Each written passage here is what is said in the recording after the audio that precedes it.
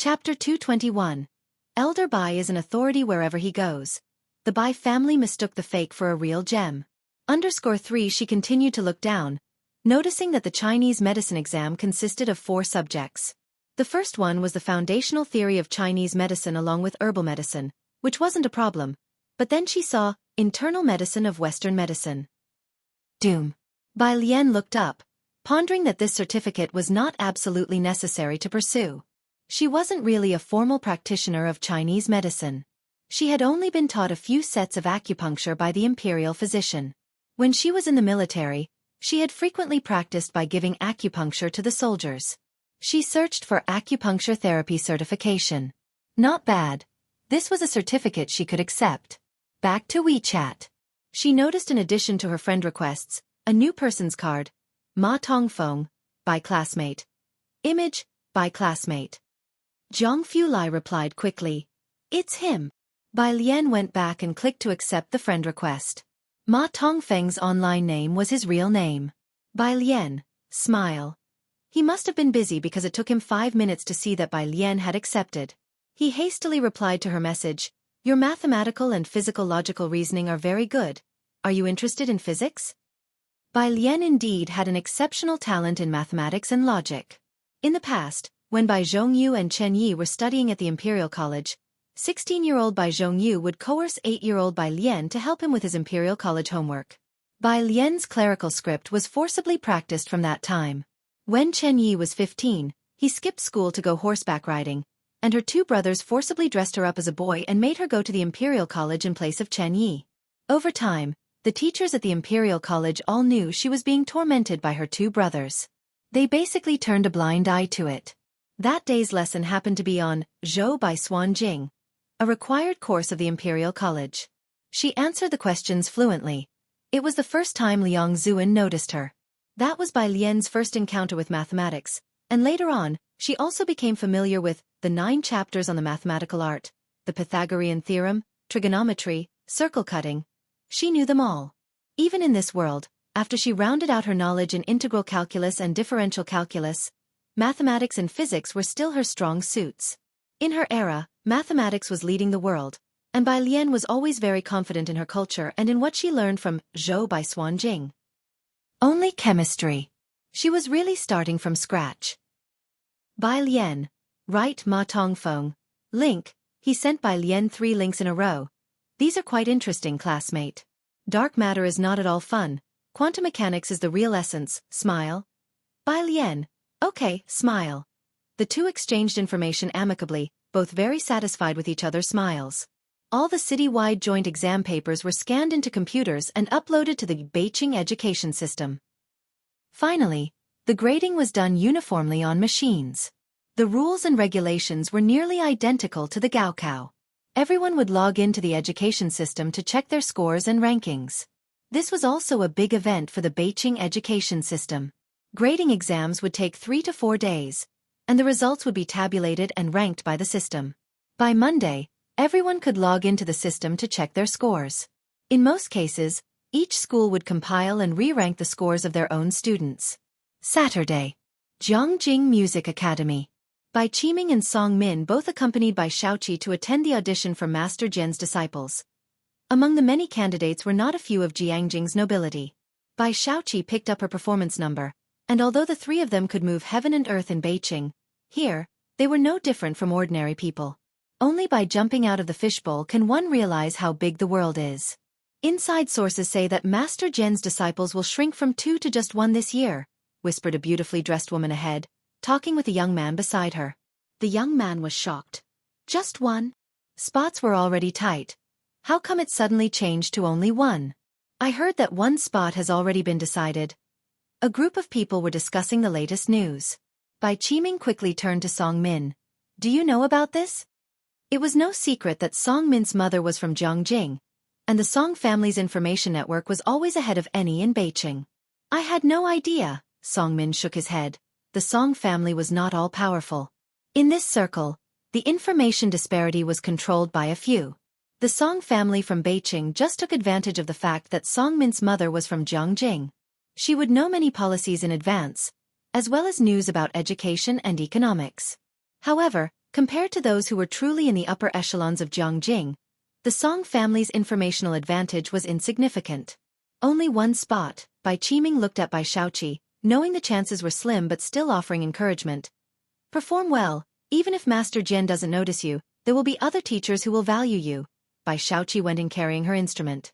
She played a perfect rendition of Master Jian's signature piece, The White-Robed Journey. She was very skillful, and her emotion was exactly right. Several teachers around nodded. Very good, has the makings of a concert master. Master Jian, sitting in the center, also nodded slightly after listening, uttering a ahem, and gave her 80 points. Bai Xueqi had always been composed. Hearing this high score, she was overjoyed, showing happiness for the first time. Thank you, teachers. She bowed. Exiting the hall, the looks in Bai Qiming and Song Min's eyes were full of anticipation. She nodded slightly, her demeanor modest yet calm. Master Jian gave me 80 points. He said I have the makings of a concert master. It wasn't the highest score of the day, but it was definitely within the top 5 of Master Jian's scores. Many students and parents nearby couldn't help but come over to chat and make friends upon hearing this. 80 points, you're quite impressive. You're sure to get into Master Jian's academy. If she couldn't become his personal disciple, entering his academy was more than sufficient. Suddenly, the previously ignored trio of Bai Xueqi were surrounded by many wanting to befriend them and add them as friends. Bai Qiming finally puffed up his chest. He smiled as he added quite a few Jiangjing business parents as friends. Then he shared the great news with the Bai family clan. The Bai family clan immediately lit incense and set off firecrackers in the ancestral hall. The clan's great-uncle even offered incense to the ancestors, murmuring a prayer. These two siblings are truly dragons and phoenixes among men, bringing great honor to our Bai family. Having their names recorded in the city's history is just around the corner. It was fortunate that you visited them 3 times that day to bring these siblings back, commented the clan leader admiringly.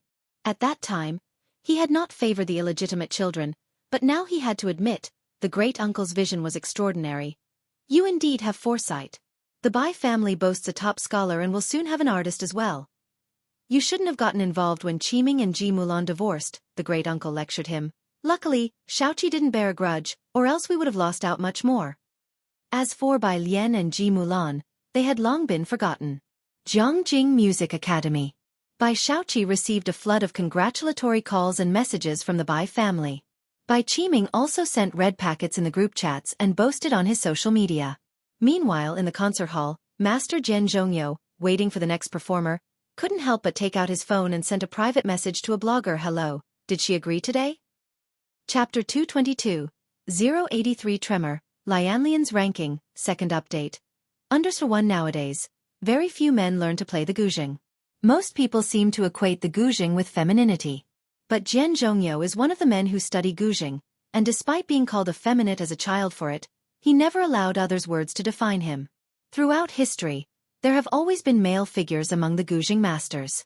He rose to fame because of the white-robed journey, and from skepticism to the present, his journey has been arduous and long. He understands the piece very well.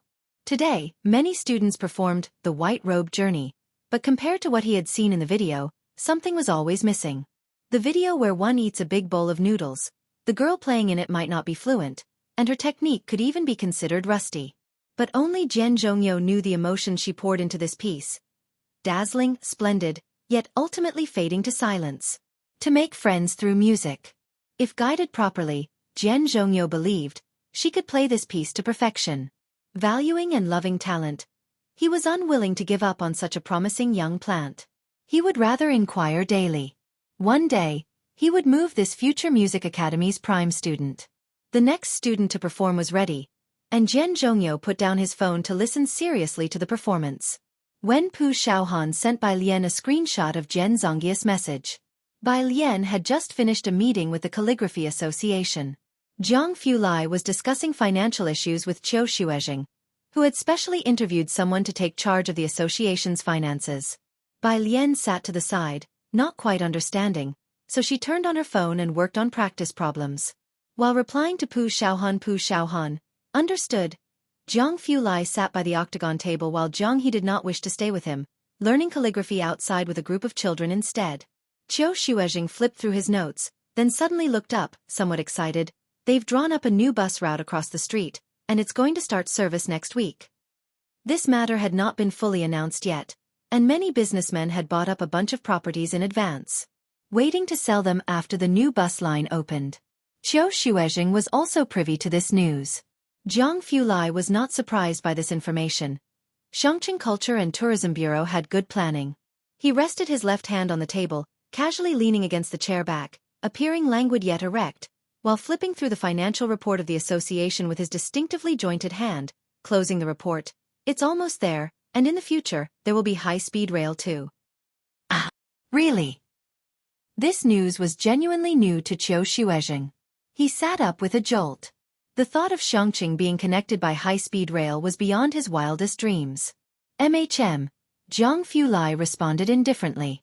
He had seen the plan, and the document wasn't issued yet. It was held up in Zhongjing, and very few people knew about it. Zhang Fulai, curious about Chongqing, had asked someone to check it out. He handed the notebook back to Xueqi casually. Xueqi wanted to ask whether Zhang Fulai had actually read through all those pages of notes. But he truly didn't dare to ask. Zhang Fulai flipped through his phone, which showed several unread messages from Ma Tongfeng. Dean Ma, she is very polite and even sends me smiles. But he had sent Bai Lian several messages about quantum mechanics research, and she had not expressed her views on it.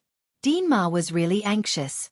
Even Zhang Fulai would occasionally indulge him, painting a pie in the sky, saying he would find him after finishing research on dark matter. Bai Lian, not drawing any pie at all, seemed even more like an old man than he did. Dean Ma, polite and aloof, not much of a talker. Dean Ma, can you ask her what she thinks for me? Zhang Fulai took a casual glance and replied leisurely. How do you know she bought me milk tea today? Image. There was no helping it. Young Master Zhang couldn't find anyone else to show off to. Zhang Xiaonia would bring out an even bigger cup of fruit tea. Ming Dongheng simply couldn't understand. Director Chen? He would go fishing with Ji Heng every day and even fraternized with Ji Xiaojun as brothers. Young Master Zhang felt irritated just looking at him. After going through the list, only Dean Ma was left. Dean Ma. On the other end of the phone, Dean Ma was speechless. Is there something wrong with young Master Zhang? After downing a large glass of water to calm himself, Dean Ma, not daring to curse, decided to ask about something else. Did you do something to the affiliated middle school? Zhang Fulai, Dean Ma, they came to me today, asking if there's something wrong with the chemistry and biology question banks that they missed. With one glance, Zhang Fulai knew what was going on. No, I borrowed them to do practice problems. Dean Ma, great. Even when not in Zhongjing, Zhang Fulai could still randomly scare some people to death. Chapter 223, 083 Tremor, Lianlian's Ranking, Second Update. Understood too, the people from the affiliated high school hadn't slept well for 2 days, checking all the problems one by one. Be a person. Thank you. Zhang Fulai put away his phone after replying and glanced at Bai Lian. Shall we take a look next door? Next door was the closed Xueqi martial arts school. It was exactly what Bai Lian wanted. When the two reached the door next door, a dark-skinned middle-aged man was shooing away 2 men in suits. Scram, I'm not selling. It was nearing November, and the weather had turned cool. Most people were wearing coats. The middle-aged man was still in a t-shirt, and when he lifted his arm, the well-defined muscles were visible. His eyes were sharp, and at a glance, one could tell he was a powerful martial artist. He glanced at Bai Lian and Zhang Fulai. Are you here to buy the property too? I'm not selling. No, Hallmaster Jean, Bai Lian just smiled. We just want to see what the old martial arts school looked like. Today was Saturday, and Bai Lian was wearing a light brown pleated skirt with a loose jacket of the same color series, lazy and relaxed, only embroidered with delicate white auspicious cloud patterns at the cuffs and neckline. Her long hair was still casually tied up behind her head. Her appearance was always deceptive, polite and modest, winning the affection of elders. Even Hallmaster Jean was no exception. I haven't been the Hallmaster for a long time. Hallmaster Jean opened the door, letting them in. Feel free to look around. The Xueqi Martial Arts School was much larger than the Calligraphy Association. Upon entering the school, there was a huge practice ground. To the right of the practice ground were 8 rows of wooden posts, 10 in each row, spaced 1 meter apart, with 3 stone tables behind them and stone stools stacked next to them. A large space was left open. In the middle was a 1 meter wide flagstone path. with grass growing in the cracks between the stones. To the left was a practice ground enclosed by stone bricks, with 2 rows of weapon racks near the surrounding wall where weapons used to be placed, but now they were empty. Following the flagstone path straight ahead, one could see a porch, and walking through it revealed many rooms on both sides. There were changing rooms, meditation rooms, sandbag rooms. Passing this long corridor, one could see the accommodations in the back, with a well. Hallmaster Jean lived in the corner and was drawing water, with huge dormitories on both sides. This indicated how prosperous the martial arts school once was. After looking around, Bai Lian and Zhang Fulai politely said their goodbyes. "What do you think?" Zhang Fulai opened the gate, slightly bowed his head and asked. Bai Lian shook her head, stretching out her hand to shade the sunlight in front of her eyes, and spoke softly.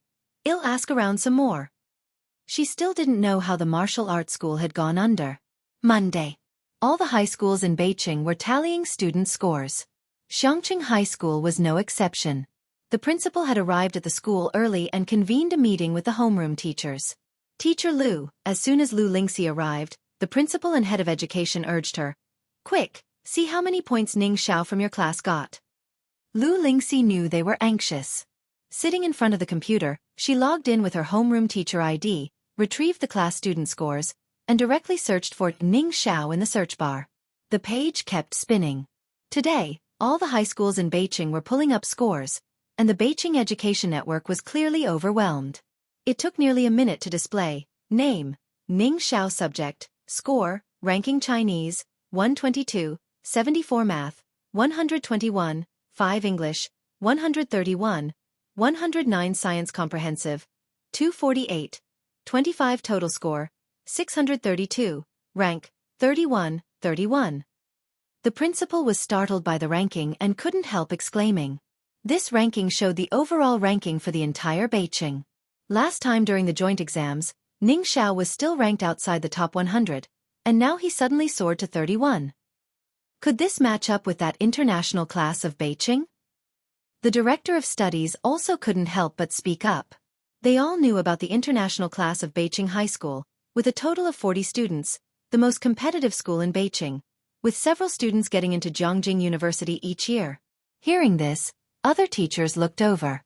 How did his grades improve so quickly? Chen Zhu is only ranked 80, right? There had never been a student from Xiangqing in the top 50, and today was the first time. A bunch of teachers were extremely excited. Look at his math, top 5. And the natural sciences comprehensive, also in the top 30. 121 points, said the head of the math department while adjusting his glasses. I heard that Song Min got 130 in math. Ning Xiao isn't much behind him. Right, top 5. Not many from the international class of Beijing High School can match Ning Xiao, the director of studies said, looking at the principal with excitement. You asked Director Pan, is this score decent enough? In the next joint exams, will Beijing still provide us with resources? Never had there been a student in Xiangqing who ranked in the top 10 in any subject. Ning Xiao was the first. Top 5 in math, what did that mean? Even in Beijing High School, this was 1 in 10,000. The principal knew this, of course, as he stared at the page and called Director Pan, feeling that this time, they might truly have a chance.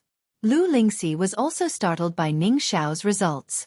People were congratulating Lu Lingxi with looks of particular envy. Being able to mentor a student who ranked in the top 31 of the whole Beijing, it wasn't just an honor for the school but also for Xiangqing. Only the homeroom teacher of Class 8, looking at Lu Lingxi, suddenly spoke up, search for student Bai Lian. Oh! Lu Lingxi snapped back to her senses and started to search for Bai Lian's name. She pressed the enter key. The web page was still loading. The other teachers were much more relaxed than before. Student Bai, her chemistry is a bit weak, not sure how she did in math. Last time she scored 5 points more than Ning Xiao in math. Ning Xiao missed a multiple choice question. Could she also be in the top 10 in math? One teacher boldly speculated. Most teachers didn't know much about Bai Lian, but they knew she was a girl. I doubt that. I feel Bai is good at Chinese, and this time math was so hard, she can't have scored higher than Ning Xiao. Everyone was guessing casually when Lu Lingxi chuckled. She knew Bai Lian very well. Don't underestimate girls, okay? Just watch. Student Bai Lian might even have a score of 120 in math. After all, It was rumored that Song Min only had 130. Lu Lingxi knew her students well but didn't think about competing with someone like Song Min. As they spoke, swoosh, Bai Lian's results came up. Name, Bai Lian. Subject, score, rank Chinese, 150, 1 math, 150, 1 English, 126, 137 natural sciences comprehensive, 182, 966 total score, 608, rank 97. Beneath the computer screen, these few lines of scores were so clear. The several teachers who were still joking, including Lu Lingxi, were motionless. They just silently looked at the first 2 lines. Chinese, 150, 1 math, 150, 1. The principal, who was on the phone with Director Pan, naturally saw it too and went silent in an instant. The whole classroom was as quiet as could be. For about a minute, the usually refined homeroom teacher of Class 8 quietly uttered a word, "Damn." Chapter 224. 084 Reduction strike under 1 with his call. A small number of people also came to their senses. Is she that good at math? No, which school did she transfer from? So freakish. Now Beijing High School is going to be interesting. Not to mention the homeroom teacher of Class 8. Even Lu Lingxi was particularly shocked. Just Bai Lian's overall ranking in the top 97 was enough to shock people. Let alone her Chinese and mathematics scores. First place, perfect score, either one would be enough to dominate the field. Lu Lingxi had always known that Bai Lian was very good at Chinese. This time, the classical Chinese reading was obscure, and the essay was even more bizarre. Many students in the school misunderstood the meaning of their essay, seriously deviating from the topic. Bai Lian's 150 in Chinese was beyond her expectation, but not too surprising, for Bai Lian's palace-style calligraphy was a significant bonus. But a 150 in the joint exam for mathematics. In Xueqi, that was simply a science fiction event. She had always thought that Bai Lian's math was on par with Ning Xiao. Ning Xiao's rapid progress in math this time, reaching the top 5 in Beijing, had already blown away all the teachers in the office. And there was Bai Lian, silently dealing everyone a crushing blow. Hello. The principal stopped midway through speaking, and on the other end of the phone, Director Pan, unable to wait for him to finish, couldn't help but speak up. Why have you stopped talking? That question brought the principal back to reality. Director Pan, the principal began solemnly. I think not just possibly, but we really have won this time. I think so too, Director Pan was also excited. Ning Xiao has improved too fast. Math in the top 5, such a talent is in high demand at Beijing High School, right? If Ning Xiao were a senior, he would definitely make it into the provincial team. No, the principal said after hearing him out. There's more news now. Student Bai Lian scored perfect in both Chinese and math. First place. As the principal had anticipated. The voice on the other end of the phone instantly vanished. Director Pan could be heard breathing hurriedly. She scored higher than Song Min? Yes, Song Min got around 130 in math. At this moment, not just Xueqi High School, but also the people in the Education Bureau office were extraordinarily excited. Director Pan hung up the phone, his eyes sparkling. Contact Beijing Education Bureau, and I remember Zhongjing University has a liberal arts-focused recruitment program, right? Since the top scholar from Beijing was admitted to Zhongjing University last year, it was all over the news. This year, all major colleges had heard of Song Min, and if there were no dark horses from Beijing next year, he was the certain top scorer, especially in math. Before today, no one thought that anyone could surpass him in math. Yet, Bai Lian rose unexpectedly in this joint exam. As for poor performance in science? Not a big issue. Zhongjing University's liberal arts-focused recruitment program is designed for candidates with uneven academic strengths. Xueqi had never seen anyone admitted to Zhongjing University before, so if they had the first one, they couldn't even begin to imagine how sensational it would be. Lu Lingxi printed the results and returned to class 15. The answer sheets were handed in to be scanned by the school, which had not yet been distributed, but their exam papers had not been handed in. The first period was Lu Lingxi's Chinese class. Most of the students did not do well on the Chinese exam, so she did not announce the grades but instead analyzed the papers. After finishing a period, her mood had finally eased. She called Bai Lian and Ning Xiao to the office to discuss their scores with them. This was the principal's request, to prevent them from getting too excited. The principal, unable to stop smiling, said, "Students, do you know how much you scored? Ning Xiao, you are 5th in Beijing for math, and in the overall top 30. And you, Bai Lian, are even more impressive, 1st in Beijing for math." He rattled off everything. But he found the two in front of him unresponsive. "Oh," Ning Xiao looked up, his tone quite calm. Always somber, Ning Xiao raised his eyebrows, emanating an air of melancholy, his voice devoid of any excitement or joy. Wearing a simple school uniform, Bai Lian with her clear and shallow eyes was more composed than Ning Xiao. "I understand, thank you, Principal." "Principal." He couldn't help but turn to look at Lu Lingxi. "What's going on here?" "Look, did you two not hear what I said?" the principal tried to explain. "Ning Xiao, you are 5th in math in Beijing, and Bai Lian, you scored perfect in both Chinese and math, 1st in Beijing." Ning Xiao turned aloof. He nodded slightly, showing he understood. "Yes, perfect in Chinese and math. I heard it, thanks, Principal." Bai Lian recalled chemical formulas, then replied unhurriedly. "Principal." Chapter 225. 084 Reduction Strike Under 2. Lu Lingxi looked at the two children and couldn't help but smile, telling them to go back to class. Once they had left, the principal finally turned to Lu Lingxi, looking particularly disheveled.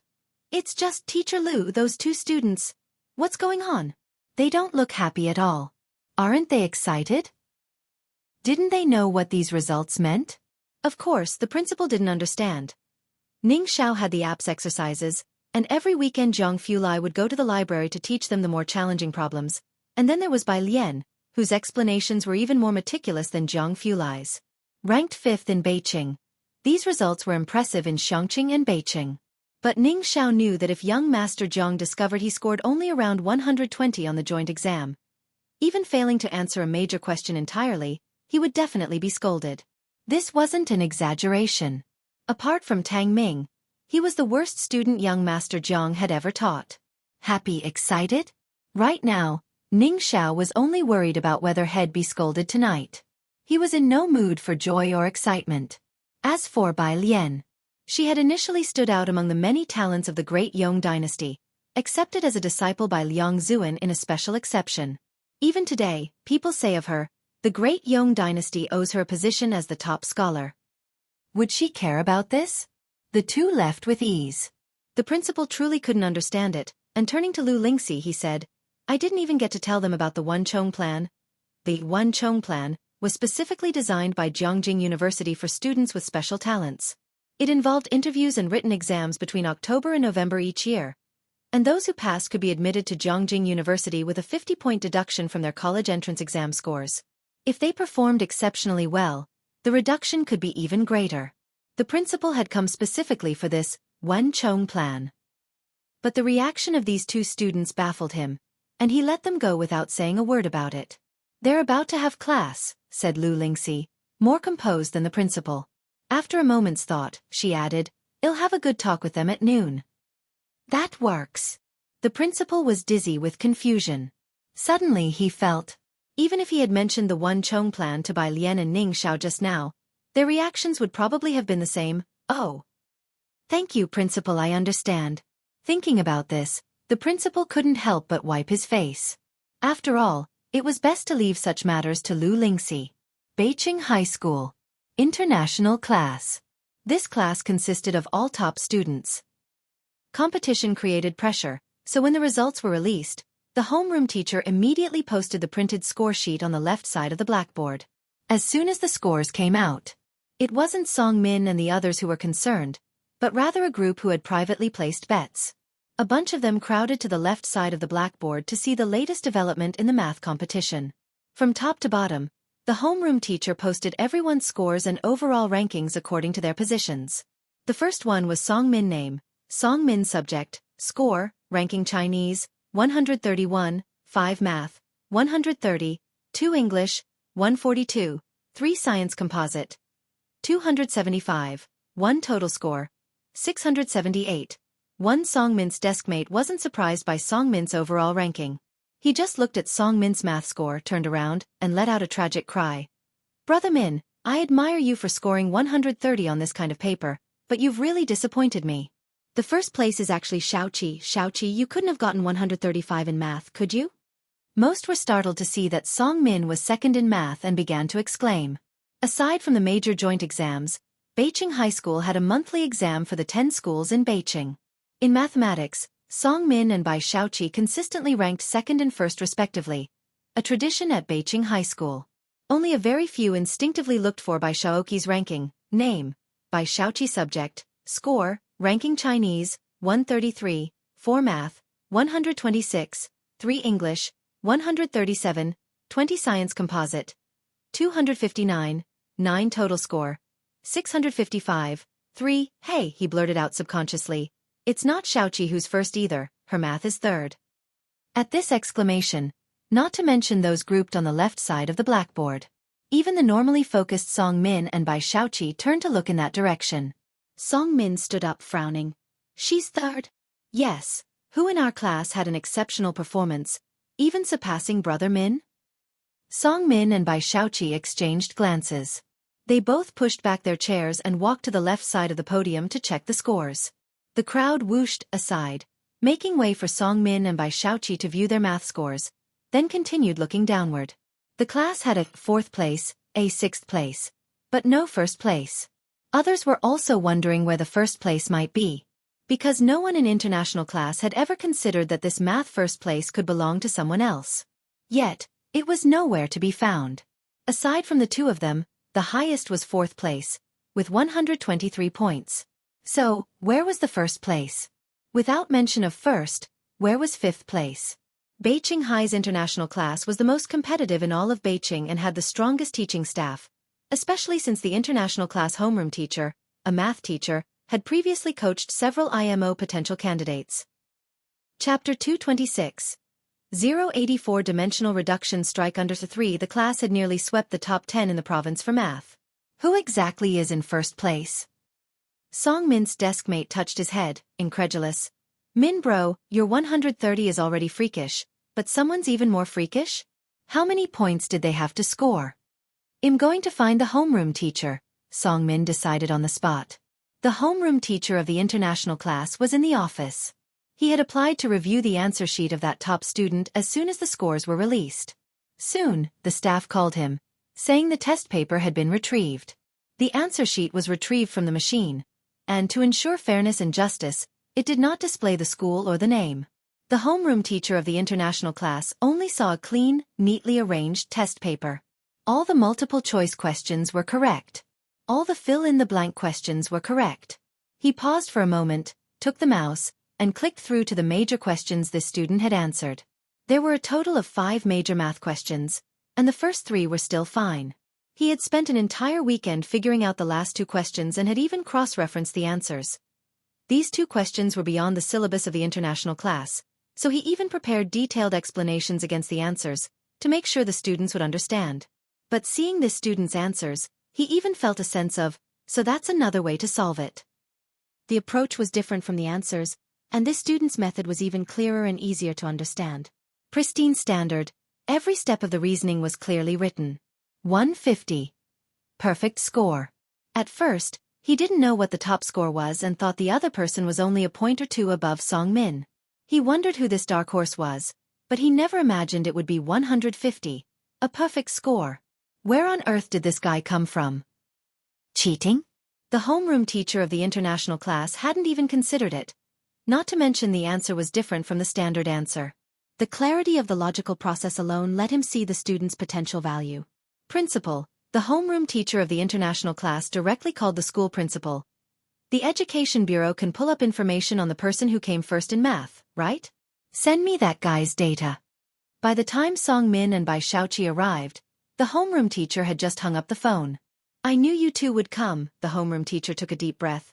That first place, 150, Song student, by student, I can only say that you two didn't lose unfairly this time. 150? Song Min and Bai Shaoqi exclaimed simultaneously. The homeroom teacher nodded. Yes, with a score that terrifying, I think this guy's math might even match those from Jiangjing Affiliated Middle School. The name, Jiangjing Affiliated Middle School, might be very foreign to others. But the people from No. 1 High School were well aware. Are you talking about Liang Wuyu and them? Song Min asked, almost in astonishment. Even with his confidence, he had never thought about comparing himself with Liang Wuyu and his peers. That was a natural gap. After all, the Liang family were top educational aristocrats, and the resources they had access to were different from the outset. But Song Min had also never imagined that this person with a 150 score would be so highly regarded in the eyes of the homeroom teacher. To be mentioned in the same breath as Liang Wuyu? Teacher, who is he exactly? Song Min couldn't help but ask out of curiosity. Still checking. Bai Xueqi recovered her composure, her demeanor always elegant and her appearance lovely, finding it strange. If his math is that good, why didn't he make it into the top 10 overall scores? After all, the top 10 overall were from their class. He might be lopsided in his studies, the homeroom teacher explained. That was plausible, but for the time being, neither Song Min nor Bai Xueqi had the mind to worry about how this person was lopsided in their studies. Because that score of 150 had both of them utterly disconcerted. When they returned to report to the class, and everyone heard the score of the first place, most of them exchanged looks. First place 150. Second place 130. Third place 126. Some thoughts they dared not voice out loud. Isn't this a dimensionality reduction assault? Since when did such an incredible person appear? The homeroom teacher of the international class was also pondering this question until he finally received a phone call from the staff. The information and scores of the first-place student had been found. Teacher, it has been sent to your email. The homeroom teacher quickly ended the call and logged into his email, indeed finding a new message. He clicked it open right away. The score of the student who had executed the dimensionality reduction assault sprang into his view. Chapter 227, 085 Can't Afford to Provoke, Second Update. Under 1, the information provided by the Education Bureau was precise, from the school to the homeroom teacher. Name, Bai Lian Class, Xiangqing No. 1 High School, Senior Year Class 35 Homeroom Teacher. Lu Lingxi Student ID, 20145. Subject, Score, Rank Chinese, 150. 1 Mathematics, 150. 1 The homeroom teacher of the international class spotted the 2 rank 1 students in the first 2 rows at a glance. He refocused on the name column, Bai Lian. This name, he frowned, is identical to that Bai family member. The Bai family had previously used their connections to send Bai Lian into his class, where she became the laughingstock on the first day of school. In high school already, she knew nothing when asked, hindering the progress of the international class. He couldn't stand it for a day and immediately transferred her to the liberal arts class. It must be a coincidence in names. It was unexpected that she was also a girl. Her mathematics was genuinely good. Only 182 in science comprehensive. The homeroom teacher glanced at the score, feeling less threatened. That was nearly 100 points lower than Song Min's. The international class homeroom teacher never believed this could be the Bai Lian he knew. He was aware that the Bai Lian he knew had been expelled for cheating, and as for where she went afterwards, how could he possibly care about that? Xiangqing No. 1 High School. The principal was almost ready to hold a banner celebration for the 2 students. Good, good. Let's continue with the joint exams. I will announce this good news to everyone, the principal said in his office after hanging up the phone from the Education Bureau. He saw Lu Lingxi, finished speaking, and then hung up. Teacher Lu, the principal's smile did not fade. The joint examination for the top 10 schools is not cancelled. This was no surprise to the principal or Lu Lingxi. Bai Lian's sudden emergence was likely unforeseen by the schools in Beijing. They thought that the other schools had almost no impact on the top 10 rankings and were dragging the progress of the joint exams, which is why they decided to cancel. Now talk about dragging progress? No impact on the rankings? Upon seeing that 150 score, the heads of the top 10 schools dared not speak another word. I asked, Bai Lian does not want to participate in the Unshaken plan. Lu Lingxi sat across from the principal, slightly contemplating. Lu Lingxi remained calm. Bai Lian said she doesn't like any of the 10 majors offered by the Unshaken plan. Principal. I mean to actually pick and choose among Jiangjing University's offerings? Since getting to know Bai Lian, the principal felt he had gained much insight. Class 15. Bai Lian pulled out 2 practice books to start solving problems. She was mainly working on biology, leaving chemistry to Ning Xiao and Tang Ming while she finished with biology before swapping with them. making the most of everything. After school in the afternoon, Tang Ming, mingling with a group from class 15, was also very anxious. God of fortune, don't you think you scored a bit too high? Bai Lian raised her eyebrows, her eyes exceptionally clear and cold. Could it be that you scored too low? Tang Ming, Pu Xiaohan was taking photos on her phone for materials, and Zhang Xiai's looped his arm around Tang Ming's shoulder, taller than him, like brothers. You hang out with our class every day, why don't you transfer to class 15? Tang Ming was in no mood to joke with Zhang Xiai's, just making a bitter face. Don't ask me first. When they arrived at Mother Zhang's flower shop, Zhang Xiai's went his separate way from Bai Lian's group. He stroked his chin, watching Tang Ming and Ning Xiao's retreating figures. What's up with these two? They look like they're preparing for a heroic sacrifice? Before he could figure it out, his mother, holding a watering can, knocked him on the head. What are you dazing about? Hurry up and deliver the prawns I made to Xiaolu. Library. Second floor. Bai Lian sat with her legs crossed, spreading out her books, then took out her error notebook, flipped open the tip of the pen with one hand, appearing lazy and casual. Across from her, Tang Ming and Ning Xiao were not so relaxed. Jiang Fulai sat beside Bai Lian, his left hand resting on the table, leaning slightly forward with his right hand holding the math and science papers Bai Lian had given him. He scanned them from beginning to end. After spending 3 minutes scanning, he laid the papers on the dark brown tabletop, his fingers clearly defined pressing down on the paper, looked up, his face pale yet sharp. 121.95? His tone was unhurried. Those were Ning Xiao's math and physics scores. Ning Xiao straightened up. Yes. Did you take a nap during the exam? Master Zhang genuinely inquired. Ning Xiao. I didn't. Then I truly don't understand. Master Zhang glanced at the paper, sneered. How you could lose 30 points on such an exam? Remember, the human brain is meant to be used. Ning Xiao. Just curse his slow thinking and not being quick enough in calculations. Jiang Fulai's gaze turned to Tang Ming. Tang Ming quickly sat up straight, nervously awaiting Master Zhang's critique. Chapter 228. 085 Can't Afford to Provoke, Second Update. Under 2, however, when Jiang Fulai looked at him upon reaching Tang Ming, he just sneered and said nothing more. Mr. Zhang, Tang Ming started to speak timidly. Jiang Fulai raised his hand. Since I've taught you, don't call me Mr. Zhang. Tang Ming, cack, whimper, whimper, whimper. He's not John von Neumann, possessing a mighty brain, studying mathematics at 3, mastering calculus at 8, finishing undergraduate studies by 10. He's just an average top student. There is indeed a barrier between geniuses. All day today, Tang Ming had been showered with praise from the homeroom teacher and other subject teachers. After all, his progress had been remarkable. Chen Zhu only scored 110 in math. In the past, Tang Ming wouldn't have dared to dream of such a day. Yet here, young Master Zhang didn't even bother to scold him. Of course, the people Jiang Fulai often criticized were all of the same type as he Wen, the distinguished alumnus of Jiangjing University. When it came to Tang Ming, young Master Zhang truly didn't know where to begin with his criticism. After all, most of the questions in the papers were as easy as 1 + 1 to him. With Tang Ming's score of 111, Jiang Fulai only wanted him to disappear from his sight right now, immediately. If President Ma found out that someone he had taught scored like this in mathematics. Thinking of this, his gaze turned coldly towards Tang Ming once again. Mr. Zhang, Bai Lian twisted open a bottle of mineral water and handed it to Jiang Fulai. His math is now ranked 3rd in the school. Jiang Fulai took the water, subconsciously. Are there only 3 people who took the test? Bai Lian, Jiang Fulai. He glanced at Bai Lian, silently took a sip of the mineral water. Don't you have to go to the hospital to visit your aunt? Young Master Zhang changed the subject. Bai Lian unhurriedly retracted her gaze, started to pack her things, and spoke with a nonchalant tone. Just 3 people taking the exam?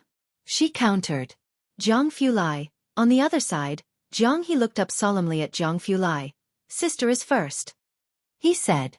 After the 3 left, Tang Ming and Ning Xiao finally came back to their senses. Tang Ming was acutely aware of the long road ahead. Across from him, Ning Xiao also lowered his head in reflection. Knowing ever since he found out that Bai Lian only slept 5 hours a day, he had been far too relaxed. With Jiang Fulai and Bai Lian around, yet being unable to outperform Song Min in math was truly unacceptable. Shangqing Central Hotel. Zhang Xi's brought a lunchbox to Yen Lu. Yen Lu was staying in room 1205 of the hotel. When Zhang Xi's arrived, Yen Lu hadn't come back yet. He sent a message to Yen Lu, and Yen Lu told him to leave the lunchbox at the door. She would be back later.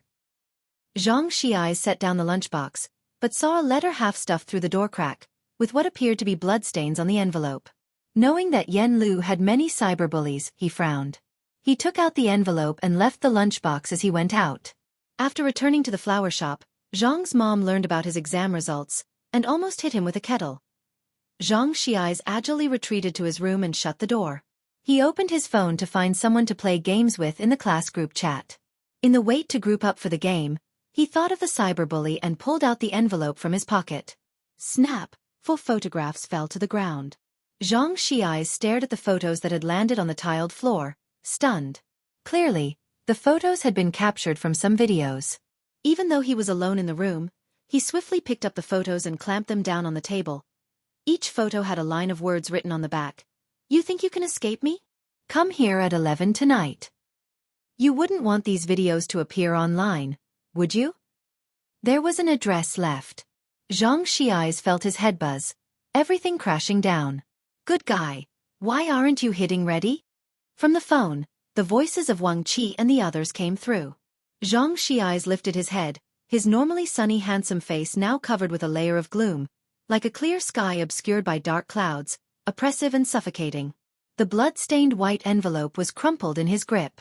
Veins on his forehead and arms stood out. He abruptly raised his hand and wiped his eyes. After a while, he pulled open the door and left. I wonder if Xiaolu ate well. Zhang's mom was pruning a pot of flowers, hearing the door open but not looking back. 15 in physics, just wait until your dad comes back and see how he scolds you, she murmured. Normally, Zhang Xi's would come over to help her trim the flowers and ask her not to tell his dad. Today, however, Zhang Xi's was very silent.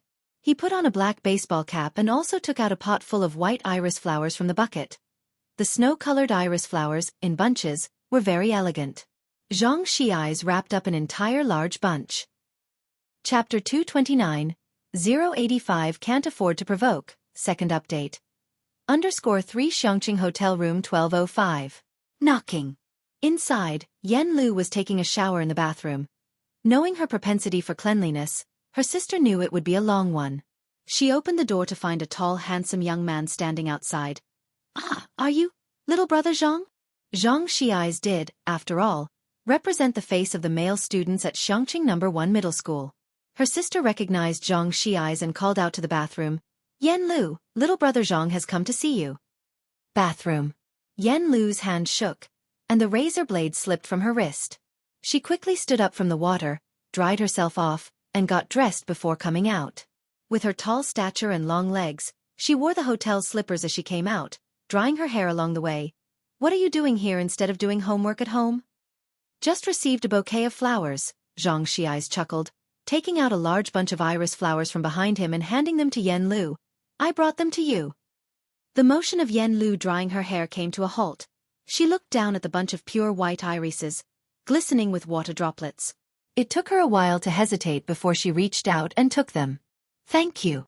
Zhang Xi's reached out and gave Yen Lu a very light hug for the first time, speaking softly, "Yen Lu, it's going to be all right." After speaking, he pulled his cap down. He turned and walked out the door. The door closed behind him.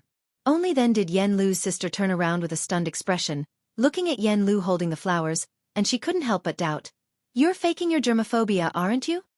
Yen Lu ignored her, put the flowers away, and went back to the bathroom to throw the razor blade in the trash can. The next day, Bai Lian arrived at school, and Pu Xiaohan asked her usual daily question. After receiving a negative response, she relayed the message to Dean Jian. "Looks like this good person is going to be late again today." Just before class started, Zhang Xi's still hadn't arrived, prompting Pu Xiaohan to glance at his empty desk with a raised eyebrow. Him being late was the norm for class 15. Bai Lian opened her book, not surprised by this either. However, today was out of the ordinary for everyone, as Zhang Xi's didn't come to school at all. Even Lu Lingxi had no idea what the specific situation was. In the evening, after school, Bai Lian and a few others, including Pu Xiaohan, decided to inquire at his mother's flower shop. Zhang's family lived above the flower shop, but the shop had not opened that day either. There was a backyard. Pu Xiaohan glanced at Bai Lian. Bai Lian, holding a phone in one hand and a question bank in the other, gestured with a nod of her chin. Pu Xiaohan understood the signal and began to knock on the backyard door. "Aunt Zhang, are you home?" Pu Xiaohan Zhang Shi's classmate. Zhang's family living room. Yen Lu sat on the couch in a daze. Next to her, Zhang's mother's head was buried in her knees, her expression obscured. Of the three women, only her sister was somewhat composed, pacing the living room. "Yen Lu you." She initially wanted to ask Yen Lu about Zhang Shi's connection with Mr. Lu. But seeing Yen Lu's expression of total despair, she couldn't bear to press the question. "I'm going to look for the Lu family." Yen Lu suddenly stood up, a cigarette unlit in her hand and her eyes cast downward, "and see what they want to do about this." "You're just going to go like that? Don't you know what kind of people are in the Lu family?" Her sister shook her head, like scolding Yen Lu back to reality. "What's most important right now is to seek the other party's letter of forgiveness as soon as possible, and then find a lawyer to sue." Knocks at the backyard door interrupted her. She looked towards Zhang's mother, those people outside. Zhang's mother's gaze was vacant as she looked up, as if coming back to her senses only now. "Yes, they're classmates of Aze, their class has good relationships."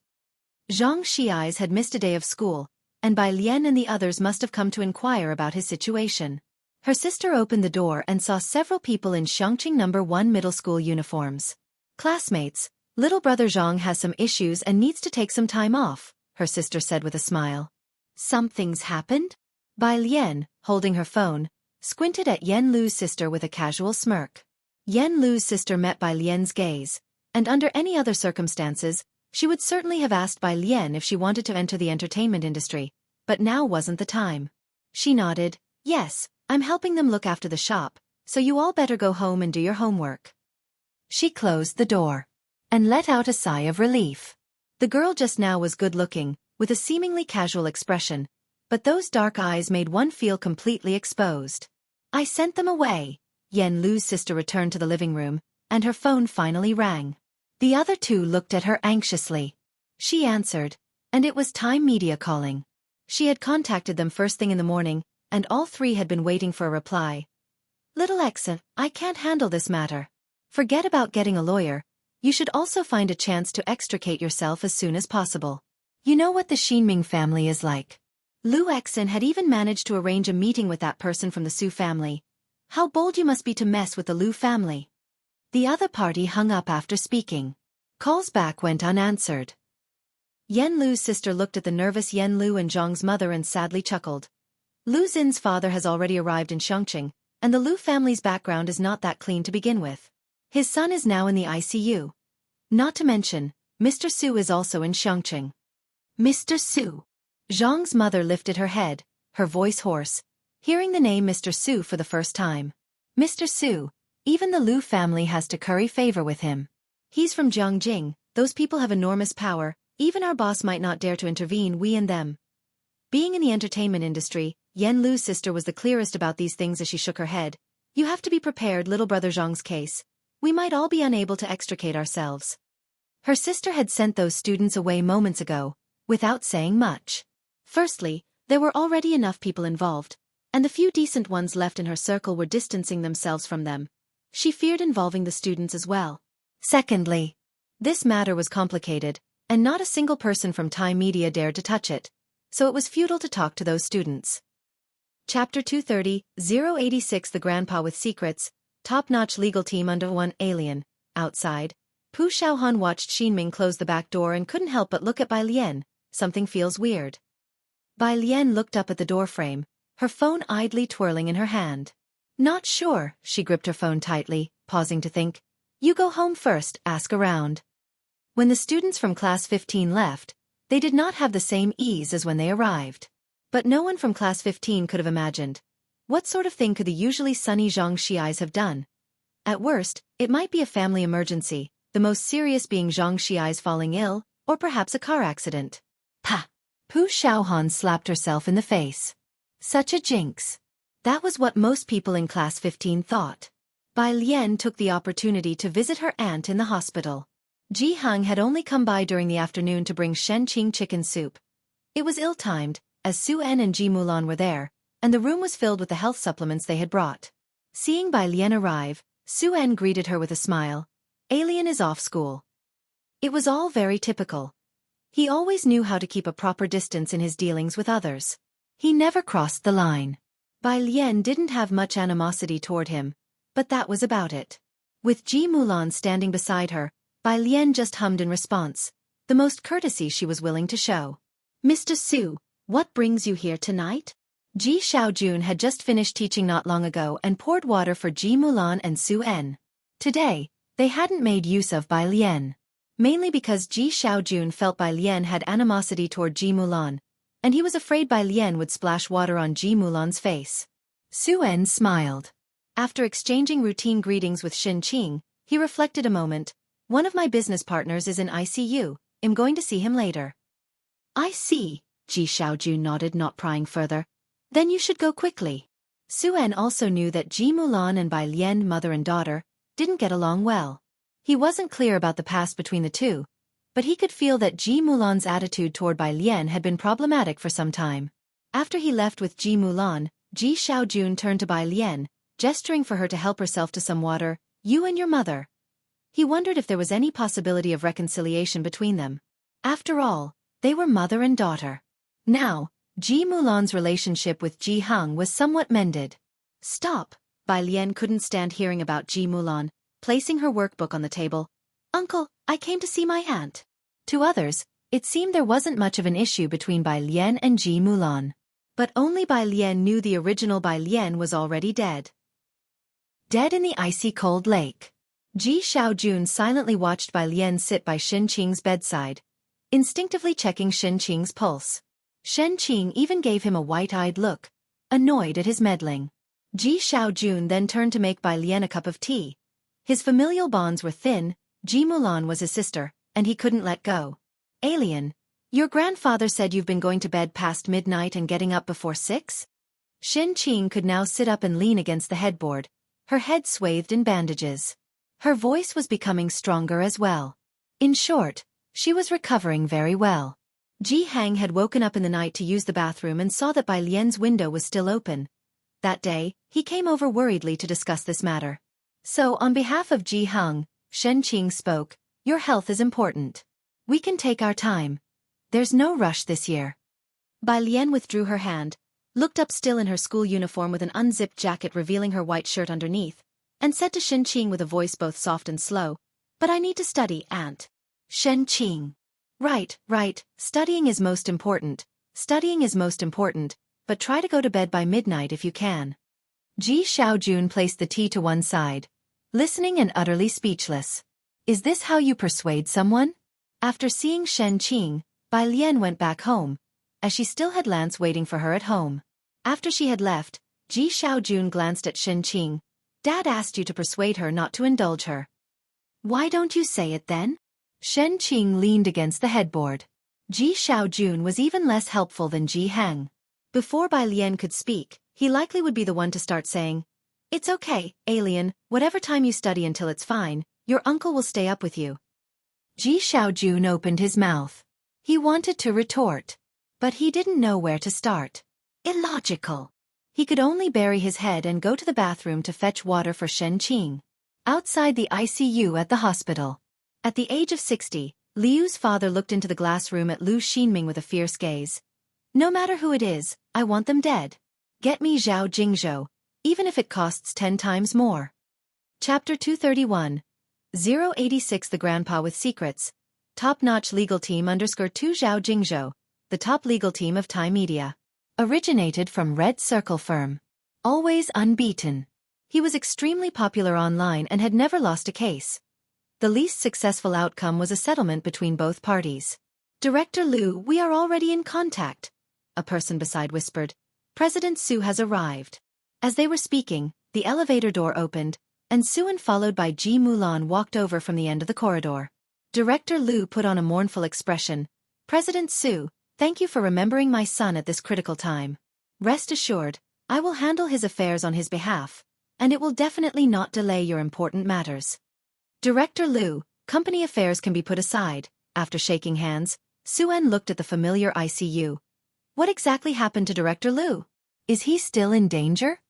While they were talking, the deputy director came for the rounds. He was carrying the medical record, and looking at Director Liu he said, "Mr. Liu, we have tried our best. The perpetrator was very cruel, and the success rate is less than 10%. You need to transfer to another hospital quickly." Director Liu had already sent the medical information to Beijing Hospital. Beijing Hospital gave the same response. As for why they were still at Xueqi Hospital, didn't your hospital have a similar case before that was successfully operated on? Director Liu stared at the doctor. Beijing Hospital said it's better to stay here than to transfer. Hearing this, the deputy director was taken aback. He subconsciously looked towards Xuan. Xuan had also been present during Shen Qing's case. Director Liu noticed the deputy director's glance and quickly looked at Xuan. "President Su Yu." "This matter." Xuan also felt troubled. "I don't know that doctor." Ji Mulan looked at Director Liu and tugged on Xuan's sleeve. "Just ask Alien for me, she's still having tea with my dad every day." Director Liu gratefully looked at Ji Mulan, then made as if to kneel down. "President Su, I beg you, please save my son. He has done so much charity work and to be harmed by a thug."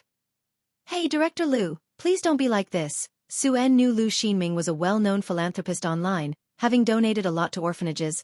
"I will do my best, and if there's a chance, I will help you make contact." The deputy director said on the side.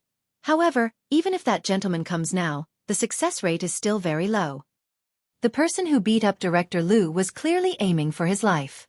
It was also because the Liu family was wealthy and lucky that just before, Zhang Fulai had shipped in a batch of medical equipment. All sorts of devices were keeping him alive, otherwise, he would have died that very night in any other place. Ji Heng's courtyard. When Bai Lian returned, it was almost dark. Lance still had not left. Jiang He had stayed here last night, and at the moment, he was squatting beside Ji Hang, watching Ji Hang sew clothes. In just over a week's time, Ji Hang and the neighbor lady took turns tirelessly, and finally completed all the embroidery patterns. This was also because of Ji Hang's exquisite craftsmanship. There was almost no need to unpick and redo the stitching. If it were someone else, it would take at least half a month to finish the embroidery. "This is really amazing." Bai Lian returned to see Lance praising the nearly finished garment. "Amazing." Bai Lian looked at that robe. With a deep blue satin base, it reflected light under the large lamp. The garment was about 130 centimeters long, and the hem of the robe was embroidered with layers of wave patterns. One layer blue, one layer yellow, another red, then blue again. This continued for more than a dozen layers. Above the wave patterns were embroidered auspicious clouds. The first 3 colors of the auspicious cloud patterns were very small, and the crepe myrtle patterns spread out at the hem, matching the sleeve cuff in color and pattern. From the collar to the middle of the robe, however, there were numerous dragons embroidered on a gold and red base, with gaps filled with different colored patterns, the flowers that Lance liked. Although it looked gaudy, yet it possessed a unique style. Upon seeing it, Lance couldn't take his eyes off it. "Let me try it on." He took off his flamboyant jacket and couldn't wait to try on the robe. Bai Lian came out of the room with the silver needle and saw Lance wearing the robe. He wasn't very adept with the button loops, so Ji Hung helped him fasten them.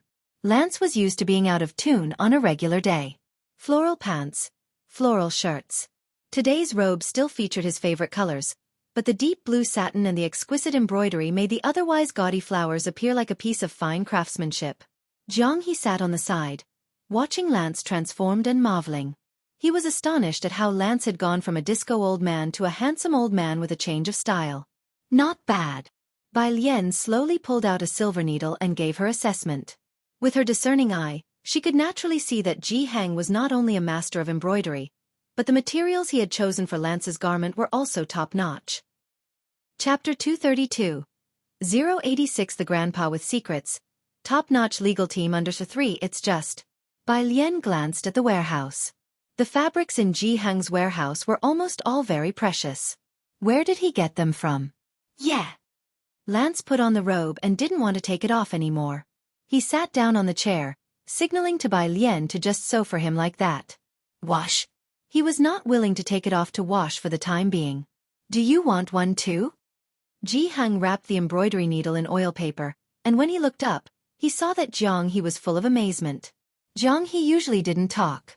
But after Ji Heng spoke, his eyes clearly lit up significantly. Ji Heng opened the oil paper again. What pattern do you like? Before asking, Ji Heng hadn't thought he would get an especially absurd answer.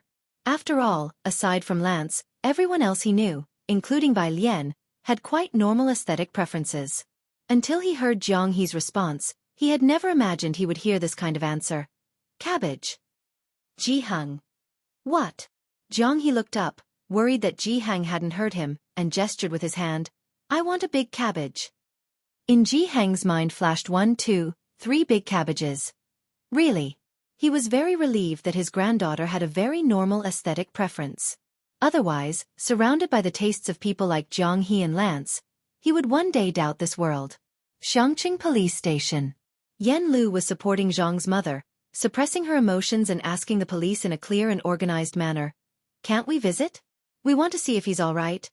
The police knew that this young man had brutally beaten a philanthropist to such a state and was very indifferent towards the two of them. Sorry, before the sentence takes effect, family members are not allowed to visit, except for the defense lawyer. Having said that, he didn't bother with the two people anymore. He simply left. This wasn't their first visit. Zhang's mother was sobbing. Xiaoza wouldn't do such a thing. Let's leave first, Sister Xen pulled the two of them away forcefully. With a criminal case, even if the Lu family is willing to settle privately, the sentence won't be short. Right now there are two very important things. First is to find a lawyer, and second is to try to get a letter of forgiveness from the Lu family. The problem was, how did Zhang Xiais get involved with Lu Xinming? Sister Xen couldn't figure it out. On the desolate roadside, Zhang's mother shook her head. I don't know, he usually just plays basketball and video games, has no other hobbies, the most is that kid from the Chen family. She knew Zhang Xiais very well and couldn't find a trace of connection between Zhang Xiais and Lu Xinming. This is strange. Sister Xen frowned. Yan Lu, however, seemed to have remembered something, and she went back to the hotel to check the surveillance footage from the day before. Sister Xen knew Yan Lu had unusual feelings for the Zhang family and accompanied her to watch the surveillance. Why are you looking at yesterday's surveillance? She sped up the video to 16x. At 3 o'clock yesterday afternoon, a stranger left a letter in front of Yan Lu's door. Is this a hate mail? Sister Xen was startled. Yan Lu pursed her lips and didn't speak, sliding further down the timeline. At about 6 o'clock, Zhang Xiais came over, casual and carefree, holding a lunchbox. He checked his phone at Yan Lu's door, then put down the lunchbox. He picked up that letter. I know, Sister Xen, it's all me. Yan Lu covered her face. I've caused him harm, Sister Xen supported her. Wait, don't panic yet, what exactly happened? Yan Lu bit her lip and didn't speak, only asking the hotel staff to copy that segment of the video. Back in the room, Yan Lu began to sort through all of her assets from the time she debuted. As a minor 18th-tier celebrity who had only been briefly popular in the beginning, most of the time she had been cold, and she didn't have much in terms of assets. She opened WeChat and transferred back the money for buying a graveyard plot. Next to her, Sister Xen was making a call to Man Shi. Hey, yes, it's me, Man Shi. Can you contact Secretary Lu for me? On the other end of the phone, Man Shi had just finished work and taken a call when she glanced at her agent. Agent Yan Lu contacted me to get in touch with President Liu's people. Yan Lu. Man Zai's agent had extensive connections in the industry. Ever since Man Zai's rise to fame, he had been guiding her career. He racked his brain for a moment before he remembered who Yan Lu was. The person Wang Xan manages, the one who introduced you to Xianming Mountain? Man Shi had become famous because of the fantasy drama, Xianming Mountain, a connection made by Yan Lu. Sister Xen also knew about this, which is why she reached out to Man Shi. He made a phone call and came back with a not-so-good look on his face. Man Shi, delete all contact information you have for Yan Lu, the agent sneered. He had been arch-enemies with Wang Xan, but now with Wang Xan managing the lukewarm Yan Lu, they were not even comparable. I was wondering why Wang Xan came to you. She offended the Lu family and still wants to drag you down with her. You'd better stay out of this and not stick your neck out. Despite Man Zai's current rise to list status, she still had a 10-year contract with Thai media.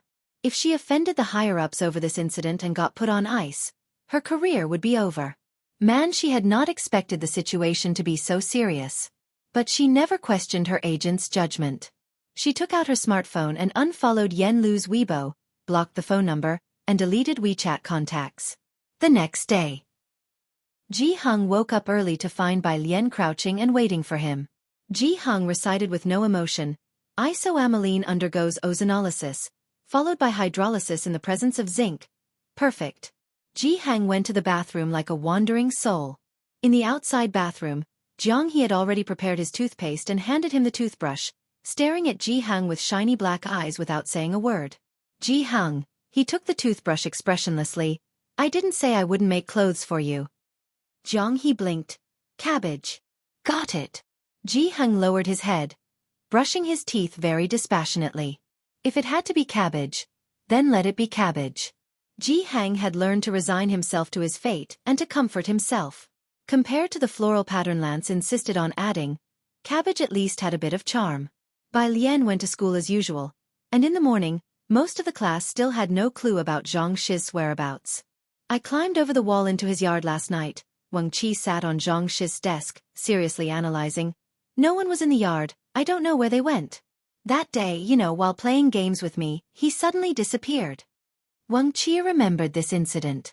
Suddenly disappeared? Bai Lian stopped writing, turned her head slightly and squinted her eyes. Be more specific. Wang Qi recounted everything about Zhang Shi's return home and then tagging him in the group chat. Oh, before that. He went to deliver food to his sister Yan. Wang Qi shrugged. Bai Lian's fingers tapped unconsciously on the desk, pondering. Not very familiar with the internet, she asked Pu Xiaohan to check Yen Lu's recent activities.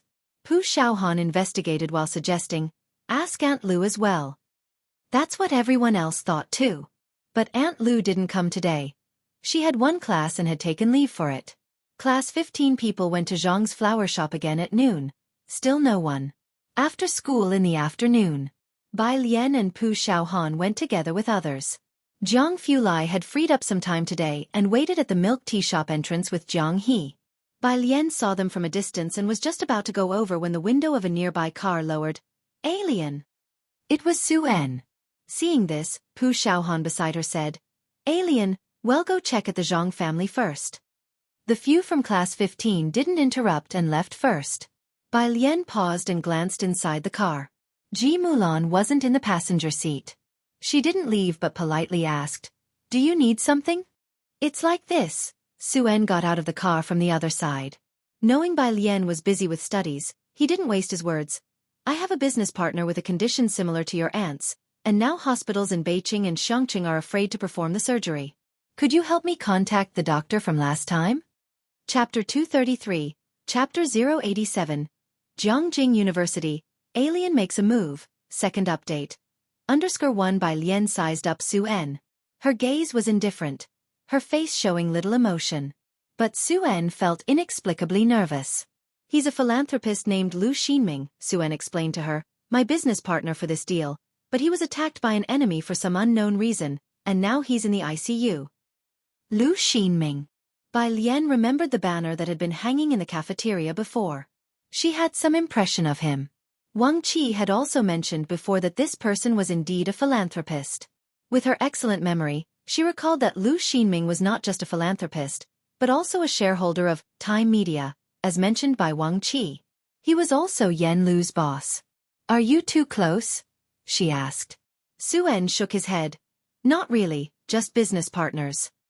Okay, I'll ask Dr. Lance for you. Bai Lian withdrew her gaze, thinking for a moment. You ask Yen Lu about her recent whereabouts and news for me, and it's best if you can give me her phone number too. Yen Lu. Suen found the name somewhat familiar.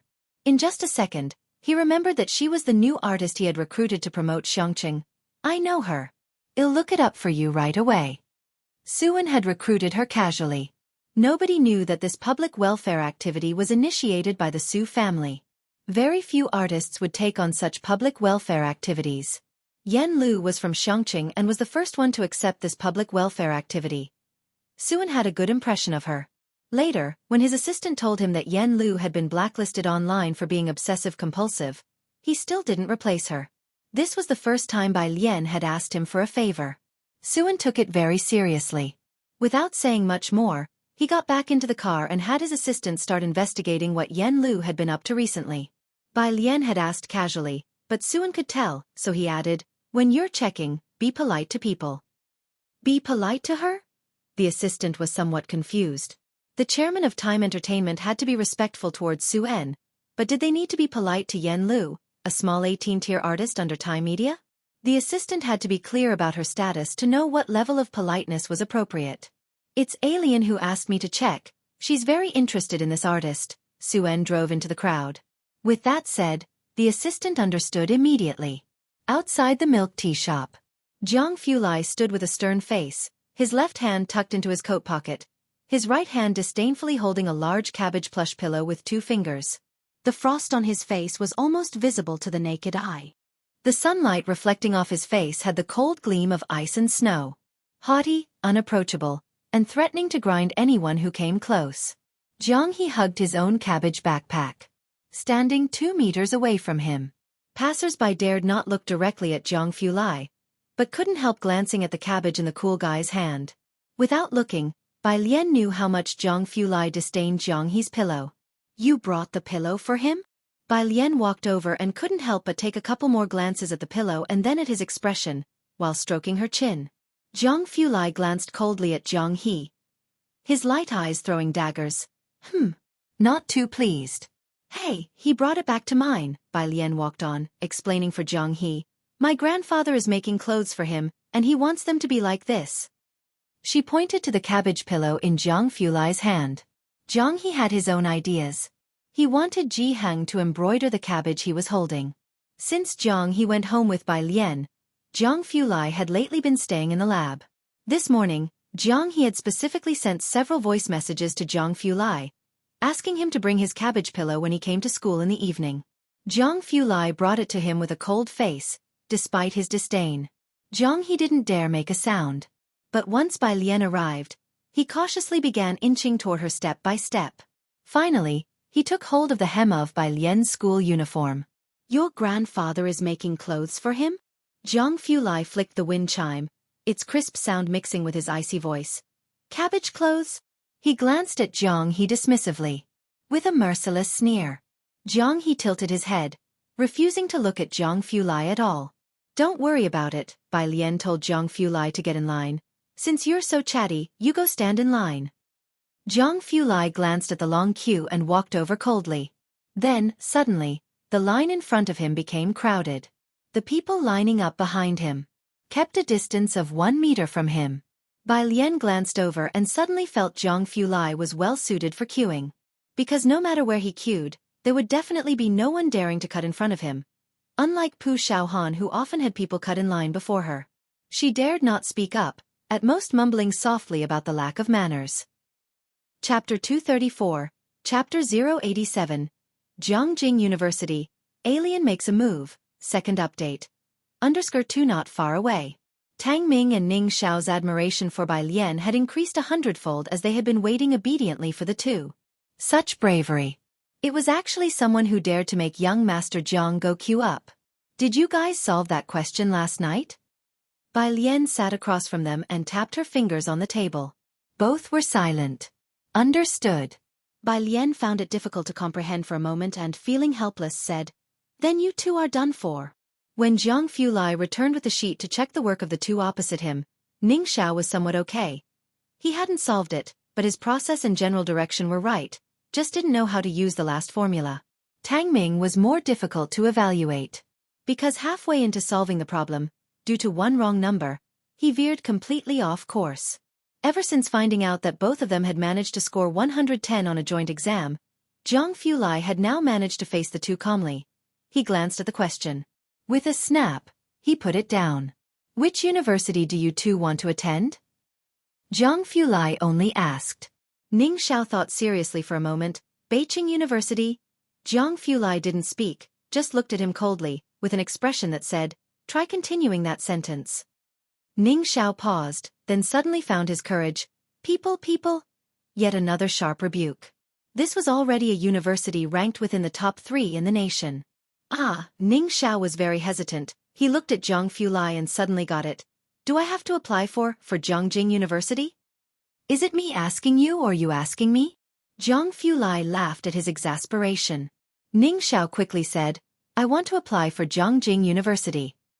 Jiang Fulai glanced toward Tang Ming beside him.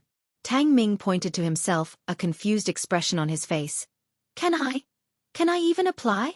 No, listen to my explanation. I also want to apply. Yes, I want to apply too.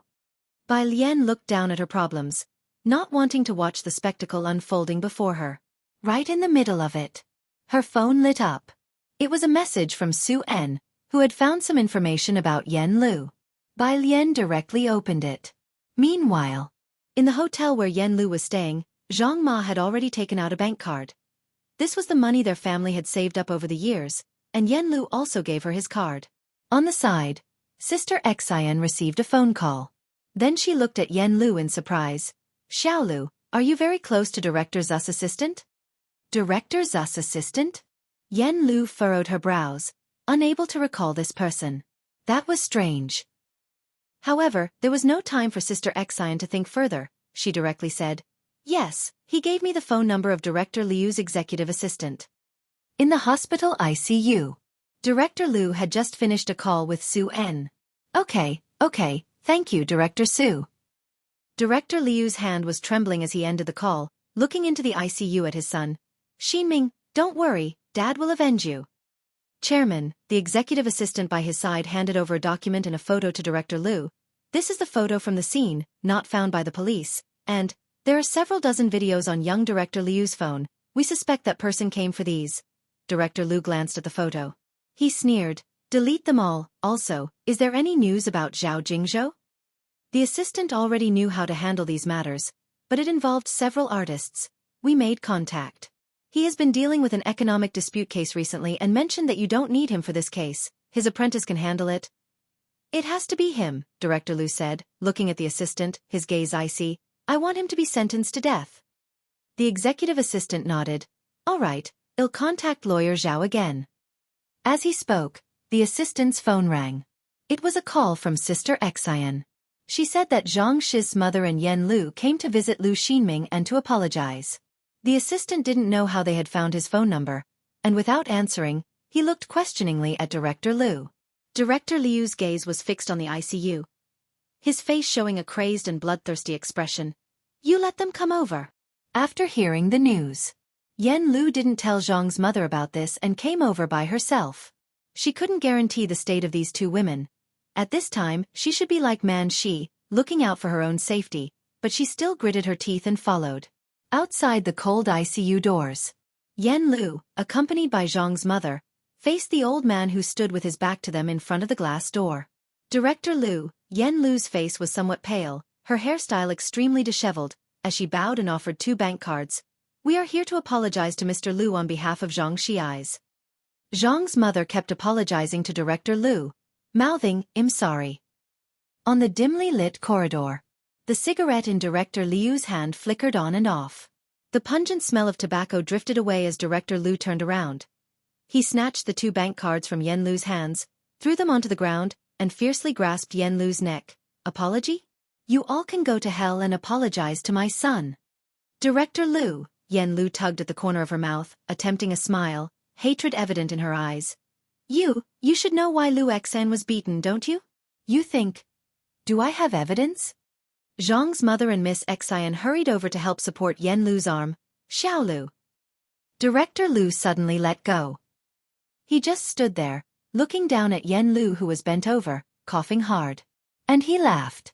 Fine. Director Liu took a drag of his cigarette, flicked the ash and eyed the few people before him. You want to settle this privately, eh? It's not impossible. If you kneel for my son all night and apologize, I'll consider a private settlement with you. It wasn't easy for Yen Lu and the others to find Director Liu. As long as there was a glimmer of hope, no matter the condition, both she and Zhang's mother did not hesitate. It was just a matter of kneeling down. The two of them did not hesitate at all. Ding! The elevator doors opened.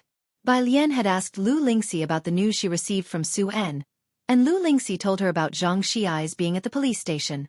She also found out that Yen Lu and Zhang's mother were at the ICU. The moment the elevator doors opened, she overheard Director Liu's words. Kneel to him. Bai Lian stretched out her hand, irritably opening her uniform, slowly walking closer. Her voice was very cold. Everyone in the corridor turned to look in their direction. Zhang's mother's face changed. She had learned these past 2 days that Zhang Xi's had hidden an important figure, and Miss Xian had also instructed them not to involve any students. This has nothing to do with you, hurry along. She didn't call out Bai Lian by name. Hey student, Miss Xian also recognized Bai Lian. She was startled, then caught Bai Lian's sleeve, shaking her head at her. You're just a student, this matter is complicated. The Lu family is among the top 100 enterprises in the country, a major taxpayer. Bai Lian took off her uniform and handed it to Miss Xian, methodically saying, hold this. She slowly walked towards Zhang's mother and Yen Lu, grabbing Zhang's mother's hand with one hand and clutching Yen Lu's wrist with the other. How did you find this place? Zhang's mother came back to her senses, her voice lowered, much more rational. Don't concern yourself with this matter. Director Lu was their last straw. Bai Lian let go, and she straightened Zhang's mother's disheveled clothes, her tone casual and light. Auntie, if you don't have faith in me, you should at least have faith in Zhang Xi's. Do you think Zhang Xi's would have done what he did? She tilted her head slightly, looking at the person on the ICU bed. The corners of her mouth lifted in a smile, like a blood flower blooming in the depths of hell. Just to have you kneel before him here? Zhang Xi's wasn't here, but she was still present. She was right here, and no one was going to break his bones without getting past her. Zhang's mother and Yen Lu were stunned. Especially Yen Lu. Let's go. Bai Lian held Zhang's mother again, leading her away. Zhang's mother took heavy steps, looking back frequently, her voice choked. Xiao Zihe. Director Lu watched Bai Lian appear and glanced toward Yen Lu and Zhang's mother with a sinister look. You two better think this through. After today, if you want a private settlement, there won't be another chance. Zhang's mother paused her steps. She turned around. Auntie, Bai Lian pressed the elevator button, soothing her. Do you really think he would settle privately with you just because you kneel? It's fine. Well, find a lawyer and sue him above board. Find a lawyer? Director Lu watched their retreating figures and sneered coldly. Did you really think you could still find any lawyer? Chapter 235. 088 Dominant Alien _1 Zhang's mother didn't want to leave. But Bai Lian was right. She should trust her son. She wiped her tears away. Grasping Yen Lu's hand, she looked up again with a resolute expression. Xiao Lu, let's go. Ding! The elevator stopped on their floor. Doors slowly opened. Zhang's mother entered first with Yen Lu, while Bai Lian was the last to get in, only glancing back at the elevator's entrance. She gazed faintly at the sign for the ICU, Saiku, Surgical Intensive Care Unit. The same ICU where Shen Qing had been admitted the previous time. Chairman Lu watched the elevator doors close and turned his head. What did the court and Zhao Jingzhou say? Zhao Lu is already preparing to come to Xiangqing. The court has commenced the trial, and the subpoenas will be in their hands by tomorrow. The administrative assistant had arranged everything properly. That Zhang Xi's is shrewd, reporting himself to the police immediately, but for intentional assault cases, he's looking at least 7 years of imprisonment. Thinking he could escape by turning himself in at the police station. But Chairman Lu wasn't a pushover. Even if Zhang Xi's engaged Zhao Jingzhou, he was still looking at a minimum of 7 years imprisonment. Beep! The ICU machine suddenly flashed wildly. The doctor on duty and nurses quickly ran over. Take him to the emergency room first. What about President Su? Chairman Liu's complexion changed, not worried about Zhang Shi's case, but now concerned only for Lu Xinming's life. The administrative assistant immediately made a call to Su En. Please wait a moment. At Su En's end, the assistant helped look into Yen Lu's affairs and heard some rumors. He was completely flustered, and as he traced the matter between Yen Lu and Zhang Xi's, cold sweat beaded on his forehead. Despite Su En being in the middle of an online meeting, the assistant knocked on the door. President Su, this is urgent. I must speak with you right away. Su En raised his hand, pausing the meeting and muted the microphone. He gestured for the assistant to speak. This matter involving Chairman Lu has a lot to do with Yen Lu and Miss Bai. Yen Lu's agent asked me for Chairman Liu's number. The entertainment circle is shunning Yen Lu, and the exact details are still unknown. The assistant knew the seriousness of the situation. The assault on Chairman Lu is no small matter, and Miss Bai is definitely investigating. I think you should be cautious in how you handle this. The assistant started looking into Yen Lu's current situation as soon as he learned that Bai Lian was looking into her whereabouts. News from the entertainment circle always spreads quickly, and word of Chairman Liu's intent to blacklist her had traveled fast. Su En's mind was in disarray, and within a few seconds, he made a decision. First, sever cooperation with the Liu family. As for Alien, I will ask around. Also, there's no rush to contact Dr. Lance. Around 8 in the evening, Zhang's mother and Yen Lu supported each other as they walked ahead, the streetlights elongating their shadows. Bai Lian looked down slightly, observing the two silhouettes. Manager Xian carefully extended her hand, offering Bai Lian her school uniform jacket. Thank you, Bai Lian reached out to take it, but didn't put it on, simply walking slowly down the stairs, her brows and eyes drawn together, her tone calm. So why did Zhang Xi's hit him? I don't know yet. Manager Xian was somewhat coming to her senses, replying from behind Bai Lian, her gaze fixed on Yen Lu. It was related to Yen Lu, but Yen Lu had been silent all this while. Bai Lian followed her gaze, nodded her head, her tone even. Okay. Manager Xian was more than a decade older than Bai Lian and should have seen her as just a child, yet standing next to Bai Lian, she felt an inexplicable pressure. But the other party was polite in her speech and actions. Not far from the hospital, a black business van parked steadily by the roadside. The passenger window was half open. Having been in the entertainment industry for so long, Manager Xian had no trouble recognizing that this not-too-luxurious business van was somewhat different from those she was familiar with. She was quite surprised. This girl was Zhang's younger brother's classmate? This kind of vehicle wouldn't attract much attention in Beijing, but it was conspicuous in Xiangqing. She hadn't expected Zhang Xi's to have such well-to-do classmates, and it seemed that she got along quite well with Zhang Xi's. The rear car door opened. A chill poured out. A kid resembling a jade ice sculpture sat in the back, cradling a Chinese cabbage, and raised his head belatedly at the sound, then rested his chin on a pillow. Get in the car first. Bai Lian instructed Zhang's mother, Yen Lu, and the others to get into the vehicle. After Manager Xian got in, she sat down somewhat awkwardly. She just couldn't ignore the cold air coming from the driver's seat, and couldn't help but look over. All she could see was the back of a head, and the outline of a chiseled profile, with pale slender fingers resting on the steering wheel, and a Bluetooth earpiece in his right ear, speaking to someone.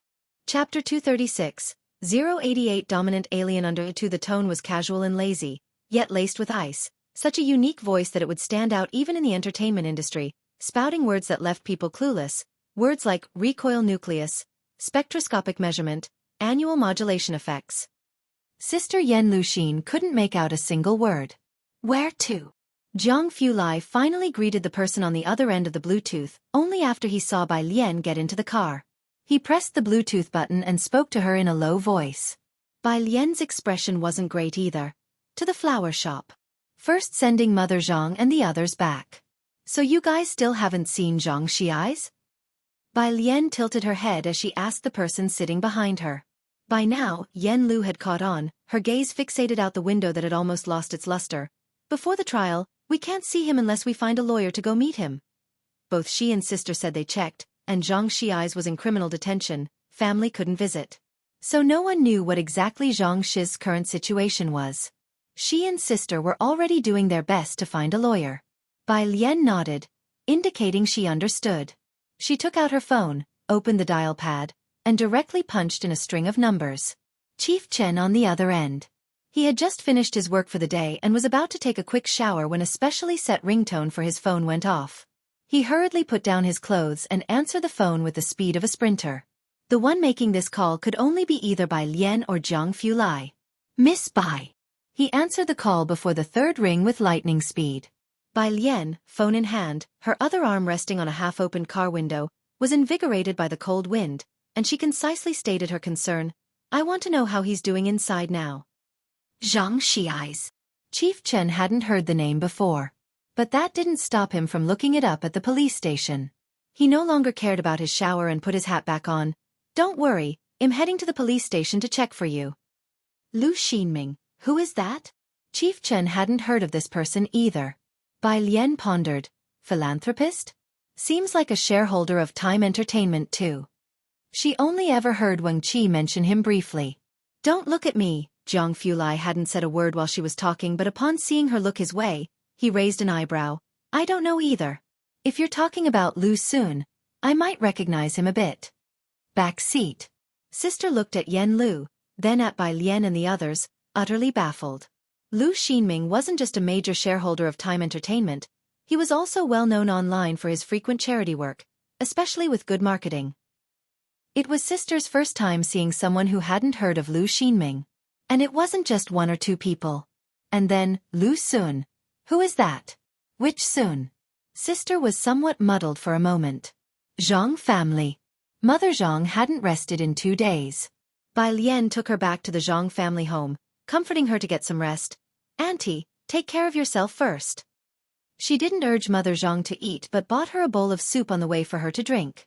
Under Bai Lian's comforting, Mother Zhang closed her eyes and fell asleep, though it was not a restful sleep. Her brow furrowed even in her light slumber.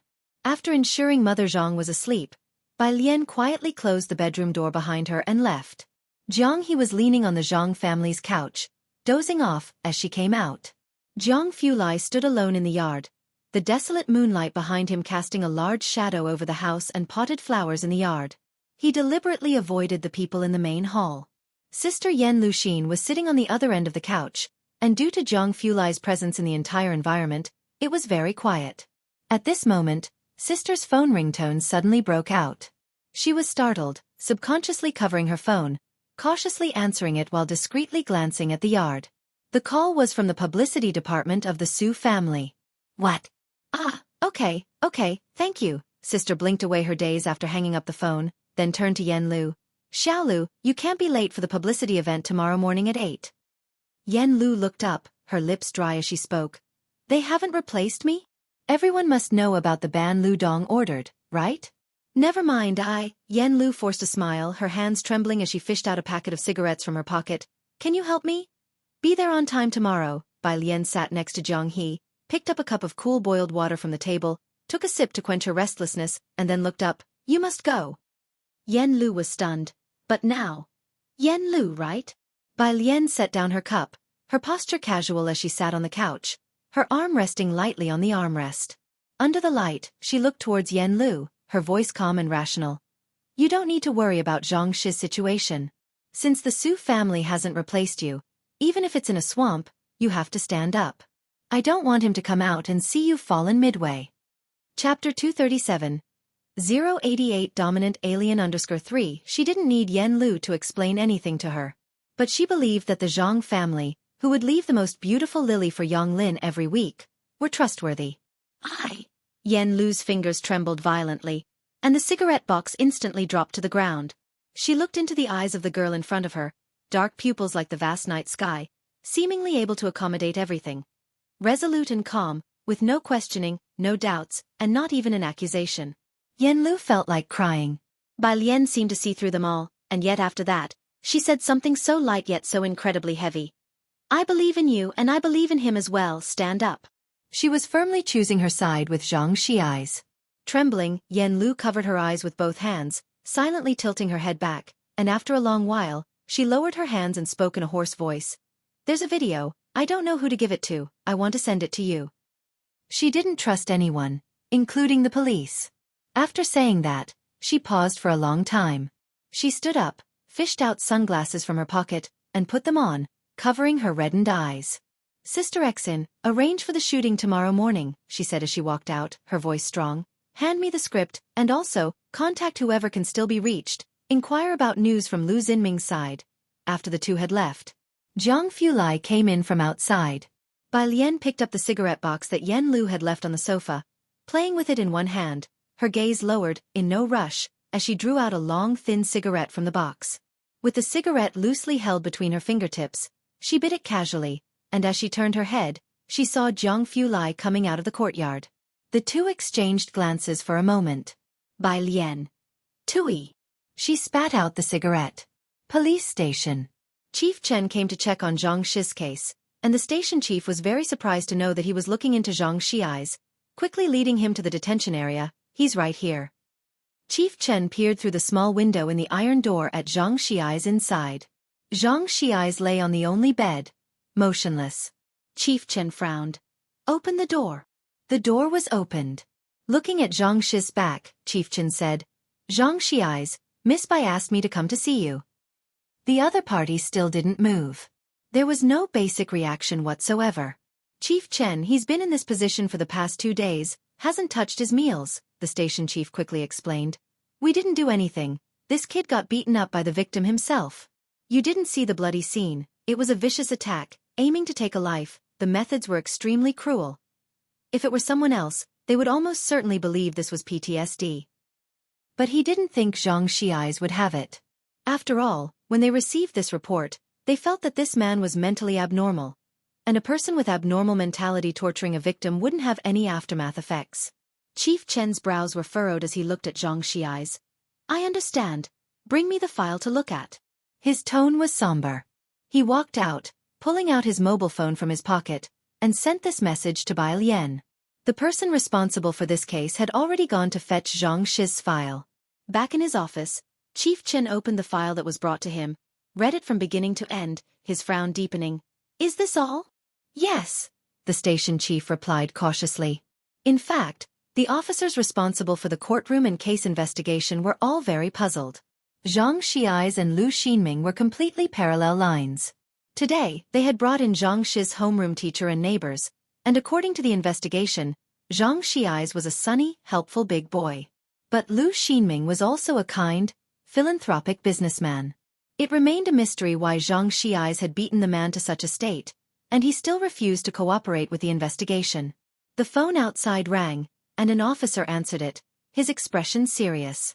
2 minutes later he came in to report, Chief Chen, our brothers at the hospital said that Lu Xinming's resuscitation failed, and he died at 21:42. After this incident, they had specially set up a team, putting a part of their police force at the hospital. This is going to be troublesome, Director Chen put down the file, pressing on his forehead, he murmured softly. Xiangqing Hospital. Director Lu looked at Lu Xinming, who was covered by a white cloth. The veins on his face angrily trembled under the harsh, pale light. Suddenly he looked up, his eyes bloodshot. Zhang Xiai's. The cold hospital corridor seemed to be swept by a chill, eerie and spine-chilling. When Bai Lian waited at the Zhang family until 3 o'clock, Wang Qi and a few of Zhang Shi's brothers hurried over. She briefly told them what had happened before she went back. By the time she returned home, she had received a message from Yan Lu. It was a video. Yan Lu. They added drugs to the drinks. Yan Lu. I'm not the only victim. He had many videos that should have been destroyed by Director Lu. If they can be found, mine can be made public. Yan Lu. He saw the letter in which Lu Xinming threatened me. It's all because of me. Bai Lian looked down, staring intently at the video, her fingers clutching the phone turning white. The next day, Wednesday. Zhang family. At 11 in the morning, Yan Lu finished shooting a video and went to the police station with Zhang's mother, bringing some daily necessities for Zhang Xiai's. Today the police treated them much better. It surprised Sister Xin. Auntie, Wang Qi had taken a half-day off today to accompany Zhang's mother. My mom wants you to stay at our place for a couple of days. Don't worry, they are looking for a lawyer in Beijing. Finally. He gave Yan Lu a complicated look and took Zhang's mother back to his own home. Zhang's father was on a business trip, and no one could contact him when he was away. Wang Qi used to joke that Zhang Shi's father was like a secret agent. But now, no matter what, they definitely couldn't let Zhang's mother stay at home alone. Wang Qi went home. Yan Lu and Sister Xin went to find Bai Lian. Zhang family's living room. As soon as Yan Lu and Sister Xin opened the door, they smelt a faint scent of smoke. Bai Lian stood by the window with 3 photos pinched in one hand and a slim cigarette loosely held in the other. Her brows lightly furrowed, making it difficult to see her expression. Hearing someone enter, she stuffed the photos back into her pocket. The other hand casually pushed the window open, dispelling the smell of smoke. The midday sunlight was fierce, passing through the thin smoke, casting its light on the girl's face, mysterious and dangerous. Both Yan Lu and Sister Xin paused for a moment. Sit, Bai Lian directed them towards the sofa, gesturing for the two to sit first. Sister Xin quickly found a seat to sit down, while Yan Lu didn't know what to say. She had thought that today Bai Lian would say something to her, but she hadn't expected her to remain silent. Even her gaze remained as it always had been. Yan Lu softly sat down next to Sister Xin. The living room became quiet. Just as Sister Xin couldn't help but want to say something. The door was knocked on 3 times, polite and respectful. Sister Xueqi wondered who could be visiting at this time and so politely knocking. While she thought this, she went to open the living room door, only to see a somewhat familiar figure. As an agent, Sister Xueqi naturally remembered all the investors. She was startled and couldn't believe the person would appear here. She opened her mouth in surprise. Xuan? How did you come here? On the sofa, Yen Lu, who was deep in thought, also looked up and was very surprised to see Xuan. Xuan glanced at Sister Xuan. He was busy with work and had not brought his assistant. So he did not recognize that this was Yen Lu's agent. He just cracked a hasty smile, nodded a slight acknowledgement to her, and walked inside. When he saw Bai Lian standing by the window, Xuan finally sighed in relief. Ah! Xuan, I'm just going to ask you one question. Bai Lian extinguished the cigarette and looked aside indifferently. She looked at Xuan without even addressing him as Mr. Su, and simply asked, "Who were you trying to save by seeking me out yesterday?" Lu Xinming? Chapter 238. 089 Qi Lu.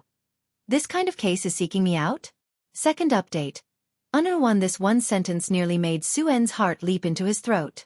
He hastily said, "Alien, I had no idea that Lu Xinming was related to your classmate." The tenser Xuan got, the clearer his mind became. He laid out his thoughts systematically. "Give me Dr. Lance's contact information. I didn't send anyone to the Lu family. Last night, I already terminated my cooperation with the Lu family." He spoke methodically. Last night, after 9 o'clock, Lu Xinming's resuscitation was unsuccessful, and he died. Bai Lian was aware of this. Director Chen had already reported it to her. But Yen Lu and Sister Xuan did not know, and their voices almost broke as they exclaimed, "What?" There is a complete difference between intentional assault and intentional homicide. What's the panic? Bai Lian flicked her cigarette butt into the trash bin. She looked at them, her eyebrows and eyes shaded with a layer of gold, her tone indifferent. He deserved to die. Even without asking, she knew that Zhang Xiai's was out for his life. Bai Lian's voice was calm, but Xuan felt his heart pounding. He made a prompt decision and quickly added, "Alien, just tell me what you need help with right now. Have you found a lawyer? I know a few lawyers from the Red Circle firm." Bai Lian said nothing, her dark eyes like dense ink, revealing no emotion. "You know the lawyers of the Red Circle firm?" Yen Lu heard the key point and stood up subconsciously. Ordinary people are actually unfamiliar with this term. But Yen Lu and Sister Xuan had recently consulted many lawyers, and only then did they realize that there was such a top-tier team of lawyers in the country. Each lawyer within it is a top-notch attorney in the industry. But to book them not only requires an appointment, but also powerful connections. This is the reality of the legal profession, so hearing that Xuan knew people from the Red Circle firm, Yen Lu was excited. Bai Lian watched Yen Lu and the others, not interrupting Xuan. Xuan finally breathed a sigh of relief. He took out his phone, deliberately added Yen Lu's WeChat, recommended 2 lawyers to her, and even personally greeted the lawyers, stating that they were his friends. There was no need to doubt Xuan's networking skills. Once he had finished, he let Yen Lu communicate with them, then he said to Bai Lian, "Alien, then I'll go back and take care of the remaining problems with the Lu family." "All right." Bai Lian nodded. She said nothing else. Xuan knew this meant the matter was settled and he breathed a sigh of relief. Then he looked warmly at Yen Lu and Sister Xuan. "If you have any issues in the future, feel free to contact my assistant." "Thank you very much." Yen Lu bowed deeply to him. "Don't mention it." Xuan smiled and after speaking, he went back to deal with the Lu family's affairs. Yen Lu added the 2 lawyers recommended by Xuan. She conveyed Zhang Shi's case details to them. Sister Xuan sat on the couch. She was not as concerned about Zhang Shi's case as Yen Lu was. As an agent, the only reason she stayed with Yen Lu until now was because she believed Yen Lu had a certain drive. She held back for a long time but could not resist. "Miss Bai, you know President Su?" She heard it. Bai Lian directly called President Su by his name. She actually didn't know which N it was at the moment. But she didn't dare to call her classmate by either. She stuck to what she felt was a very formal title. "Yes." Bai Lian was propping herself up on the windowsill. She was holding her phone, replying to Director Chen with an address, and when she looked up and saw Sister Xuan staring at her, she couldn't help but raise an eyebrow. "What's up?" "Ah," Sister Xuan snapped back to reality, hiding her inner shock. "No, nothing." President Su. He was someone that even Lu Xinming treated with great respect. She couldn't help but question at the bottom of her heart. What kind of classmate was Zhang Xiai's in the end? Director Chen hurriedly came to find Bai Lian. After being busy all night in the morning, he finally cleared up the matter with Zhang Xiai's. Xiao Zhang still doesn't want to talk this morning. Director Chen plopped down at the table in the Zhang family's main hall and poured himself a cup of water and drank it down in one breath. Then he handed the materials he found to Bai Lian for her to see. This is the information I gathered. You are. Sister Xian noticed Director Chen. Bai Lian sat opposite, her head lowered, slowly flipping through the materials Director Chen had gathered. After placing down his teacup, Director Chen smiled and greeted Sister Xian. Hello, I'm an undercover officer, currently investigating the case involving young Mr. Zhang. If you have any information or evidence, make sure to let me know in time. An undercover officer. Ha. Sister Xian nodded, her head bobbing eagerly. Thank you, officer. Director Chen waved his hand, indicating it was no problem. So your point is? Bai Lian read through the entire case process at a glance. He acted heinously. Director Chen sat up straight, his fingers tapping on the table rhythmically yet casually. He showed a rare seriousness. There's surveillance footage, and although his confession might mitigate the charges, since the plaintiff has passed away, under such circumstances, he won't get away with less than 3 years. A society ruled by law. Normally, cases with a confirmed suspect like this do not require a trial and are directly handed over to the presiding judge. It wouldn't even pass through Director Chen's hands typically. It was rare for him to handle a case personally, and the seriousness of his team meant that even the Liu family could not interfere. By the window. After hearing the case during the phone call with Yen Liu, the attorney fell silent for a moment. Madam, I would really like to take on this case, but according to what I know, the plaintiff has hired Lawyer Zhao. Lawyer Zhao. Yen Liu gripped her cell phone tightly, her voice betraying her shock. Which Lawyer Zhao? You should have guessed, Zhao Jingzhou. The other party really wanted to help Suen, and owing Suen a favor wasn't something easily done, but since the plaintiff's defense attorney was Zhao Jingzhou, he dared not take the case, fearing he might mess things up and leave a bad impression on Suen, or even worse, displease Suen. With him involved, there are not many lawyers from our firm who dare to take on the case. Yen Liu had just caught a lifeline, but hearing these words, her face turned pale. Is it Lawyer Zhao? Xian's sister heard Yen Liu's voice from the table. That Zhao Jingzhou? Yen Liu pursed her lips and nodded. What do we do now? Xian's sister murmured. Who else would dare to take it on? Bai Lian was messaging Zhang Fulai. Zhang Xiai's isn't seeing anyone or talking. Is he also in self-isolation? Zhang Fulai looked at her message and raised an eyebrow at a name that kept appearing frequently. Then he took the time to open up an investigation report sent by Director Chen. Bai Lian didn't know Lawyer Zhao. She let her phone screen go dark and placed it on the table, looking up. Which Lawyer Zhao? Zhao Jingzhou. Xian's sister looked at Bai Lian with a wry smile. The lead attorney of Time Law Firm, fought and won over a dozen cases, big and small, without a single loss. His most classic case was that 300 million economic lawsuit. He's quite popular online and rarely takes cases now. He could argue that the dead are still alive. It's unexpected that the Liu family managed to invite him to Xueqi.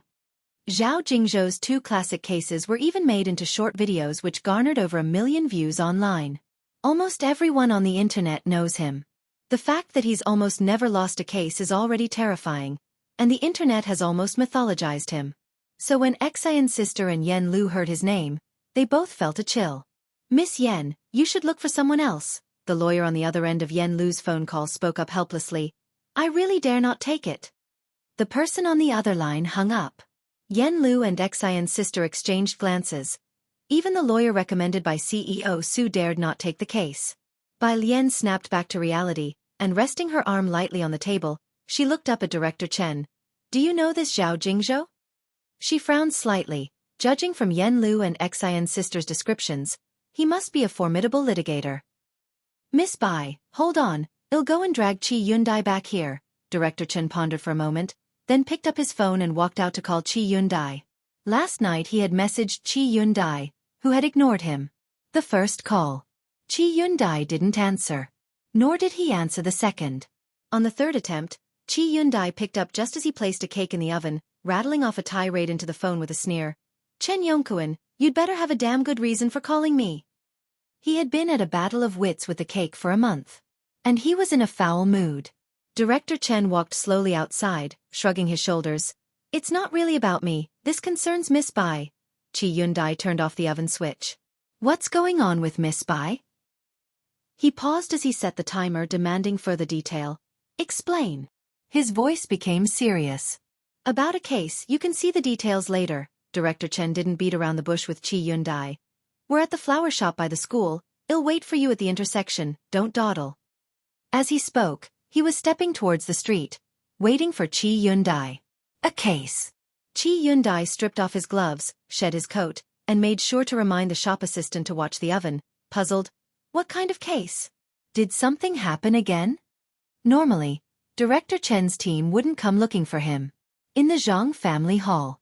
Yen Lu, let's not panic, Xian's sister steadied Yen Lu, her mind racing. There's still a chance. Let's ask if there's anyone willing to take it on. We can offer 3 for times the fee.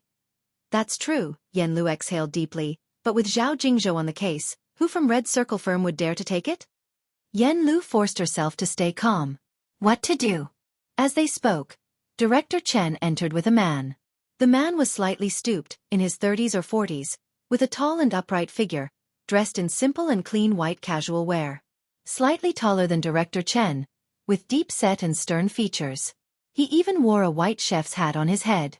Miss Bai, Qi Yundai greeted Bai Lian politely, then turned to Xian's sister and Yen Lu, introducing himself. Hello, I'm Qi Yundai.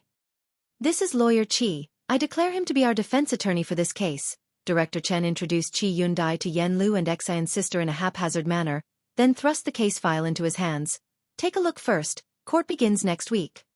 He had spent the previous night and morning organizing the case, also to provide Qi Yundai with reference material. Qi Yundai skimmed the case file, and the corner of his mouth twitched involuntarily as he cast a sidelong glance at Director Chen. Are you out of your mind? You needed to call me for this kind of case? Chapter 239. 090 Outlaw Madman Young Master Zhang _1 Qi Yundai scanned the case and instantly knew it was yet another commonplace criminal matter. He initially thought that since Director Chen was being so secretive, it must be some major incident or a big case. But this, it wasn't even worth mentioning. Any lawyer from young Master Zhang's team could handle it. Cases with such clear causes and effects rarely vary much in outcome. If even this kind of case requires me, then that group of lawyers might as well pack up. Qi Yundai placed the case file on the desk with a sneer. Upon hearing Qi Yundai's unabashed words, Director Chen's temple throbbed several times. He coughed, covering his mouth with his left hand, and said in a lowered voice, Qi Lu, this person is Miss Bai's friend. Fold me up. Qi Yundai immediately sat up straight, reaching out to pick up the file again. Miss Bai, to be frank, what I am best at is criminal litigation. His expression was austere and solemn. If only he weren't wearing that chef hat. Bai Lian sat opposite him, slightly leaning against the back of her chair with a lazy posture, her slender, pale fingers tapping intermittently on the back of her phone, listening quietly to the conversation between the two. All right, then I'll leave it to you. She paused her fingertip and gave thanks. Qi Yundai waved his hand and began flipping through Zhang Shi's file. 5 minutes later, he frowned slightly and asked, What kind of sentence can you accept? Bai Lian didn't speak, simply tilting her head to look at Yen Lu. Yen Lu had inquired about lawyers relevant to this on the first day. She had also consulted 2 lawyers from Red Circle firm introduced by Su En. This case had eyewitness testimony and video surveillance, a heinous and intentional murder. Cases like this normally resulted in imprisonment for no less than 10 years under normal circumstances, but the other party's lawyer was Zhao Jingzhou. Thus, the best possible verdict for Zhang Shi's might still be 15 years of fixed-term imprisonment. They all suspected that with the methods of the Liu family, it was very possible to get a life sentence, or even the death penalty. Yen Lu looked at Qi Yundai. Neither she nor Sister Xian had ever heard of Qi Yundai, especially with him wearing a neatly arranged chef hat. Before Director Chen spoke up, neither Yen Lu nor Sister Xian took him for a lawyer. 15. Yen Lu was watching Qi Yundai as she began to speak, but when she uttered the first syllable, she distinctly saw Qi Yundai's eyes narrow. No, as long as it's not the death penalty. Not the death penalty, that's all. Not the death penalty, that's all? Qi Yundai repeated expressionlessly. He looked at Yen Lu, biting back curses, then turned his head somewhat speechlessly towards Director Chen. He wants me to get involved in a case where the verdict is anything but the death penalty? He might as well just use his toes to type. Director Chen, perhaps realizing Qi Yundai felt a lack of trust, lawyer Qi, Sister Xian jumped in to explain on behalf of Yen Lu. The plaintiff in this case has some background, and most importantly, they've engaged Zhao Jingzhou as their defense lawyer. No need to mention the Lu family. Zhao Jingzhou alone was enough to intimidate everyone. Red Circle's invincible general wasn't a nickname netizens had given him arbitrarily. Sister Xian thought that upon mentioning this name, lawyer Qi would show signs of backing off, but he didn't even lift an eyelash. Fine, Qi Yundai closed the file, emotionless. I think I understand your requirements. If there's any other information, contact me promptly. Having said that, he stood up and took his leave from Bai Lian. Miss Bai, I'll go get the cake out first, then head to the police station to follow up on the situation. Oh, and today's cake is a new product with less sugar, very suitable for the elderly. I'll have Yang Lin bring a piece to the school later. Timing it, the cake should be ready by now. Qi Yundai left after speaking. Director Chen wasn't surprised. After bidding Bai Lian farewell, he followed Qi Yundai to discuss the case details. We have a problem now. The suspect is uncooperative, won't meet or talk. This was the real difficulty. If the suspect kept quiet, it didn't matter if Qi Yundai or the Daluo Golden Immortal himself took on the case. Getting a bit closer. Bai Lian still had to head to school. She comforted Yen Lu. Don't worry, leave this matter to us for now. Director Chan and his team had never dropped the ball on important matters. Bai Lian walked toward the school. Behind her, Sister Xian said to Yen Lu, I think Miss Bai's friend seems quite reliable. I believe they can negotiate a reduced sentence for little brother Zhang. Let's hope so. Yen Lu took a deep breath, rallying her spirits. If there are any activities coming up, count me in, just leave out the day of the trial. I'll take on the rest. No matter the outcome, she couldn't collapse now. If something really happened to Zhang Xiai's, his parents from the Zhang family would still be waiting for her. Chapter 240. 090 Outlaw Madman Young Master Zhang Undersir 2. Let me think, Xinjie pondered in her mind. Ever since the news broke that Yen Lu was blacklisted, no partner sought her out. I have a classmate who is a producer for the Great Eternal Prosperity. I'll ask if he can give you an audition opportunity. Thank you, Yen Lu said, looking at Xinjie earnestly. Xinjie. Xinjie waved her hand. Meanwhile, Bai Lian returned to school. At the entrance of the teaching building's staircase, Wang Qi had just returned as well and got into an argument with someone at the bottom of the stairs, surrounded by a 3-layer deep crowd of students. Say that again? The buzz-cut boy shouted at him. What if I say it again, huh? Everyone knows Zhang Xiai's is a murderer, spit. He even killed a great philanthropist. Wang Qi was about to fight when he was held back by students from class 15. Wang Qi, let it go. Let's try not to cause any trouble for Mother Lu. No wonder the school ranks so low. Having a murderer isn't surprising, a social pariah, a disgrace. The buzz-cut boy spat. You say one more word? A voice rose from within the crowd. It was light and slow. The crowd subconsciously parted to make way, revealing Bai Lian behind them. She had taken off her school uniform jacket and was casually carrying it in her hand, revealing the snow-white shirt underneath. Her hair was arranged carelessly with a few strands blown messy by the wind, and she walked forward slowly, step by step, with the wind against her. Each step seemed to tread on bones, pressing on everyone's hearts. The noise of the crowd gradually disappeared. Quietness lingered. Only the shallow sound of breathing remained. Bai Lian stopped in front of the buzz-cut boy. She was taller than the average girl. She reached out, her pale, snow-like fingers casually grabbing the boy's neck, forcing him to crouch down. She looked down at him, raised an eyebrow and said with a light and indifferent tone, Go on, why aren't you talking anymore, hum? The buzz-cut boy was very arrogant. He was jealous of Zhang Xiai's. But his arrogance did not mean he was foolish. Alarm screamed in his mind, and he had the feeling that this Bai Lian was even crazier than the lunatic Chen Wei from the school. His neck restrained, he couldn't speak, and could only look up at her with fright. The Dean of Discipline is coming! Someone shouted from not too far away. Wang Qi tugged at Bai Lian's sleeve. Sister Lian. Bai Lian gave buzz-cut boy one last glance. Without hurry, she let go of her hand, then shook her uniform jacket and methodically put it on. The boy gasped for air and stumbled several steps backward. What's all this crowd about? Are you fighting? The Dean of Discipline approached with a stern face. In the center of the crowd, Bai Lian was pulling up the zipper of her school uniform slowly, head bowed. When she looked up again, her face was back to its usual laziness.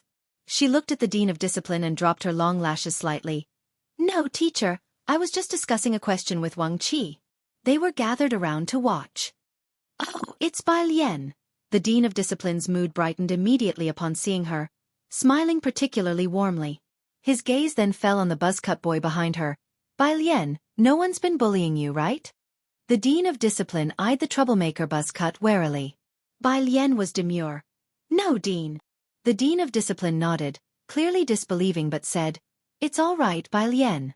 You go on up. I'll stand here and keep an eye on things." Buzzcut. Other students. "This is ridiculous." At the police station. When Jiang Fulai finished up and came over, Chief Chen and Qi Yundai had already been waiting at the door. "Chief Jiang, this kid hasn't said a word in 3 days." Director Chen frowned. The biggest fear in a case was an uncooperative suspect. Jiang Fulai's face was expressionless as he spoke succinctly. "Take me to see him." Detention center room. Zhang Xi's curled up, lying on the bed. He hugged himself with both arms. His whole face was buried in his arms, the hair at the back of his head messy, and there were dried bloodstains on his clothes, a strong rejection to communicate. Jiang Fulai entered and stood in the middle, looked around for a moment, then lowered his eyelids and said, "You can't face yourself now? Afraid of the gaze of others?" Zhang Shi's body stiffened. Director Chen respectfully carried in a chair. Jiang Fulai held his overcoat, coldness emanating from head to toe. He slowly sat down, then lifted his right hand slightly. Director Chen understood immediately. He left the small cabin, gently closing the door behind him. "I've almost finished investigating the matter." Jiang Fulai relaxed back into the seat and raised an eyebrow after Director Chen left. "Do you think you did wrong? But I don't think you made a mistake." Zhang Xi's dropped his hands, revealing a pair of bloodshot eyes. "In this world, no one can judge right from wrong. I don't think the law upholds justice. It's just a set of rules to restrain everyone's behavior." Jiang Fulai looked at Zhang Shi's back. "Why not believe in yourself?" Zhang Xi suddenly sat up and turned around to look at Jiang Fulai. Jiang Fulai just sat there, looking indifferently at Zhang Xi's, his tone unhurried. "Yen Lu will have a bright future, paved by your own hands. Lu Xian is nothing but a sacrifice on that road, and you are the key to that road. It's up to you whether to destroy the key or hand it over to her." Zhang Shi's voice was hoarse. He hadn't had water in a long time, his lips were cracked, and when he looked up again, his listless face finally showed some vigor. "Thank you." Zhang Xi's was afraid.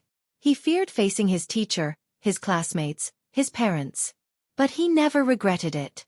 If there were 10,000 possibilities, even if the chance was 1 in 10,000, he'd rather endure the possibility of never meeting her than have her face this. But there was no such possibility, so he felt even if Lu Xian died 10,000 times, it wouldn't be enough to atone.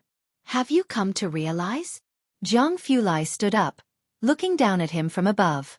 Zhang Xi sat up straight and nodded. "Yes. That's good." Jiang Fulai's demeanor remained cold, and the dim light in the room blurred his overly sharp profile. "The trial is next Wednesday. I'll let Attorney Qi in, try to cooperate with him as much as possible." Jiang Fulai left. 5 minutes later, Qi Yundai came in.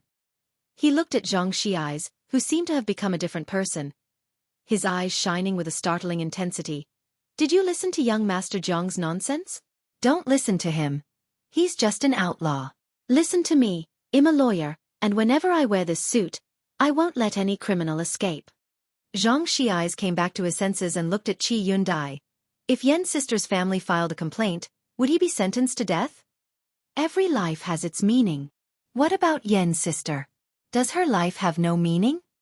Zhang Xiai stood up, grabbing his hair with both hands. Why should she endure all this? Qi Yundai had watched some videos before coming in. After listening, he remained silent.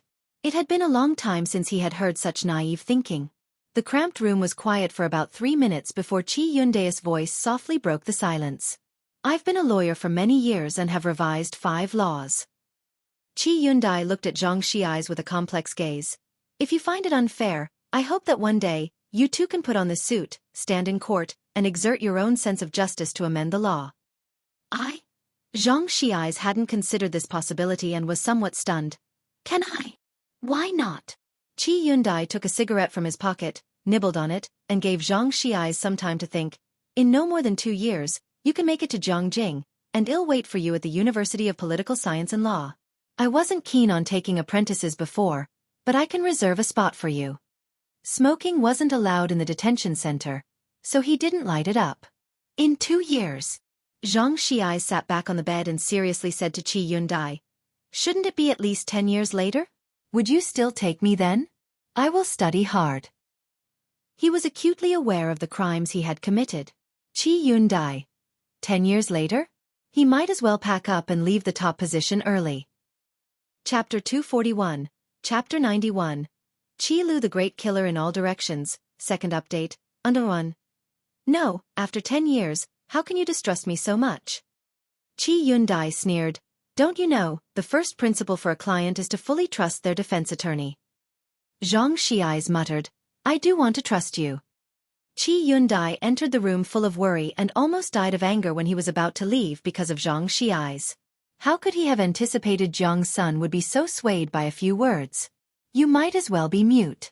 You can't expect Zhang's son to do anything good.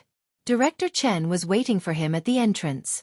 When Zhang's son left, his expression was as usual, unchanging. Director Chen couldn't discern any progress and didn't dare to speculate and ask. How did it go? Qi Yundai came out, and he hurriedly approached and asked. What is it with all of you not trusting me? 10 years? 15 years? The death penalty? Qi Yundai complained to Director Chen and then pointed to his own face. I always thought my face carried authority, why can't they have a little trust? Upon hearing this, Director Chen silently looked up. Perhaps it's because of the hat. Hat. Qi Yundai frowned. What hat? On your head. Director Chen heard from his tone that Zhang Xi's was okay, so he withdrew his gaze and walked outside with some unspeakable feelings. The chef's hat. Qi Yundai's feet instantly froze in place. He looked down at his suit pants, white shirt. Then tremblingly reached up to his head, and felt the chef's hat. His whole being as if struck by lightning. So, I've been parading around town with this hat on all afternoon? Yeah. Director Chen nodded. Why didn't you remind me? Attorney Kai's stern and serious face began to crumble bit by bit. He walked from the cake shop to the Zhang family, then to the police station, all the while wearing this thing? This foolish appearance. Passers-by saw it. Miss Bai saw it. Zhang's son saw it. Director Chen, seeing that he was oblivious, was even more surprised than him. He touched his head, utterly confused, and carefully said, I thought you had a special reason for doing it. Like making the opponent lower their guard. Say it, Attorney Qi coldly said to Director Chen. How many years do you want to go in for? Director Chen. Xiangqing No. 1 Middle School. Zhang Fulai parked the car at the side of the road with a cold expression on his face. Bai Lian didn't get in the car but lazily knocked on the passenger door window as it rolled down. Why haven't you replied to my messages? She raised an eyebrow. Zhang Fulai, still with a cold face, unlocked his phone to see the 2 messages Bai Lian had sent 2 hours before. Zhang Xi's is afraid of you. His spirit is fragile right now, you need to treat him gently. It's his first time doing something like this. He must be scared, comfort and guide him. In front of her, Zhang Fulai coldly replied with 1 character. 1. Bai Lian. She pulled open the car door. So, what's his situation now? Alive. Zhang Fulai waited for her to get seated before starting the car, speaking succinctly, polite and refined. Zhang's son has always been indiscriminate in his mockery, only holding back from insulting Zhang Xi's today because of Bai Lian's face. In his view, Zhang Xi's hadn't used his brain at all when doing this deed. Otherwise, Qi Yundai would have 100 ways to get him acquitted. Zhang Fulai drove to the estate where Qi Yundai and Director Chen were already present. Zhang Shi's case still had many details and evidence that required attention. When Bai Lian and Zhang Fulai arrived, the two were in the midst of a heated discussion. Mr. Zhang, Miss Bai, Qi Yundai, holding the documents and still intending to scold Director Chen, glanced at the newcomers and stood with his papers, recalling something important. My attorney badge is still in Zhongjing. The attorney badge is issued by the Lawyers Association to every attorney. It can only be worn in court. Qi Yundai hadn't brought it along on this trip to Chongqing. Badge. Director Chen indeed recalled someone. Chen Jingyu will come to Chongqing in 2 days. I'll let him know to bring your badge along. Chen Jingyu? Qi Yundai wasn't familiar with this person and looked towards Zhang Fulai. Give it to Zhang Shijue. Zhang Fulai sat down on the sofa, lowered his gaze, and poured 2 cups of tea. Qi Yundai took out his phone to take care of the matter. Because of Zhang Shi's incident, Class 15 had been under low morale lately. Tuesday evening. Director Chen waited for Bai Lian at the school entrance while Ming Dongheng went to watch Mr. Bai's match. So today the person bringing Zhang He became Director Chen. He waited at the road junction for Bai Lian.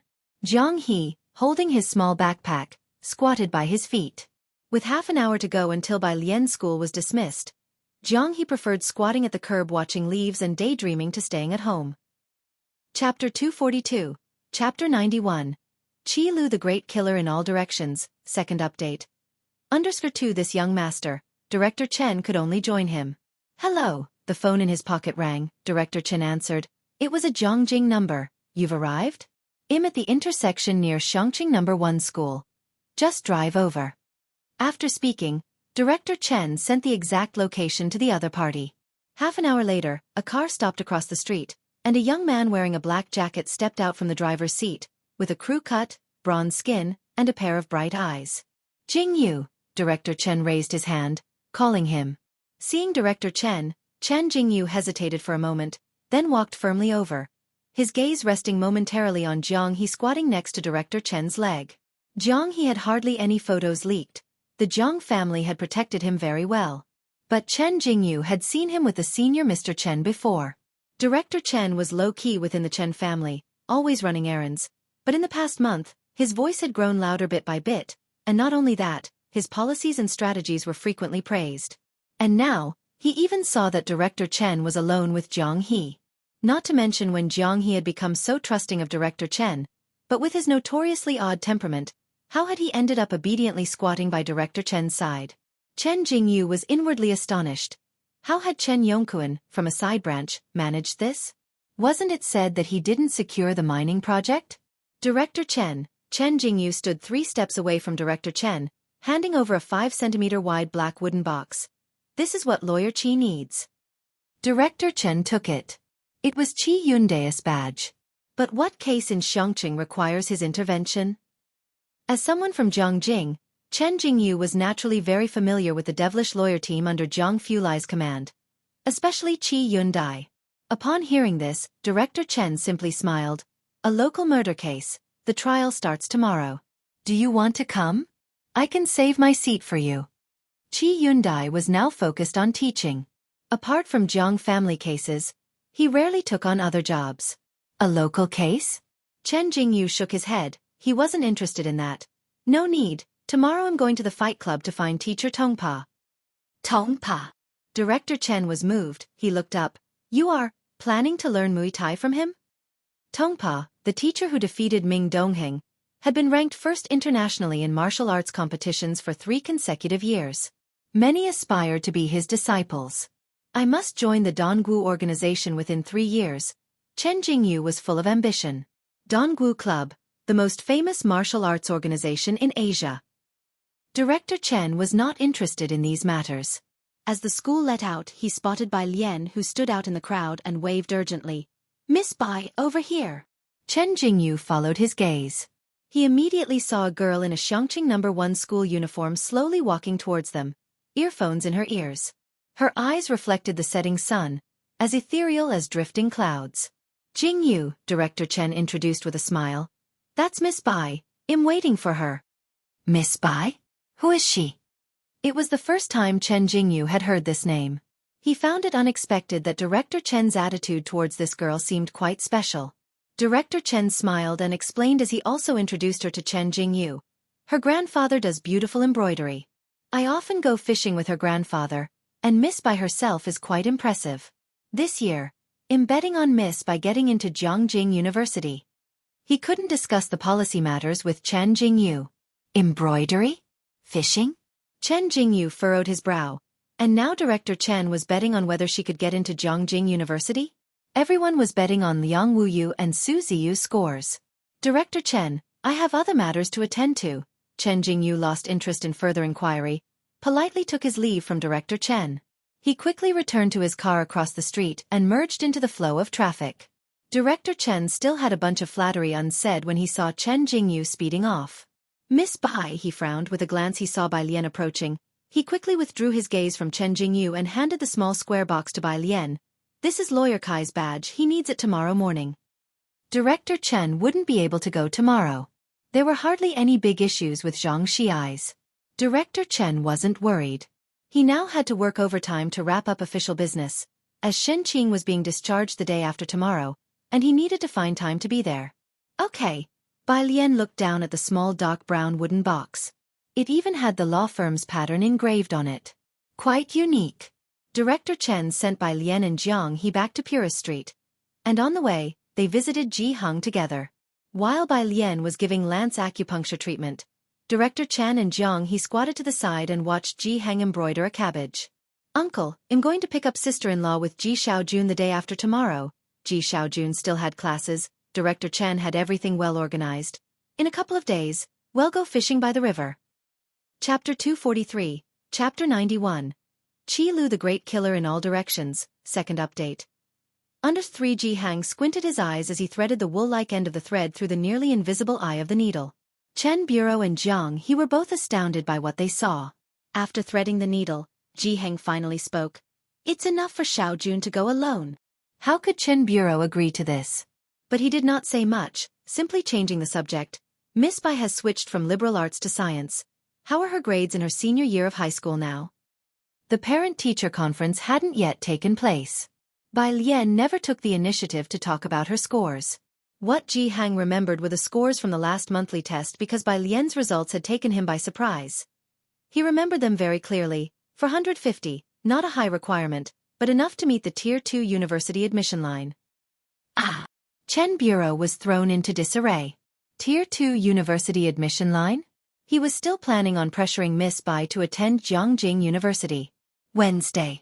The trial for Zhang Shi's case commenced. At 8 o'clock, before the courthouse doors had opened, Zhang's mother and Yan Lu were already waiting at the entrance, looking eagerly through the doors. At 9 o'clock, Bai Lian, Jiang Fulai, Pu Xiaohan, and Wang Qi arrived. At 9:20, Qi Yundai arrived fashionably late. He was wearing an ordinary black lawyer's gown today, which he had just bought this past Sunday. There was no specific requirement for the robe for this court session, and he hadn't asked for his own to be brought over. Qi Lu, Bai Lian handed him a wooden box.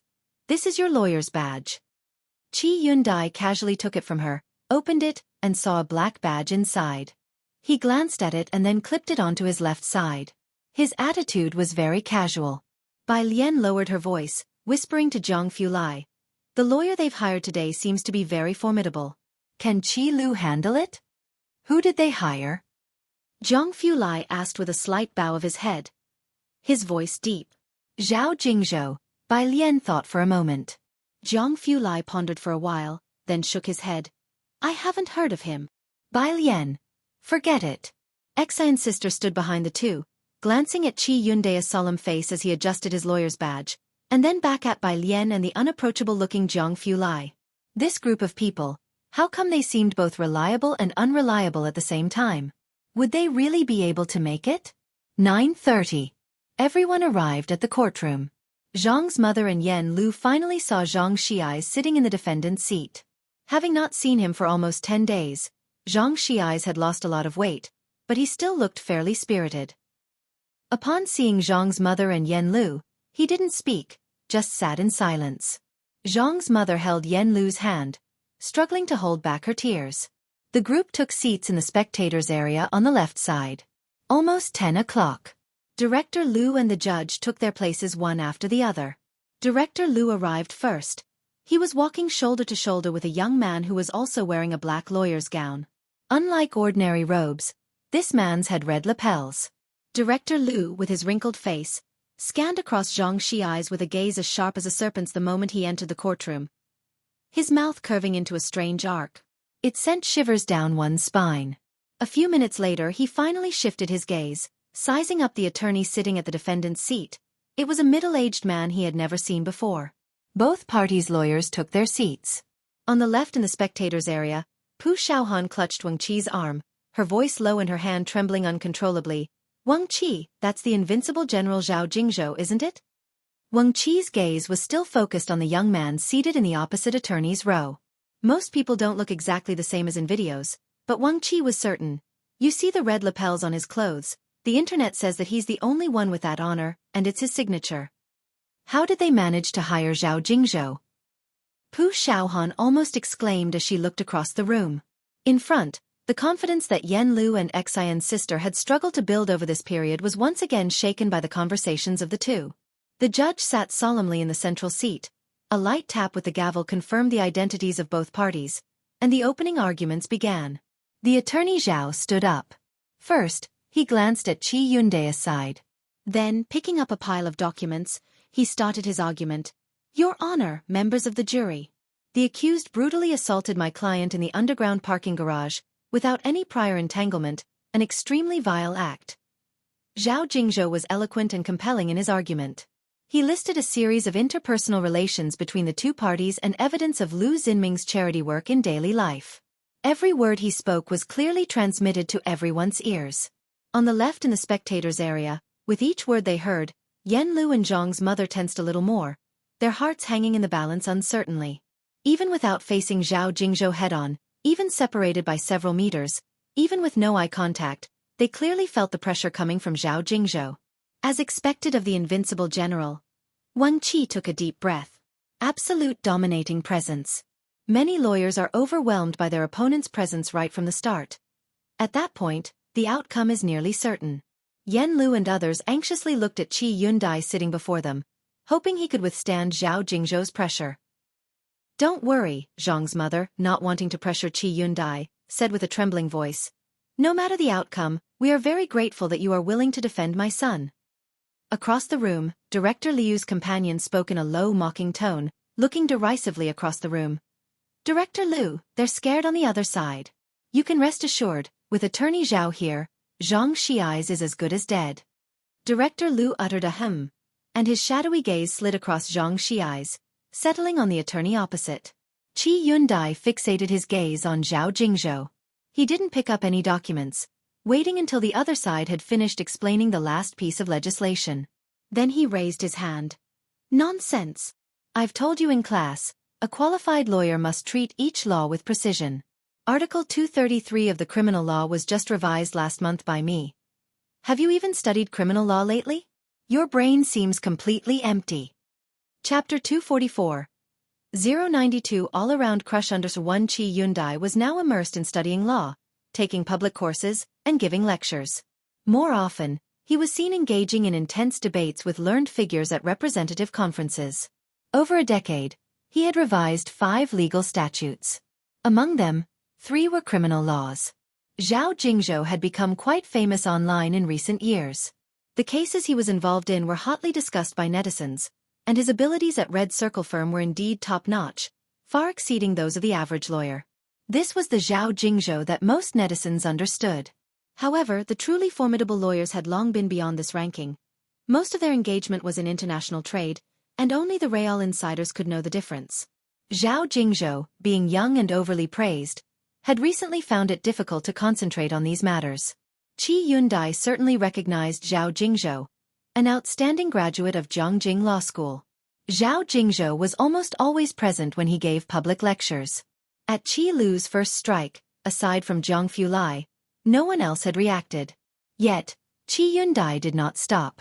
He withdrew his gaze from Zhao Jingzhou and turned his head to scrutinize the witness summoned by the opposition, staring into their eyes. Witness, are you saying that my client has no connection whatsoever with Lu Xinming?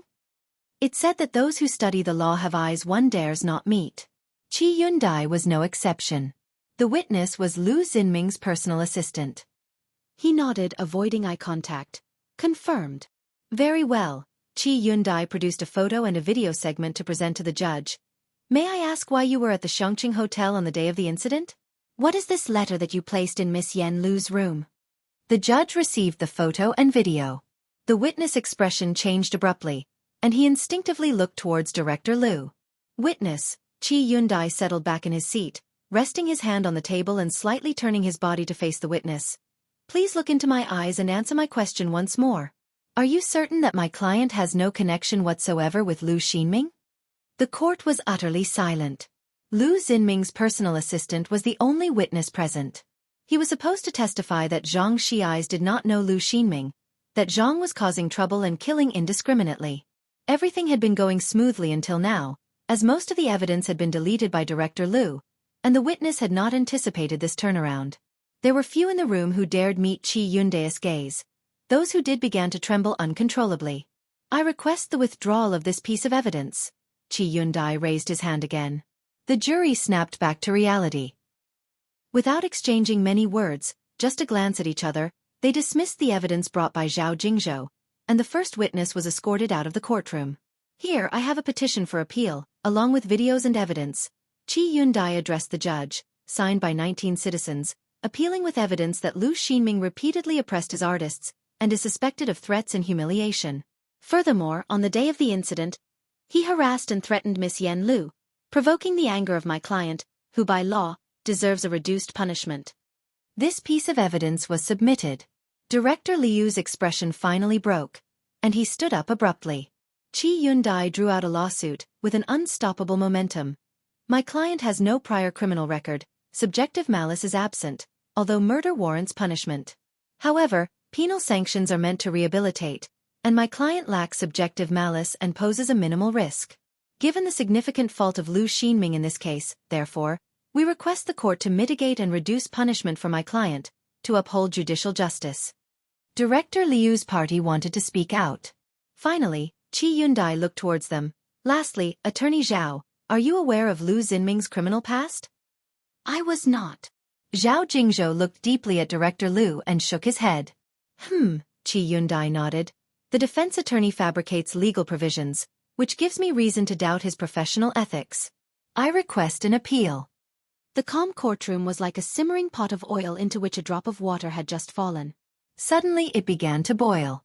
Qi Yundai did not use provocative language, nor was his voice particularly forceful. He merely pointed out the opposition's problems calmly and filed for an appeal. Yet every piece of evidence he provided, every line of argument he made, set the courtroom ablaze. The jury deliberated for a long time in light of the evidence. Lastly, Qi Yundai finally looked towards Director Liu, his voice cold. Regarding the assault by Lu Xinming, are you as his father aware or not? I was not aware. Director Liu braced himself against the table, fixated on Qi Yundai. Veins on his forehead bulged, his expression near hysterical. Very well. Qi Yundai extracted an anti-invasion record with thanks for young Master Jiang's help. Not only was everything that had been deleted recovered, but IP records were included as well. Here is the video, the record of deleted recoveries, and after the incident with the witness phone, it only appeared in your Unshaken police officer's hands. Someone maliciously deleted the video. Chapter 245, 092 All-Around Dominance Under 2. So Mr. Liu, Qi Yundai sneered. You're not trying to tell me that the video was deleted by the police, are you? Whoosh! What could Director Liu say to that? Accuse the police of deleting it? Would he dare say that in court?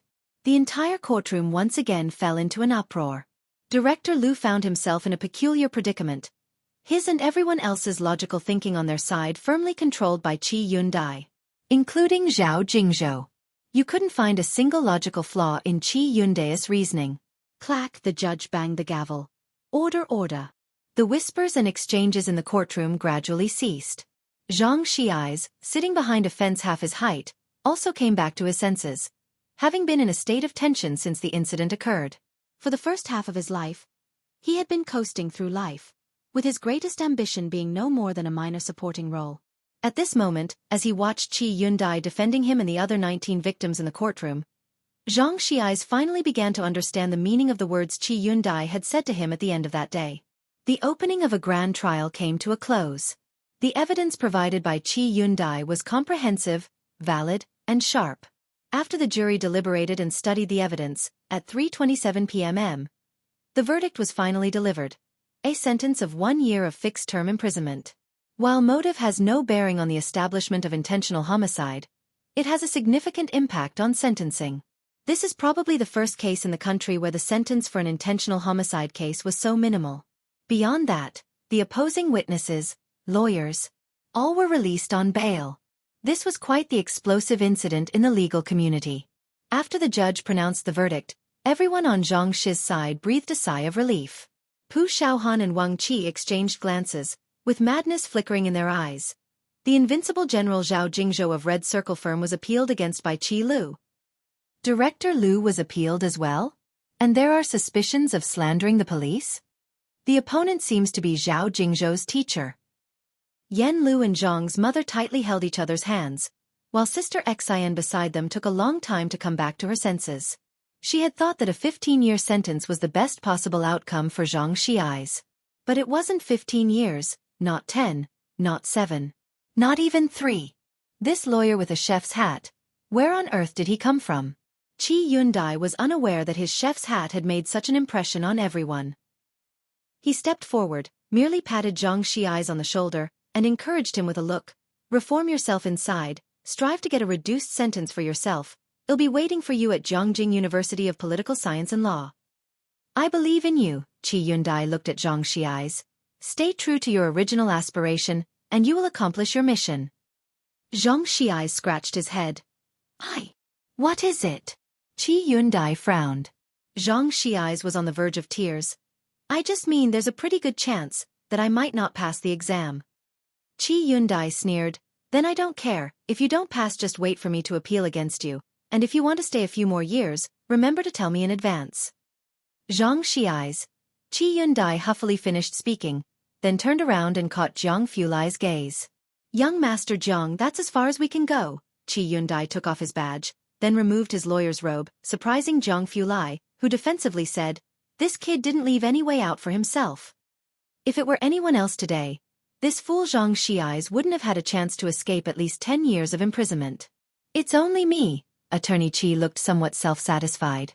This section should be submitted to Zhongjing Law School. Now there's a piece of teaching material. Jiang Fulai leisurely withdrew his gaze, casually saying, I was just wondering why that thing around your neck sometimes appears and sometimes disappears. Most people can't quite understand what Master Jiang is implying. Qi Yundai heartily realized that the other party was criticizing him for his last economic case. He was careless and negligent, and Jiang Shijue and his group suffered because of him, directly causing losses to the project of over 1 billion yuan. Qi Yundai, a fierce figure in the courtroom, now couldn't even dare to look into Master Jiang's eyes.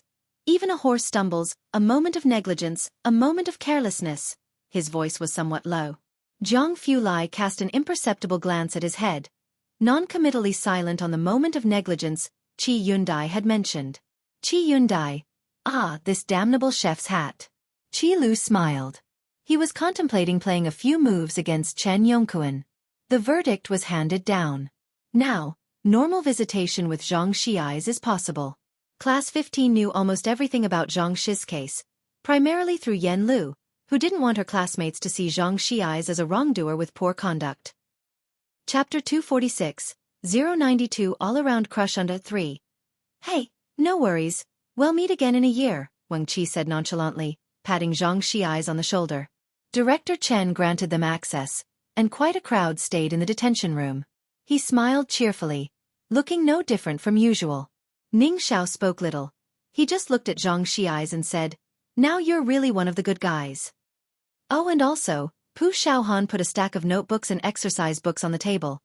Qi Lu said you're going to take the entrance exam for the University of Political Science and Law. We've asked the police, and you're allowed to read while being reformed. These are all the books we've prepared for you, study well.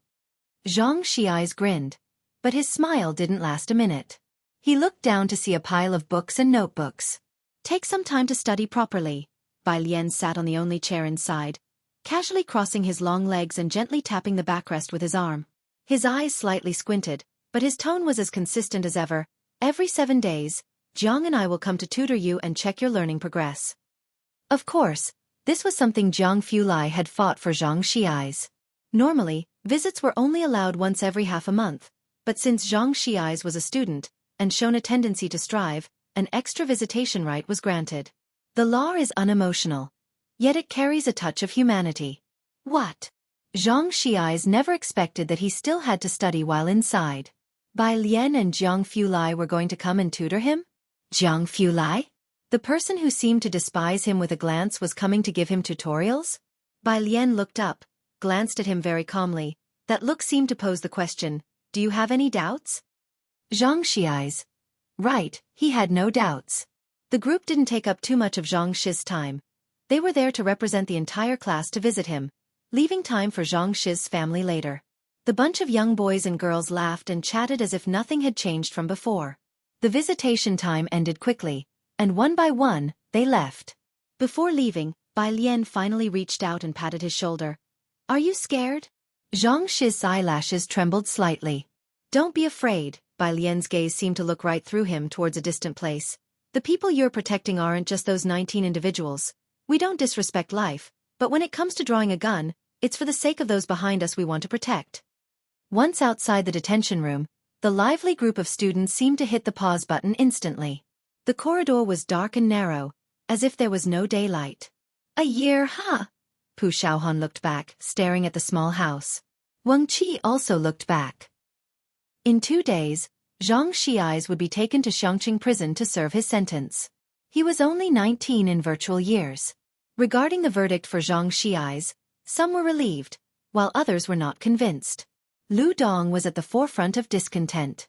When he went to find Zhao Jingzhou again, Zhao Jingzhou was just finishing up with the police evidence collection. Outside the police station, the setting sun was ablaze like fire. Zhao Jingzhou simply gave Lu Dong a cold look. I remember before the trial began, I told you more than once that you must tell me everything about the case with no omissions. Whatever the client has done, I, as a lawyer, will keep it confidential. Clearly, you do not trust me. This is a rule known by everyone in the industry. But as a businessman, Lu Dong could not trust anyone, even if the other person was a lawyer. So today, Zhao Jingzhou was utterly defeated. Lawyer Zhao, Lu Dong also acknowledged his mistake today, quickly apologizing and then stating his request, I would like to file for an appeal. Zhang Xi's was sentenced to only 1 year. He was far from satisfied with that verdict. An appeal. Zhao Jingzhou stopped and looked at Lu Dong, almost laughing as he interrupted. You still dare to file an appeal for Qi Lu's case. Do you perhaps know what Teacher Kai's main job is by any chance? Chapter 247, Chapter 093. Alien raises the spear again, second update. Underscore 1 Director Lu was taken aback. I know he's your teacher. Teacher. Zhao Jingzhou shook his head, his gaze complex. I have only attended a few of his public lectures. Everyone at the University of Political Science and Law wanted to become his disciple, but he made it clear that he doesn't take apprentices. Of course, none of that is important. Zhao Jingzhou collected his thoughts and looked at Director Lu. Putting aside the second trial, I think you should be more concerned about your own safety as well as your company's. It's best if your company doesn't have any financial loopholes. What? The tone of Zhao Jingzhou startled Director Lu. A sense of unease began to spread. Although Teacher Qi is involved in the amendment of the criminal law, his specialty is economic capital market cases. Zhao Jingzhou withdrew his gaze, walking outside as he spoke, because his home turf has always been the international stage. You may not know him, but you must be aware of the CN Group, the one he and his legal team have taken down. Among the top 10 gold lawyers internationally, he is the only one listed from our country, understand? Having said this, Zhao Jingzhou got into his car. Behind him, Director Liu's expression changed. Nobody knew better than him how terrifying it was to be targeted by a lawyer who specialized in economic law. The CN Group, a renowned financial giant internationally just 5 years ago. In comparison to the Liu family's assets, they were practically negligible, and at last, he knew fear. He quickly made a call to his company's finance department. Of course, by this time it was already too little, too late. Zhang Shi's situation seemed to have little effect on Class 15. His seat was still there. Everyone knew Ning Xiao had a deskmate, though that spot was temporarily empty. On Thursday noon, Bai Lian sat in the car, her elbow lazily propped against the window, her eyes half closed, pondering how to help Zhang Xi's review. Him. After hearing Bai Lian's thoughts, Jiang Fulai, in the driver's seat, scoffed. You can't even begin. Jiang Fulai even cursed at Ning Xiao. He was actually being polite to Zhang Xi's. But his learning methods indeed didn't suit Zhang Xi's. Bai Lian thought it over, and decided to ask Ning Xiao and Tang Ming later. Those two were closer to being normal people. The car arrived at the hospital. Shen Qing was discharged from the hospital this morning. Chief Chen carefully prepared willow branches for Shen Qing to ward off bad luck. Aside from Dr. Lance, Ji Xiaojun also knew that Zhang Fulai played a significant role in Shen Qing's survival, as the equipment used to sustain her life in the past few days was related to him. For this reason, Ji Xiaojun specially invited Dr. Lance and Zhang Fulai to lunch at noon. However, Dr. Lance had a consultation and couldn't make it. When Zhang Fulai and Bai Lian arrived at the Ji family's place, Chief Chen and Ji Xiaojun were busy in the kitchen. Since Shen Qing was still not fully recovered, she watched TV in the living room. Ji Gu am here. Chief Chen took the spatula from Ji Xian's hand, stir-fried a bit in the wok, and while talking to Ji Xiaojun said, "This weekend we should go fishing by the river, catch some wild fish to nourish the sister-in-law." Ji Xiaojun lifted the lid of the stew pot, saw that the soup was nearly ready, and turned off the heat. He showed approval for Chief Chen's suggestion. "Good idea, invite my dad too." Chief Chen chuckled, finished the dish, and as soon as he brought it out, he saw Zhang Fulai raising an eyebrow at him. The grin on his face instantly retracted. Ji Xiaojun also came out of the kitchen, and upon seeing Zhang Fulai said, "Xiaozhang, you've come at just the right time, just in time for the meal." Chief Chen found it quite difficult to comment on this, Xiaozhang. Zhang He, dressed in new clothes, sat on the couch, chatting with Shen Qing. Zhang Fulai looked down at Zhang He from above. Zhang He was wearing a white long-sleeved shirt with a satin finish, the collar and cuffs a pale green color, embroidered with tiny white cranes, and there was a large white cabbage on the chest. Next to the big cabbage lay a small rabbit. Zhang Fulai only glanced casually, his gaze lingering on the Bai character on one of the rabbit's ears, which was almost imperceptible. Embroidery teachers often sign their works in various ways. After the meal, Shen Qing needed to rest, and since Zhang Fulai had to go to the laboratory, he left early. He hadn't been to the lab the day before and had taken some time off that day. He really didn't feel at ease about the lab. Chief Chen took over the responsibility of taking Bai Lian to school. The residential area was undergoing demolition. Recently, many people had begun moving out, leaving many unwanted items on the road. Hence Chief Chen's car didn't drive in. Outside, Chen Jingyu, dressed in a windbreaker, parked his car and frowned as he looked at the old residential complex. He didn't quite understand why Chief Chen would be here, but still, he waited while checking messages on his phone. Chapter 248. Chapter 093. Alien raises the spear again, second update. _2 When he looked up again, he saw Director Chun coming out of the doorway. Chen Jingyu's spirits lifted. "Jingyu," Director Chen approached. "What did you want to see me for?" "Director Chen, do you know?" Chen Jingyu's serious face was unusually excited. Bacter Street has developed a plaster that is extremely effective for physical recovery. It's called Danei. He was cut off midway when he saw Bai Lian and Zhang He lazily coming out of the residential complex. His excited voice abruptly stopped. He lowered his voice to ensure Bai Lian couldn't hear it. "It's called the solid element paste, but it's available in limited quantities."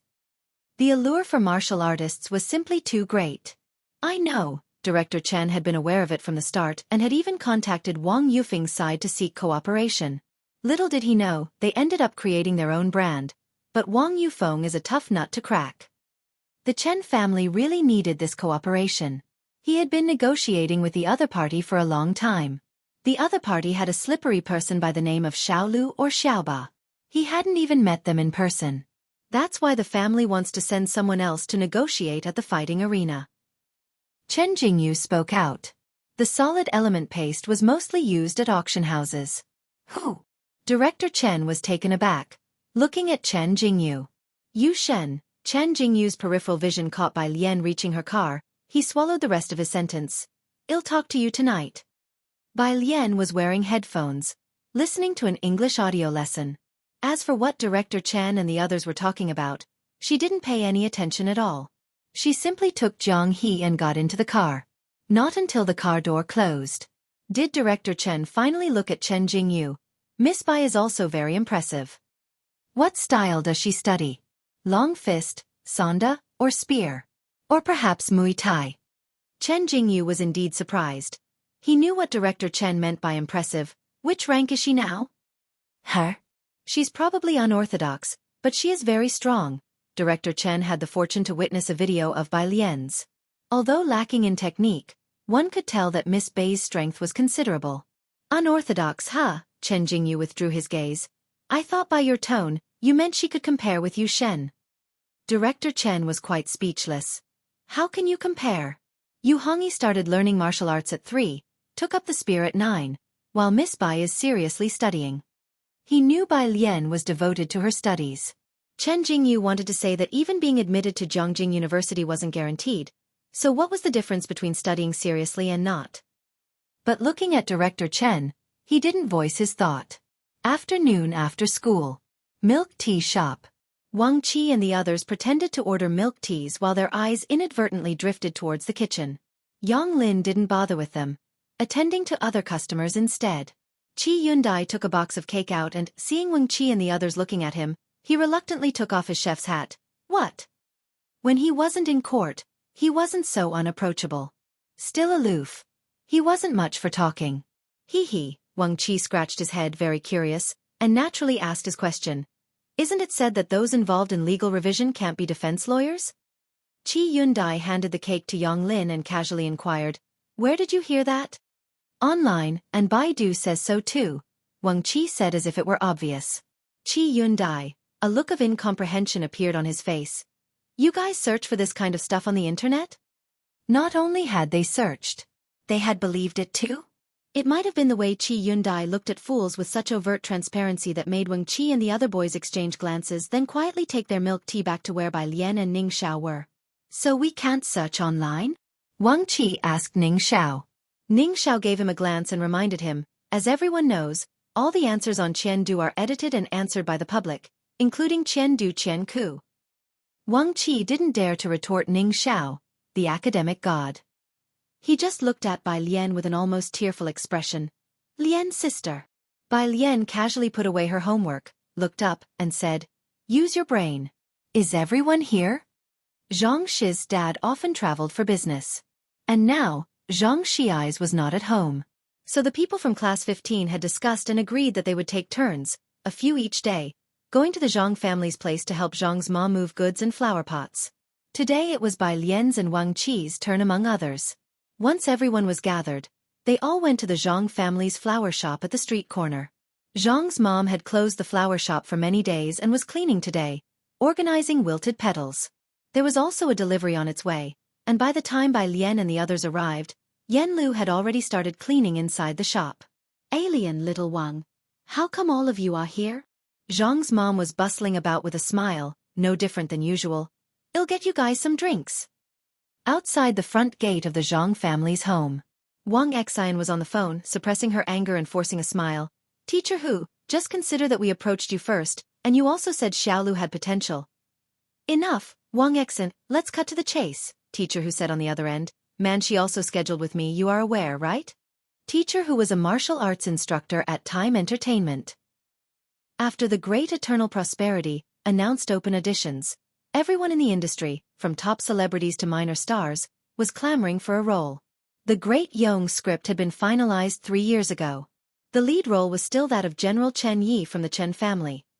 The Bai family and their entourage were all historically very influential figures. Directed personally by 3 major directors, investment was said to be coming from Jiang Jing. Wang Xian wanted Yan Lu to audition for the role of the 5th female lead in the drama, which was a serious piece. Every female character was extraordinary, and the one Yan Lu wanted to audition for was a maid to the female lead, who since childhood had learned to use a spear and had been influenced accordingly. This was extremely important for the audition. Thus, she had arranged for a martial arts instructor well in advance. But she didn't expect to be stood up by Teacher Hu at the last minute. Of course, Wang Xian wasn't surprised. Man, she was the top actress at Time Entertainment, and all the company's resources were funneled towards her. Between Yan Lu and Man Shi, was there really a choice to be made? Wang Xian exhaled deeply and entered the Zhang family's backyard. Inside the yard, several students were standing around drinking cola. Wang Xian glanced at Bai Lian, whose school uniform was unbuttoned, holding a cola can loosely in her hand, standing sideways to her. Her profile as meticulously crafted as a fine brush painting, causing Wang Xian to look several times over involuntarily. She then went to Yen Lu and whispered to her about the situation with Teacher Hu. It doesn't matter, Yen Lu dismissed the concern. I'll give it a shot on my own, and Wang Xin, please check other notices for me. I'll take anything. This man could she be as popular as she is now without you? Wang Xin was irate. I can't believe she doesn't know you booked Teacher Hu first. Oh well, let's try our luck. Maybe the director will see your aura and pick you for the 5th female lead. Bai Lian was multitasking with her mind. She overheard the conversation between Wang Xin and Yen Lu. She walked a few steps in their direction, with a casual posture, staring at Yen Lu for a while. Then slowly crumpled the cola can. You too. Have you never considered the lead female role? The lead female role? Wang Xin was taken aback before bursting into laughter. So many people are vying for it. The directors this time don't lack funding. They only care about acting ability and suitability. Even man she would have a hard time being chosen. She sighed. Something seemed to dawn on Yen Lu. She raised her head to look at the sky and said softly, Who am I to play that role? Yen Lu was from Xueqi, and people from Xueqi had a very special sentiment towards the Bai family. She had never even considered acting as the young mistress of the Bai family. Who says you're not suitable? Bai Lian spoke casually. Yen Lu looked surprised. Bai Lian tossed the cola can into the trash can, her dark eyes narrowing slightly. She spoke at an even pace, unrestrained and wild. Tomorrow afternoon at 5:30, bring the spear you're most comfortable with and wait for me here. Having been in this world for so long, it was also time to pick up the spear again. Chapter 248. Chapter 093. Alien raises the spear again, second update. _2 when he looked up again. He saw Director Chun coming out of the doorway. Chen Jingyu's spirits lifted. Jingyu, Director Chen approached. What did you want to see me for? Director Chen, do you know? Chen Jingyu's serious face was unusually excited. Bacter Street has developed a plaster that is extremely effective for physical recovery. It's called Danei. He was cut off midway when he saw Bai Lian and Jiang, he lazily coming out of the residential complex. His excited voice abruptly stopped. He lowered his voice to ensure Bai Lian couldn't hear it. It's called the solid element paste, but it's available in limited quantities. The allure for martial artists was simply too great. I know, Director Chen had been aware of it from the start and had even contacted Wang Yufeng's side to seek cooperation. Little did he know, they ended up creating their own brand. But Wang Yufeng is a tough nut to crack. The Chen family really needed this cooperation.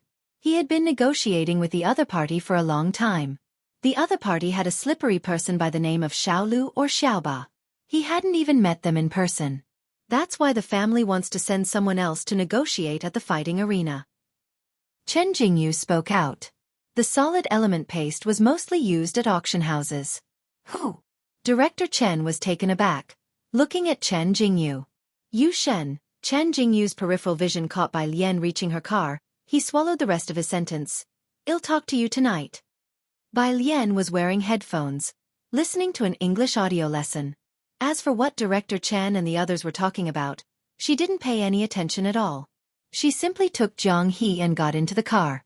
Not until the car door closed did Director Chen finally look at Chen Jingyu. Miss Bai is also very impressive. What style does she study? Long fist, Sanda, or spear? Or perhaps Muay Thai?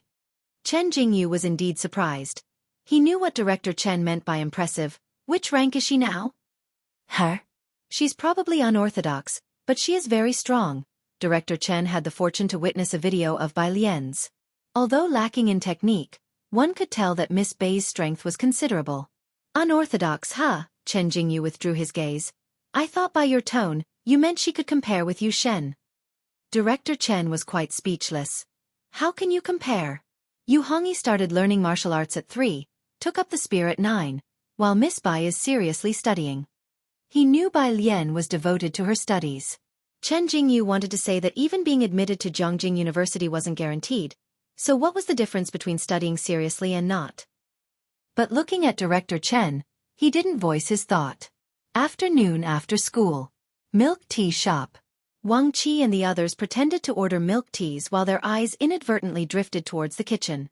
Yang Lin didn't bother with them, attending to other customers instead. Qi Yundai took a box of cake out and, seeing Wang Qi and the others looking at him, He reluctantly took off his chef's hat. What? When he wasn't in court, he wasn't so unapproachable. Still aloof. He wasn't much for talking. Hee. Wang Qi scratched his head, very curious, and naturally asked his question. Isn't it said that those involved in legal revision can't be defense lawyers? Qi Yundai handed the cake to Yang Lin and casually inquired, Where did you hear that? Online, and Baidu says so too, Wang Qi said as if it were obvious. Qi Yundai, a look of incomprehension appeared on his face.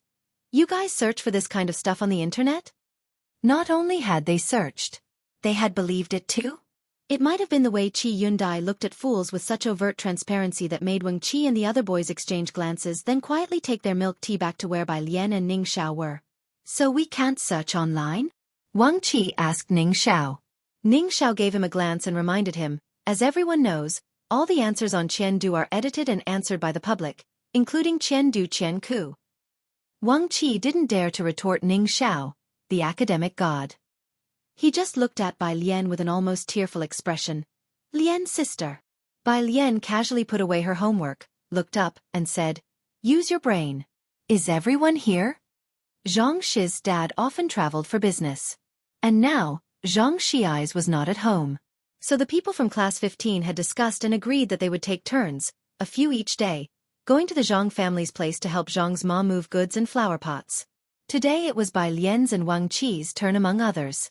Once everyone was gathered, they all went to the Zhang family's flower shop at the street corner. Zhang's mom had closed the flower shop for many days and was cleaning today, organizing wilted petals. There was also a delivery on its way, and by the time Bai Lian and the others arrived, Yan Lu had already started cleaning inside the shop. Alien little Wang, how come all of you are here? Zhang's mom was bustling about with a smile, no different than usual. I'll get you guys some drinks. Outside the front gate of the Zhang family's home, Wang Xian was on the phone, suppressing her anger and forcing a smile. Teacher Hu, just consider that we approached you first, and you also said Xiaolu had potential. Enough, Wang Xian, let's cut to the chase, Teacher Hu said on the other end. Man, she also scheduled with me, you are aware, right? Teacher Hu was a martial arts instructor at Time Entertainment.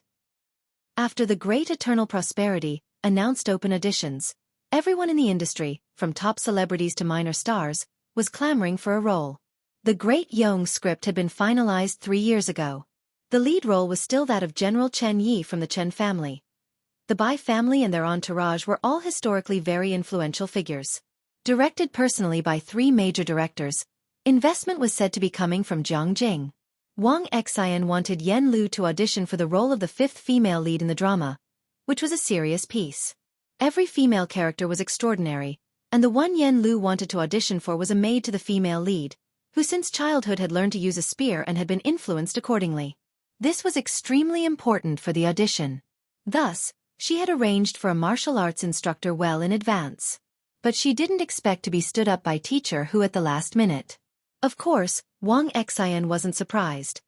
Man, she was the top actress at Time Entertainment, and all the company's resources were funneled towards her. Between Yan Lu and Man Shi, was there really a choice to be made? Wang Xian exhaled deeply and entered the Zhang family's backyard. Inside the yard, several students were standing around drinking cola. Wang Xian glanced at Bai Lian, whose school uniform was unbuttoned, holding a cola can loosely in her hand, standing sideways to her. Her profile as meticulously crafted as a fine brush painting, causing Wang Xian to look several times over involuntarily. She then went to Yan Lu and whispered to her about the situation with Teacher Hu. It doesn't matter, Yan Lu dismissed the concern. I'll give it a shot on my own, and Wang Xian, please check other notices for me. I'll take anything. This Man Shi, could she be as popular as she is now without you? Wang Xian was irate. I can't believe she doesn't know you booked Teacher Hu first. Oh well, let's try our luck. Maybe the director will see your aura and pick you for the 5th female lead. Bai Lian was multitasking with her mind. She overheard the conversation between Wang Xian and Yan Lu. She walked a few steps in their direction, with a casual posture, staring at Yan Lu for a while. Then slowly crumpled the cola can. You too. Have you never considered the lead female role? The lead female role? Wang Xian was taken aback before bursting into laughter. So many people are vying for it. The directors this time don't lack funding. They only care about acting ability and suitability. Even Man Shi would have a hard time being chosen. She sighed. Something seemed to dawn on Yen Lu. She raised her head to look at the sky and said softly, "Who am I to play that role?" Yen Lu was from Xueqi, and people from Xueqi had a very special sentiment towards the Bai family. She had never even considered acting as the young mistress of the Bai family. "Who says you're not suitable?" Bai Lian spoke casually. Yen Lu looked surprised. Bai Lian tossed the cola can into the trash can, her dark eyes narrowing slightly. She spoke at an even pace, unrestrained and wild. "Tomorrow afternoon at 5:30, bring the spear you're most comfortable with and wait for me here." Having been in this world for so long, it was also time to pick up the spear again. Chapter 250. 094 Dongwu Club Underscore 2, but for some reason I didn't understand, it was shut down for 2 months. The old hall master fell ill from worry and passed away after that. Consequently, the Xingyi martial arts school plummeted, and all the students flocked to the Jingfeng Taekwondo gym. After finishing his story, Jianzhi scratched his head. However, Hall Master Jean is now working on a construction site. People around say that Hall Master Jean is very skilled. A martial artist of the 6th Dan. He could be a coach in any martial arts school. I don't know why he chooses to do hard labor. So what if he's a 6th Dan? What's wrong with doing hard labor? Bai Lian glanced at him and leisurely evaluated him, old-fashioned. Jianzhi was stunned for a moment, then reflected, that does seem right. But if it were him, he probably couldn't let go of his pride to do that. We have an elder in our family who didn't study hard when he was young. Instead, he learned to play the guzheng. Jianzhi recalled this matter. My great-grandfather scolded him, saying he was a man with feminine tendencies, and then his mother took him and moved out. Bai Lian nodded in agreement, very much approving of his mother's course of action. Now, my grandfather and others want to include him in the family shrine, but they can't even get an appointment to see that elder. Jianzhi raised his eyebrows. The next day, Friday. School let out in the afternoon. Bai Lian went to the Zhang family's place where 2 students from class 15 were helping Zhang's mother move some goods at the front door. There wasn't much. Most of it had been taken care of yesterday by Wang Qi and Bai Lian. Bai Lian went straight to the backyard. In the backyard, Yen Lu was sitting on the steps, reading a book about Great Yong. The director hadn't distributed scripts or character roles.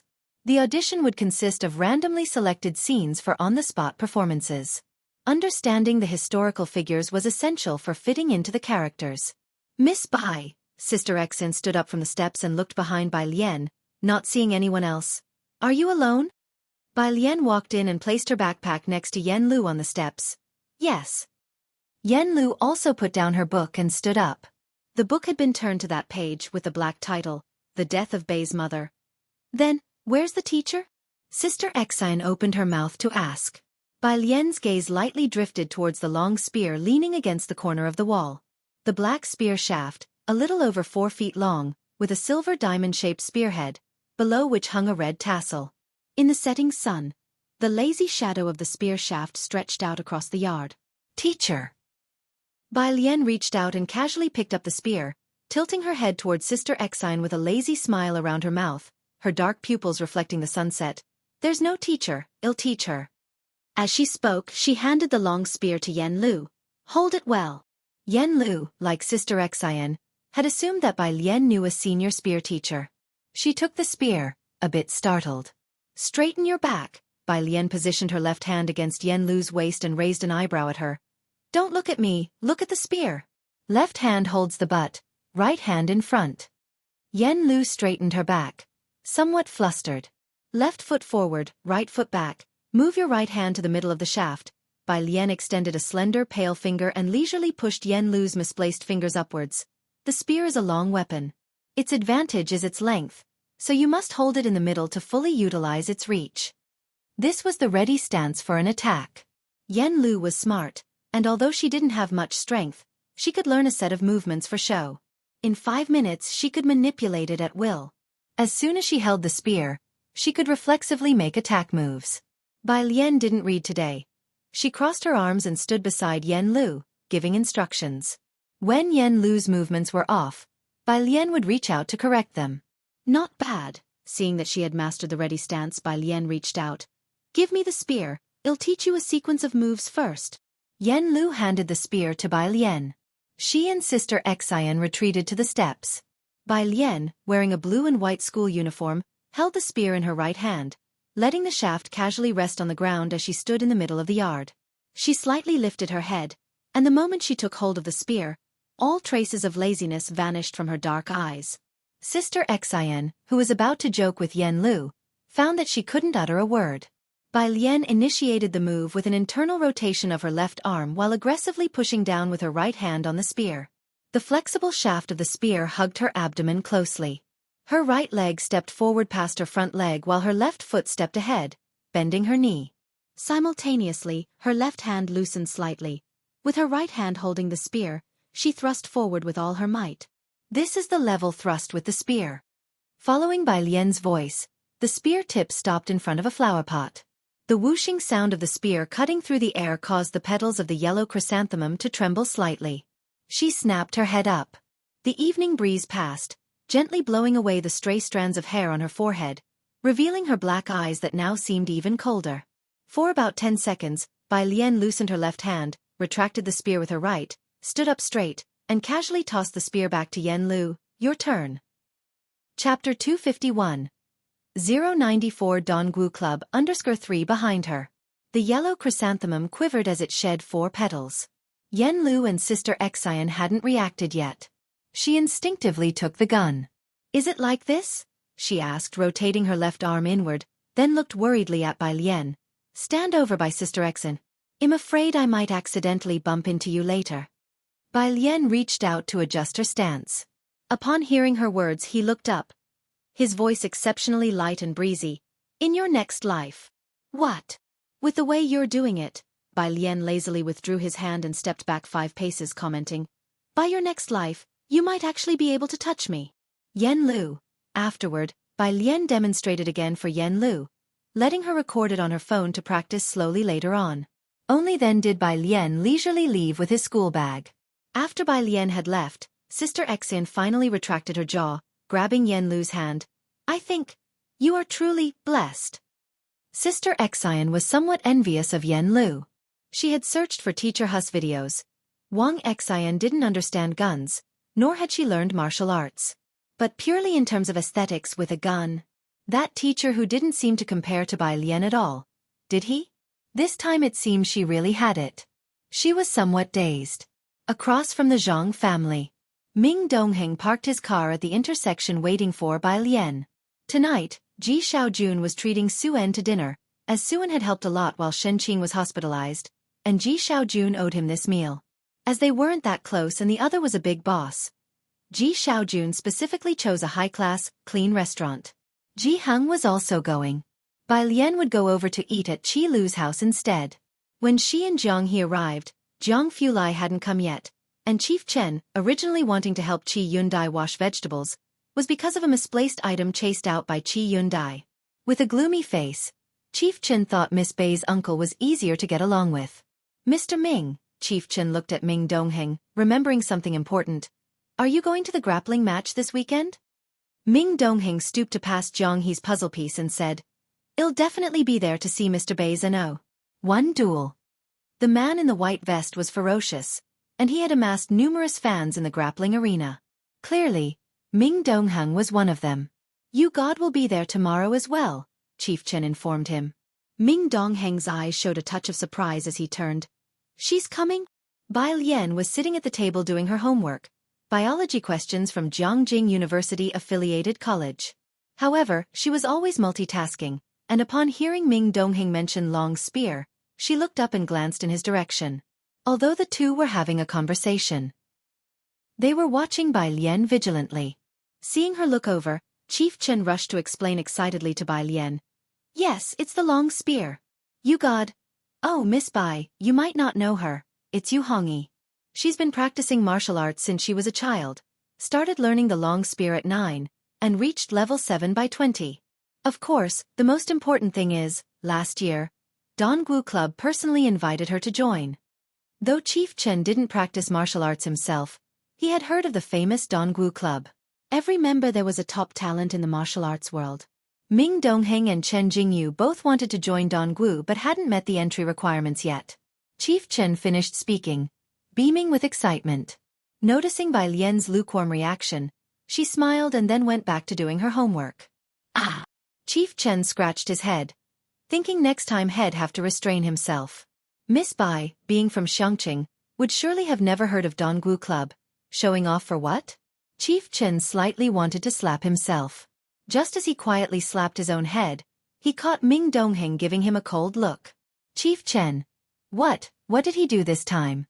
When Zhang Fulai returned, Chi Yunde's vegetables were not yet stir-fried.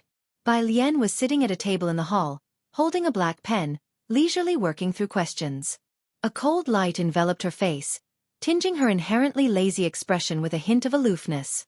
Zhang Fulai first glanced at Ming Dongheng. Ming Dongheng seemed a bit bewildered. Director Chen, however, was eagerly obsequious. He lowered his voice. Miss Bai was like this when she arrived, but she went to the Zhang family first today. This classmate Zhang had quite a significant impact on Bai Lian's mood. Zhang Fulai gave Director Chen a glance, his expression softening slightly. He walked over to Bai Lian's side. Ming Dongheng glared at Director Chen fiercely once more, then felt a bit melancholy. People from the Chen family were so annoying. Chen Jingyu threatened his position by Zhang's side. Chen Yongkuan threatened his position by Miss Bai's side. Get rid of them, all of them. Thinking this, Ming Dongheng stared at Director Chen's neck. As soon as Zhang Fulai arrived, Director Chen, who had slipped away into the kitchen, felt a chill on the back of his neck and couldn't help but reach up to touch it. Zhang Fulai stood to the left of Bai Lian, looking down at her as she worked on a problem. It was a genetics problem. Bai Lian rarely made drafts when solving problems. She obviously hadn't finished reading this one yet. Zhang Fulai, his hand nonchalantly in his pocket, eyed the problem lightly and said, 9:3:3:1. He spoke the answer unhurriedly. Bai Lian paused in her writing. She threw her pen down, looked up, her hand resting on the back of her chair, and turned to look at Zhang Fulai. No, when you were in school, didn't a lot of people want to beat you up? Zhang Fulai raised an eyebrow, shamelessly proud. There were plenty who wanted to even when I wasn't in school. How many groups from your class went to the Zhang family? Zhang Fulai pulled out the chair beside her, closed her workbook casually, and asked. Bai Lian rubbed her wrist and pulled herself out of her emotions. All she wanted now was to cut Zhang Fulai, 10 groups. Ning Xiao divided them up. I have to go see Yan Lu every day. Hearing this, Zhang Fulai's fingertips tapped on the table. He didn't ask further about Yan Lu but seemed contemplative. Bai Lian also stopped working on her problems, sitting on the carpet leisurely helping Zhang He with his puzzle. Zhang He looked up at Bai Lian, his sense of smell keen, and now dared to speak with her. Sister Bai. 9 o'clock. Purist Street. Ming Dongheng stopped the car, and Bai Lian saw Mao Kuan squatting at the corner of the street. As he was about to drive away, he took an extra glance at the hair beside Bai Lian. Did it look a bit familiar? Zhang Jing. Su family. Old lady Su frowned as she flipped through a file. After a moment she said, they all have the surname Yu, but this brother is way worse than his sister. She threw the profile onto the coffee table. She was not satisfied with the information on this person. The butler smiled beside her, but inwardly sighed. The Yu family, favored by the Chen family, held a pivotal status in Zhongjing. Many wanted to form a connection with them. The Su family was simply not in the same league. If that young Master Yu was as outstanding as his sister, would the Su family even have a chance? Old madam, the butler thought for a moment before speaking up. Miss Jiyue is at a critical point in her final year of high school, and all the deals in Zhongjing this year are handled by Liang Wuyu. We shouldn't disturb Miss Jiyue with these matters. But old lady Su really didn't want to miss out on such a great opportunity with the Yu family. That Yu Hongshu might be a good-for-nothing, but his sister was too exceptional. Favored by the Chen family, they might benefit from the connection later on. Su Jiyue was raised by old lady Su herself. Her expectations for her were no less than those for her own grandson. At the butler's words, he smiled softly, speaking softly into the old lattice ear. Old madam, even though Miss Jiyue is not suitable, haven't you forgotten? There is still another young lady in the Su family. Without the butler saying more, old lady Su understood what he meant. She raised her hand. Give me the phone. The butler hurriedly handed her the mobile phone. Old lady Su reached out and dialed Su-en's number. It rang twice before Su-en answered. The sound of clinking glasses came from the other end. Mom? Suen was quite surprised to receive a call from the old lady. "Is that woman next to you?"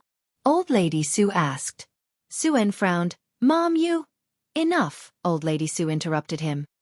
She picked up the file again, her murky eyes fixed on the bold name Yu Hongshu, and spoke in a somewhat charitable tone.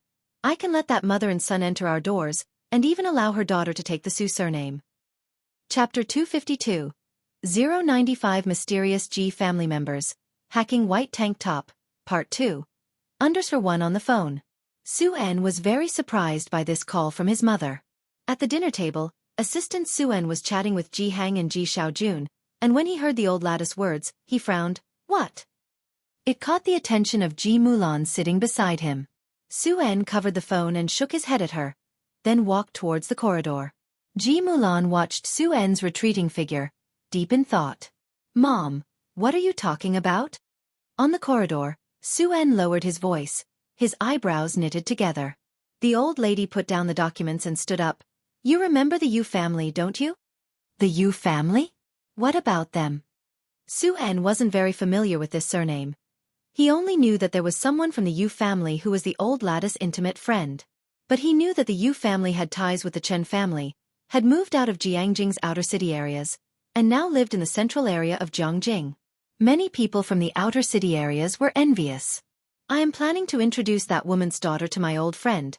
She has a grandson of marriageable age." As she said this, the old lattice mouth curled into a cold smile, somewhat impatient. "Find some time to bring them back." For the old lady, this was a golden opportunity for Ji Mulan to rise to the heavens. Once she changed her surname to that of the Su family, she would be a Su. Of course, it never crossed her mind that Ji Mulan and her mother would refuse. After all, such an opportunity was rare even for those from the outer city areas, and once the news was released by the old Madame Su, there would be plenty of people clamoring for it. But she was not willing to give this advantage to others. What a boon for them! Madame Su hung up the phone, placed it on the table with a plop, and sneered. On this side of the phone, Suen looked at his phone, his brows slightly furrowed. The Yu family? He returned to the private room. Ji Mulan could tell he had something on his mind, and after the drinks were finished and the party had dispersed, the sober assistant Suen drove Ji Xiaojun and Ji Hang home one by one. Only then did Ji Mulan find the chance to ask Suen. Suen told her about the matter. "Your mom said this?" Ji Mulan glanced at Suen. "Would your mother really be so kind-hearted?" She hadn't set foot in the Su family's door to this day. She simply didn't believe that old Madame Su would be so generous. "I know," Suen was aware of this too, "but the Yu family is indeed not bad. They moved to the city center a few years ago. This person might be problematic." It was only then that Ji Mulan seemed slightly taken aback, looking at Suen. The Yu family. Although she didn't understand the forces in Jiangjing, she knew that in Jiangjing, the areas were divided. Every family in the center area had an illustrious background. About this matter, Suen pressed his brow. "Let's not tell Alien about it." Changing surnames? He thought that Bai Lian wouldn't care at all. The two didn't speak any further, and the assistant came back to pick them up. Mr. Su, after returning, Ji Mulan went upstairs, and it was only then that the assistant whispered to Suen, "This Mr. Ji is profound and knowledgeable, with a broad range of knowledge." Ji Xiaojun was a teacher. The assistant wasn't surprised by his eloquence. But after a deep conversation today, Ji Hang had surprised the assistant. He had never expected a common old man from Xiangqing, from Purist Street, to have a wider knowledge than many people he knew. There was a moment when he felt that even old Madame Zu's breadth of knowledge might not compare to that of Mr. Ji. This whole family was too strange. Initially, he had wondered how someone like Ji Mulan could emerge from a place like Xiangqing, but now, compared to Ji Hang, compared to Bai Lian, Ji Mulan seemed much more normal. The assistant pondered in his mind. Saturday. Purist Street. Mao Kuan was helping the store manager move things. Bai Lian sat on a small stool on the side, memorizing vocabulary. Not far away, Chen Yongkuan passed by with a man in a windbreaker. Chen Yongkuan didn't drive today, so he had to pass by here to get to Backter Street. Miss Bai, seeing Bai Lian from a distance, the station manager jogged over. Bai Lian was reciting words with earphones on, occasionally talking to Mao Kuan. Hearing the voice, she looked up toward the source and lazily greeted him, "Station Manager Chen." I came for a bit of business. Station manager Chen stopped in front of Bai Lian. You didn't go to the library today? No. Bai Lian swiped away the word on her phone and memorized the next one. Had a bit of business to attend to. What business Bai Lian had, station manager Chen didn't dare to ask further, only glancing up at the store, 112, Star Store. Behind him, Chen Jingyu, wearing a black windbreaker, glanced at Bai Lian, then at the blonde young man beside her wiping sweat with a towel. His gaze lingering on the vocabulary page on Bai Lian's phone for a moment. Station manager Chen were running out of time. He urged urgently. To the outside world, Mao Kuan always looked like a ruffian. Chapter 253, 095 Mysterious G Family Member, Hacked White Tank Top, Part 2. Under 2 at this moment, he still had the towel the manager had given him draped over his shoulder, which was very down to earth. Chen Jingyu glanced over, but quickly averted his gaze, not speaking to Bai Lian. If it were Yu Shen, he would definitely have gone up to say hello, but with Bai Lian, it wasn't necessary. Director Chen gave him a look. You go ahead. Okay, Chen Jingyu didn't refuse. Yu Shen said there are autographed photos of Mr. Bai at the fight club today. I'm heading there now. Autographed photos? Director Chen was stunned. Neither he nor Ming Dongheng had heard this news. Chen Jingyu gave Director Chen a look. Yu Shen is always well informed, there won't be a mistake. After saying that, he took out his phone and strode forward. Next to Bai Lian, Mao Kuan, who was wiping sweat, was particularly sensitive to the words Mr. Bai. He took out his phone and sent a WeChat message to Xueqi. Tell me the truth, what was that thing you suddenly had me sign yesterday? Yesterday, Xueqi showed him some kind of artistic font? Supposedly, but Mao Kuan didn't quite recognize it. It was said to be a joint design by Xueqi and Sun Chun, simple and easy to understand. Mao Kuan was stared at by Xueqi for an hour before he barely learned it. His brain felt very confused. He would rather fight 20 more bouts in the ring. Xueqi had always been gentlemanly. Mr. Mao, you don't need to know. Bai Lian glanced at the sky. Mao Kun's fight was the last one, but the fight club started early. Are you also going to the fight club? As for Bai Lian knowing about this place, Director Chen wasn't too surprised. He and Ming Dongheng talked about the fight club every day. Director Chen nodded. Mr. Ming will come later. Bai Lian seemed thoughtful. She stood up. I'll go with you. Of course, Director Chen was happy to have Miss Bai come along, though as to what Bai Lian wanted at Backter Street, he didn't dare to ask. Mao Kun's delivery was not yet finished. He was still slowly moving goods inside the small store. Backter Street was chaotic and crowded, but Director Chen wasn't afraid, even by himself. But with Bai Lian by his side, especially with her appearance, he didn't dare to move about carelessly. At the entrance to Backter Street, he didn't take out the two countries' travel documents. Instead, he called Chen Jingyu to come out and meet them.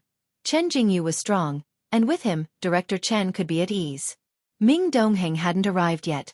Only Chen Jingyu was closer to them. Chen Jingyu thought something had happened when Director Chen suddenly called him. When he arrived at the entrance to Backter Street, he found Director Chen standing with Bai Lian. He didn't need to ask to know what Director Chen meant. Director Chen fell back 2 steps behind Bai Lian, letting her walk ahead, his gaze constantly on the people in the wide street, afraid someone careless might run into Bai Lian. Director Chen. Chen Jingyu walked beside Director Chen with a somewhat poor complexion, his voice very low. Why would you bring her to a place like this? Miss Bai wanted to take a look, Director Chen said casually. On one hand, he sent a message to Zhang Fulai, and on the other, he sent one to Ming Dongheng. With just him escorting Bai Lian, Director Chen really didn't dare to relax. He still reported to Zhang Fulai, otherwise, he couldn't bear the consequences if something went wrong. Having said that, he also introduced the area to Bai Lian in a hushed voice. Miss Bai, this is Qinglong Bar, we should keep away from it. Saying that, Director Chen led Bai Lian across the street. Why? Bai Lian removed one earbud, looking at Director Chen with surprise. Chen Jingyu failed to snatch the autographed photo and was called here by Director Chen. Hearing Bai Lian's obvious question, he glanced at her and sneered. Why? Because there are a lot of mercenaries inside, the border area is unmanaged, I wouldn't dare to enter casually. How do you speak? Director Chen warned Chen Jingyu. Ever since Chen Jingyu got in good with the Yu family, his strength had almost reached Ming Dongheng's, so even though he was Director Chen's junior, his attitude towards Director Chen was not very respectful, Only now that Director Chen had been praised by the elder Chen recently had his attitude slightly improved. Hearing Director Chen speak, Chen Jingyu averted his gaze. It was a bit unexpected how protective Director Chen was of Bai Lian. Miss Bai, Director Chen lowered his head again, enlightening Bai Lian. This is the safest auction house around. No one dares to cause trouble there. The other two places, the bar and the fight club, are very chaotic, especially the fight club. He was still speaking. Suddenly, the crowd in the middle of the road scattered to both sides, clearing a path, their gaze all turning toward the entrance of the street. Director Chen's gaze also involuntarily shifted in that direction. A silver-modified off-road vehicle slowly drove in from the entrance. That is... Director Chen squinted his eyes. Chen Jingyu also stared fixedly at the vehicle. The car of Qinglong Bar, it must be a high-ranking member. They both recognized the symbol of Qinglong Bar. Given the reaction of the other people on the street, they must regard the person riding in the car with deep apprehension. Typically, cars here would line up and inch forward slowly. This was the first time they had seen a car being cleared away through here. Miss Bai, Director Chen nervously pulled on Bai Lian's sleeve, guiding her to retreat to a corner. He was extremely careful to avoid anyone bumping into Bai Lian. Let's back up and clear a path. Bai Lian lazily glanced at Director Chen's hand. Director Chen immediately withdrew his hand. With Jiang Fulai not present, he was truly scared of any mishap. Are they that afraid of this bar? Bai Lian casually crossed off a word, drawing back her gaze and memorizing another word. At this remark, Chen Jingyu glanced at Bai Lian once more, this time too lazy to even speak. Director Chen, however, explained excitedly. Miss Bai, it used to be fine, but you don't know, the man from the bar is too fierce. He crushed Poison Scorpion with one hand. Just the 3 words, Poison Scorpion, were enough to intimidate a crowd. Director Chen hadn't been tormented little by that case initially. Speaking of this, Director Chen cautiously lowered his voice, his expression serious as he informed Bai Lian. Miss Bai, Poison Scorpion used to be a mercenary. The silver off-road vehicle continued at a normal pace. As it reached them, the vehicle suddenly came to a halt. The crowd abruptly fell silent. Director Chen's voice also faded as he squinted at the car, wondering why it had suddenly stopped when the passenger side door was pulled open, and a slender bookish youth got out. Spotting someone in the crowd, his face brightened. Sis! Chapter 254. 096, Backter Street. A new king is born. _1 Qinglong Bar was renowned far and wide. Inside, a mix of all kinds of characters frequented the place, and no one dared to cause trouble because the bodyguards and security weren't ordinary people. The last individual who did stir up trouble has become untraceable now. The bar was crowded, yet few had seen its high-level personnel. Rumors had it that it was backed by the Dawson family. Today was the first time anyone had seen someone from the bar's internal staff. The gaze of those around instinctively fixed on this gentle young man, with his straight jet-black hair, simple white jacket, looking so pure and fine that he did not seem to belong in a bar. Sister? Who was he calling? Chief Chen and Chen Jingyu were also looking around, curious about who this sister could be. As they watched, the quiet and seemingly shy youth stopped in front of them. Sister, what are you doing here? He called out once again. It was with this call that Chief Chen and Chen Jingyu realized that women who dared to walk around Backter Street were scarce, and the few who did were very capable, with knives clearly strapped to their knees. And on their side, Chief Chen and Chen Jingyu instinctively looked towards Bai Lian. She was the only girl around. Bai Lian hadn't removed her earphones yet. She casually crossed out a word, then looked up at Xueqi, here to watch the match. With that, Xueqi understood. She was here to see Mao Kun's fight.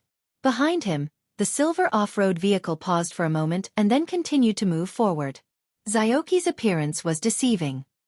He had delicate features, especially those pitch-black eyes. On closer inspection, you could find the same serene demeanor he shared with Bai Lian from certain angles. Chief Chen came back to his senses and greeted Xueqi. You are? I'm also from Pura Street Orphanage, Xueqi looked at Chief Chen politely, working at Qinglong Bar. A jack of all trades, and sometimes even a freelance designer. Chief Chen comprehended it now. No wonder he knew Bai Lian, and they seemed quite close. He straightforwardly called Bai Lian sister. Even Jiang, he never called her sister directly. He took out his phone and immediately added Xueqi on WeChat. Xueqi didn't refuse. Xueqi, my name is Mao Xueqi. By Chief Chen's side, Chen Jingyu watched the car drive away and, after hearing works at Qinglong Bar Orphanage, gave Xueqi an odd look but paid him no further attention. As for adding as a friend, that was even less likely. Xueqi had gotten out of the car instinctively to greet Bai Lian, thinking she was here for something. Seeing she was headed to the fight club, he did not disturb her any further. The main street of Baektur Street was a mile long with various hotel services. The fight club wasn't located on the main street. In front of the giant lion statue, a 3-meter wide and dozens of meters long branch road did not allow vehicles to enter. Both sides were flanked by 5-meter high stone walls, creating an oppressive feeling. Walking through the passage, a huge dome-shaped structure came into view. Outside the open doors, there were two 2-meter high promotional figures. On the left was a bald black man with his upper body bare, muscles bulging, a tan and green leopard tattooed across his chest, and his name written next to him, Black Panther. To the right was a masked blonde man, only half his chin visible. He wore a white tank top, in an attacking stance, his eyes like a raptor closely watching its prey, chilling to behold. His name was also displayed white tank top. Mao Kun's demeanor changed after putting on the mask. She knew he was meant for martial arts. But Bai Lian raised her head to look at the 3 words, white tank top.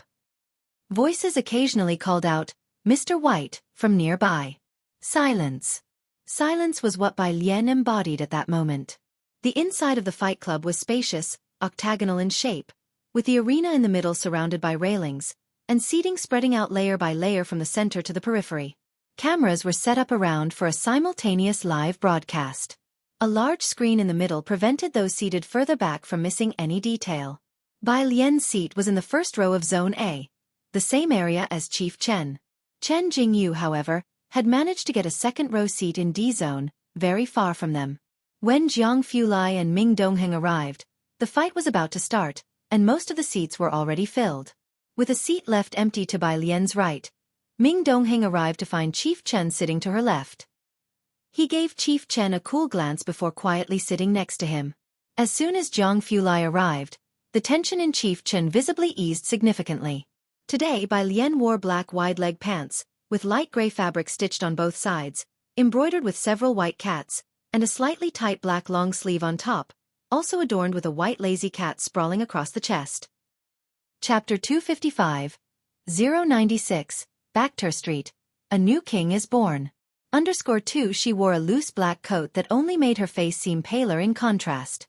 She didn't seem aggressive, her long lashes drooped, and the scattered lights gracefully struck her nose and side profile. Looks from the surrounding crowd kept coming incessantly. Only now did they begin to retract.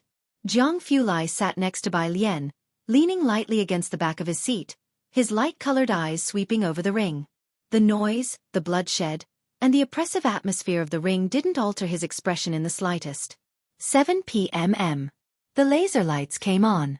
The fight began, and the commentator was passionately excited. Ladies and gentlemen, hello, today we are broadcasting to you live from Baektur Street, an unprecedented No.1 battle.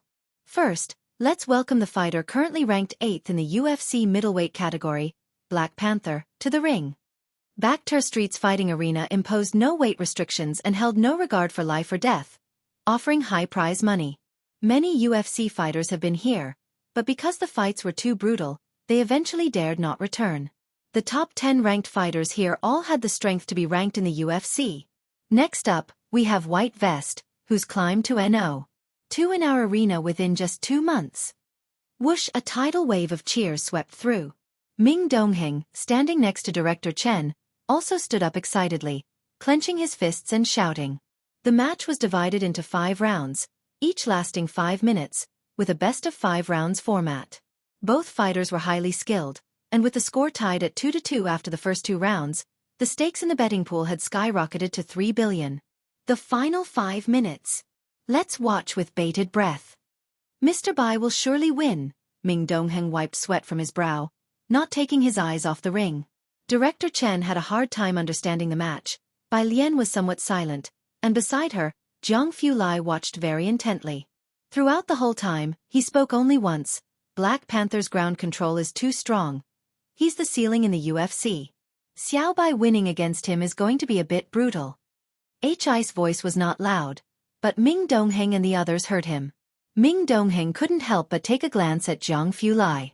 He didn't realize that young Zhang knew so much about fighting, even down to the professional terms. New Black Panther's signature move. Wow, the audience gasped. The commentator, flushed and breathless, provided play-by-play. We see that Black Panther has hit White Vest in the face, sweeping kick to White Vest's left fist. There's blood.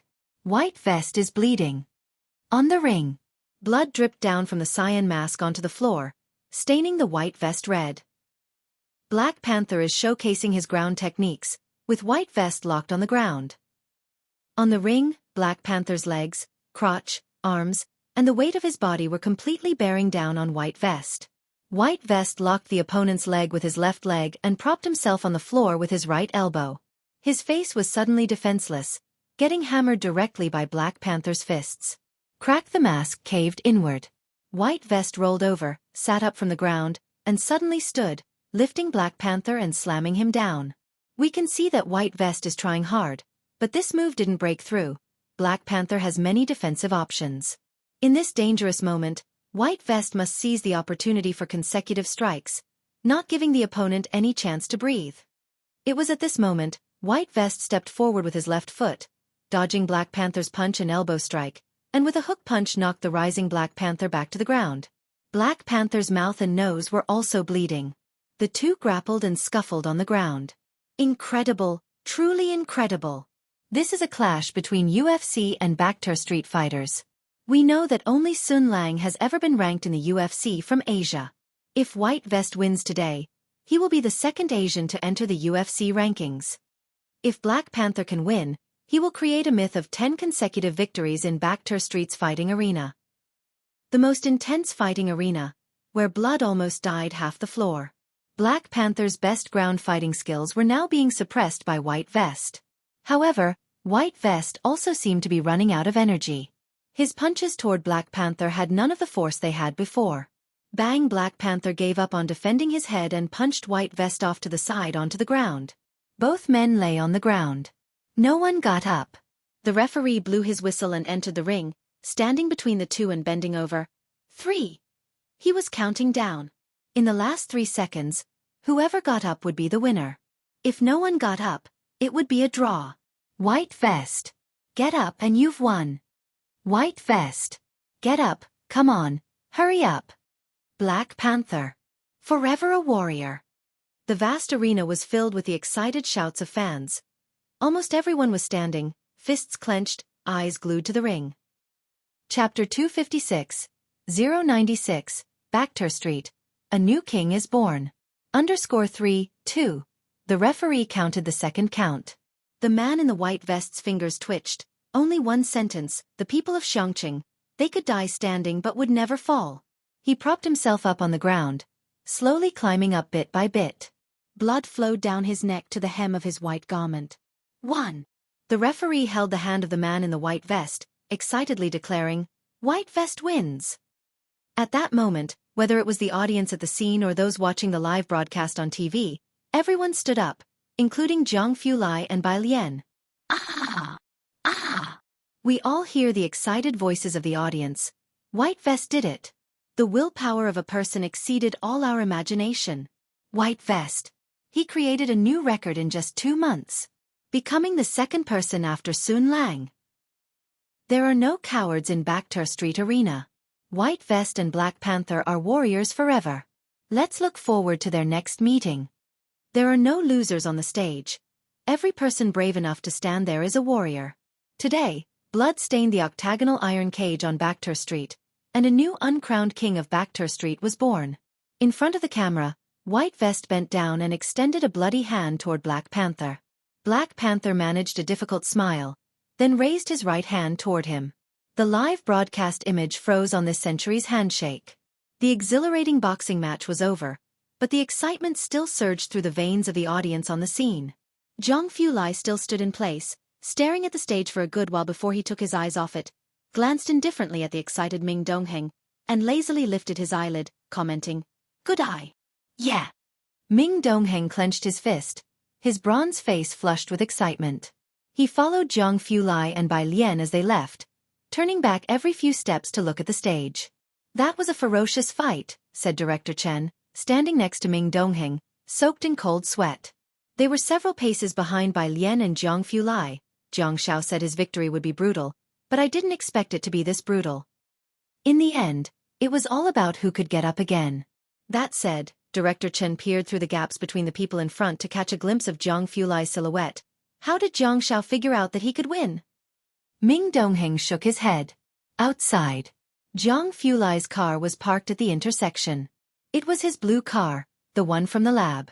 As soon as Director Chen came out, he saw Jiang Fulai and Bai Lian get into the car. He turned to Ming Dongheng and asked, "Where's your car?" "At the intersection." "If Jiang Shao's car can get in here, why can't Mr. Ming's?" Director Chen grew bolder and began to tease Mr. Ming. Ming Dongheng calmed down, cold and righteous. "How would I know?" "Director Chen." In Bai Lian's car. She slouched in the passenger seat, sending a string of prescriptions to Xueqi through her phone. "For internal injuries. I'll come over tonight. There's too much attention during the day." With the intensity of Mao Kun's match, his foundation was damaged. Without proper care, the after-effects on his body could be severe. His talent in martial arts was indeed exceptionally high. In the driver's seat, Jiang Fulai put on a Bluetooth headset, one hand lazily turning the steering wheel, guiding the car away from Backter Street. The voice in the headset was Jiang Ziju's. "It's the Great Eternal Prosperity." Jiang Shijue had found the TV series in question. "I checked it out. The return on investment is good." "Are you?" Jiang Shijue hesitated. He really couldn't imagine the aloof young Master Jiang showing any interest in a TV drama. Nor could he envisage him investing in a drama to promote someone. But he didn't dare to ask aloud. "No need," said Jiang Fulai indifferently, anticipating Jiang Ziju's question. "Just a normal investment." As for predetermined choices, completely unnecessary. If Yen Lu still didn't get the lead role after Bai Lian's intervention, then she wasn't suited for this line of work, and Jiang Fulai would advise her to switch careers early. His investment was to add luster to her, to give the drama solid support, to offer them the utmost help, not to create shortcuts for her. Of course, he didn't think Bai Lian would misjudge a person. Jiang Shijue. "Okay. Purist Street." Jiang Fulai parked the car, and he and Bai Lian got out together. The alley was already fitted with streetlights, not too bright, a soft yellow glow stretching their silhouettes long. "I'm going to see Zhang Xi's tomorrow." Jiang Fulai was probably a step behind her, his gaze on their shadows, his voice also sounding somewhat lazy. "You take a day off." "Huh." Bai Lian glanced at him. They had agreed to tutor Zhang Xi's every Sunday. This was the prison's way of accommodating Zhang Xi's as a high school senior. "I'll check his homework." Jiang Fulai tilted slightly, looking over at Bai Lian, raising an eyebrow. "Don't worry, I won't scold him." Chapter 257, 096, Backter Street. A new king is born. _4 Bai Lian was somewhat incredulous.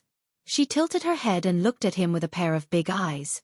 "Let's go inside." Jiang Fulai stopped at the corner, looked toward the front yard, and slightly raised his right hand, somewhat like he was taking an oath. "I really won't scold you." Only then did Bai Lian look away. It meant she believed him. It was 11 o'clock at night. Bai Lian changed into a black outfit and left the house with her homework. Backter Street's Qinglong Bar. Oh. Inside, the lights twinkled, and smoke filled the air at the peak of its liveliness. After checking on Mao Kuan, who was sobbing on the bed, Bai Lian calmly returned to the bar, seated herself on a high stool, lazily flipped open a practice book with one hand, and absent-mindedly tapped the bar top with the other. Xueqi brought out a desk lamp, plugged it in for her, turned on the light, and had someone prepare a drink with the lowest alcohol content for her. The chaotic bar now had a strange corner. A girl with her hair loosely tied up, doing homework under a desk lamp that was entirely out of place in a bar. "The production of solid element paste is low," Xueqi explained to Bai Lian. "Not because it's pricey, we sell it at a standard rate. The problem now is that the raw materials can't keep up. There are few people planting medicinal herbs, but after the news gets out that we're buying up a lot of them, many farmers will start planting these herbs again." Now there were few people cultivating medicinal herbs. Xueqi took some of the recouped funds and paid a deposit to a group of veteran farmers in Xiangqing. He was sharp-witted and handled this matter well. Besides having artistic talent and business acumen, Even Mao Kun's godfather said Mao Kun was lucky and wanted to relocate Xueqi under his wing to do big things. Just today, Xueqi had been taken out to see the world. But Xueqi didn't want to work for the big boss. Nearby, Xiaowu rubbed his arm and shivered. Just looking at little Mao gives me the shivers, he's so fierce.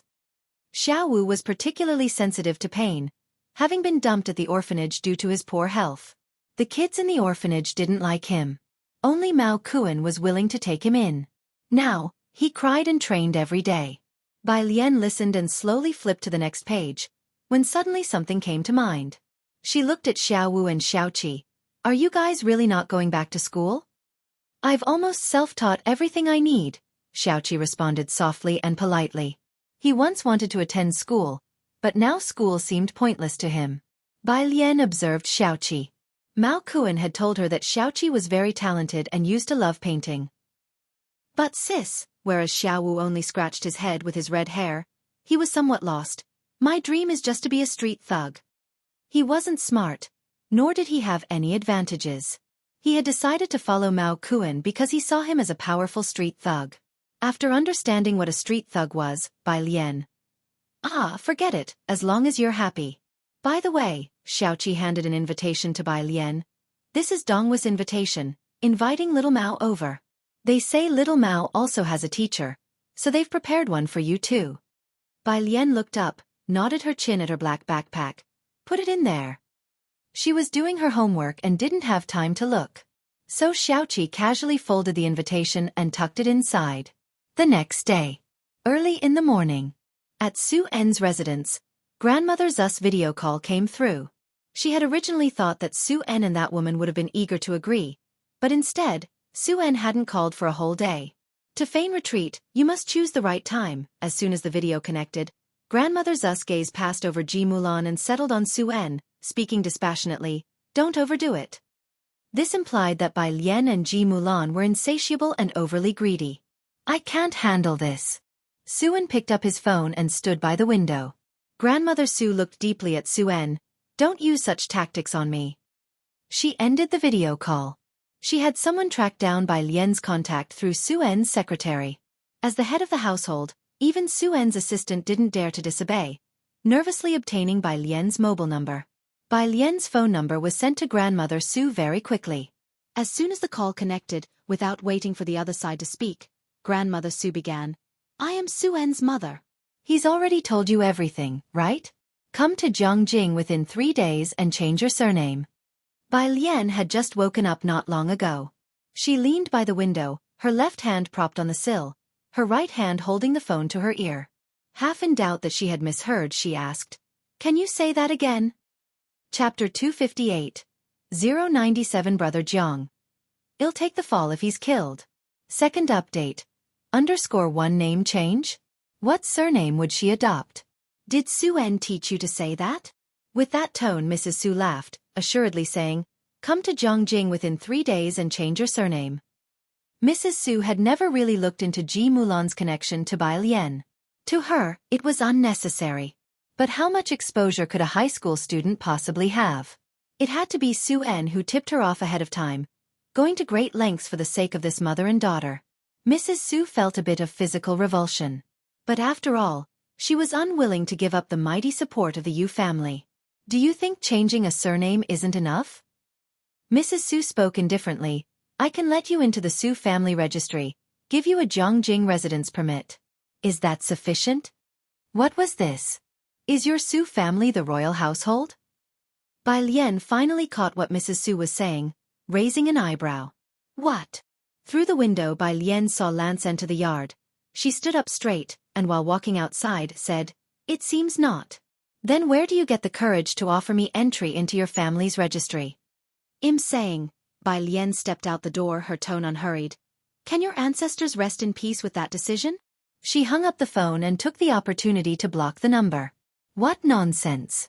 Yesterday, Bai Lian had to reschedule her acupuncture session to this morning because of her plans to watch a fight. Lance came over especially early today. He also brought them steamed buns and fried dough sticks, biting into a sticky rice cake. Tastes great. Lance's Mandarin was getting pretty good, but there were still some pronunciations he couldn't quite master. What's wrong with you? Seeing Ji Heng with a dejected face, he asked with his not quite standard concern. Ji Heng, who had just finished reviewing his books not long ago, silently glanced at him. Without speaking, quietly nibbling on a bun. Methodically, Bai Lian inserted a silver needle into Lance's head, her eyes downcast. Talk less. Okay. Lance held up his left index finger and mimed zipping his mouth shut. In Xiangqing prison, Zhang Fulai arrived early. He sat sideways on the chair, resting his arm on the table, tapping his pale fingers against the tabletop sporadically. Less than 2 minutes passed when Zhang Xiais, wearing prisoner number 1108, came in with his head down, escorted to the opposite side. Zhang Fulai glanced at him and said indifferently, "Look up." Zhang Xiais silently raised his head, revealing 2 panda eyes and a bruised corner of his mouth. "Is this how you avoid letting them visit you?" Zhang Fulai's eyebrows twitched. "Each one of them, you can't always be a worry for her." Zhang Xiais lowered his head again. His handcuffed fingers twined together. After finishing his labor in prison, he had to do homework, and at night while writing, a bald cellmate hit him, complaining his desk lamp was too bright and disturbed his sleep. Zhang Fulai just watched him, his face devoid of smiles, his tone freezing cold. "You didn't fight back?" The words, "Don't you have hands?" were swallowed back harshly. "I heard he's the boss in here, and fighting might increase the sentence." Zhang Xiais had 2 concerns.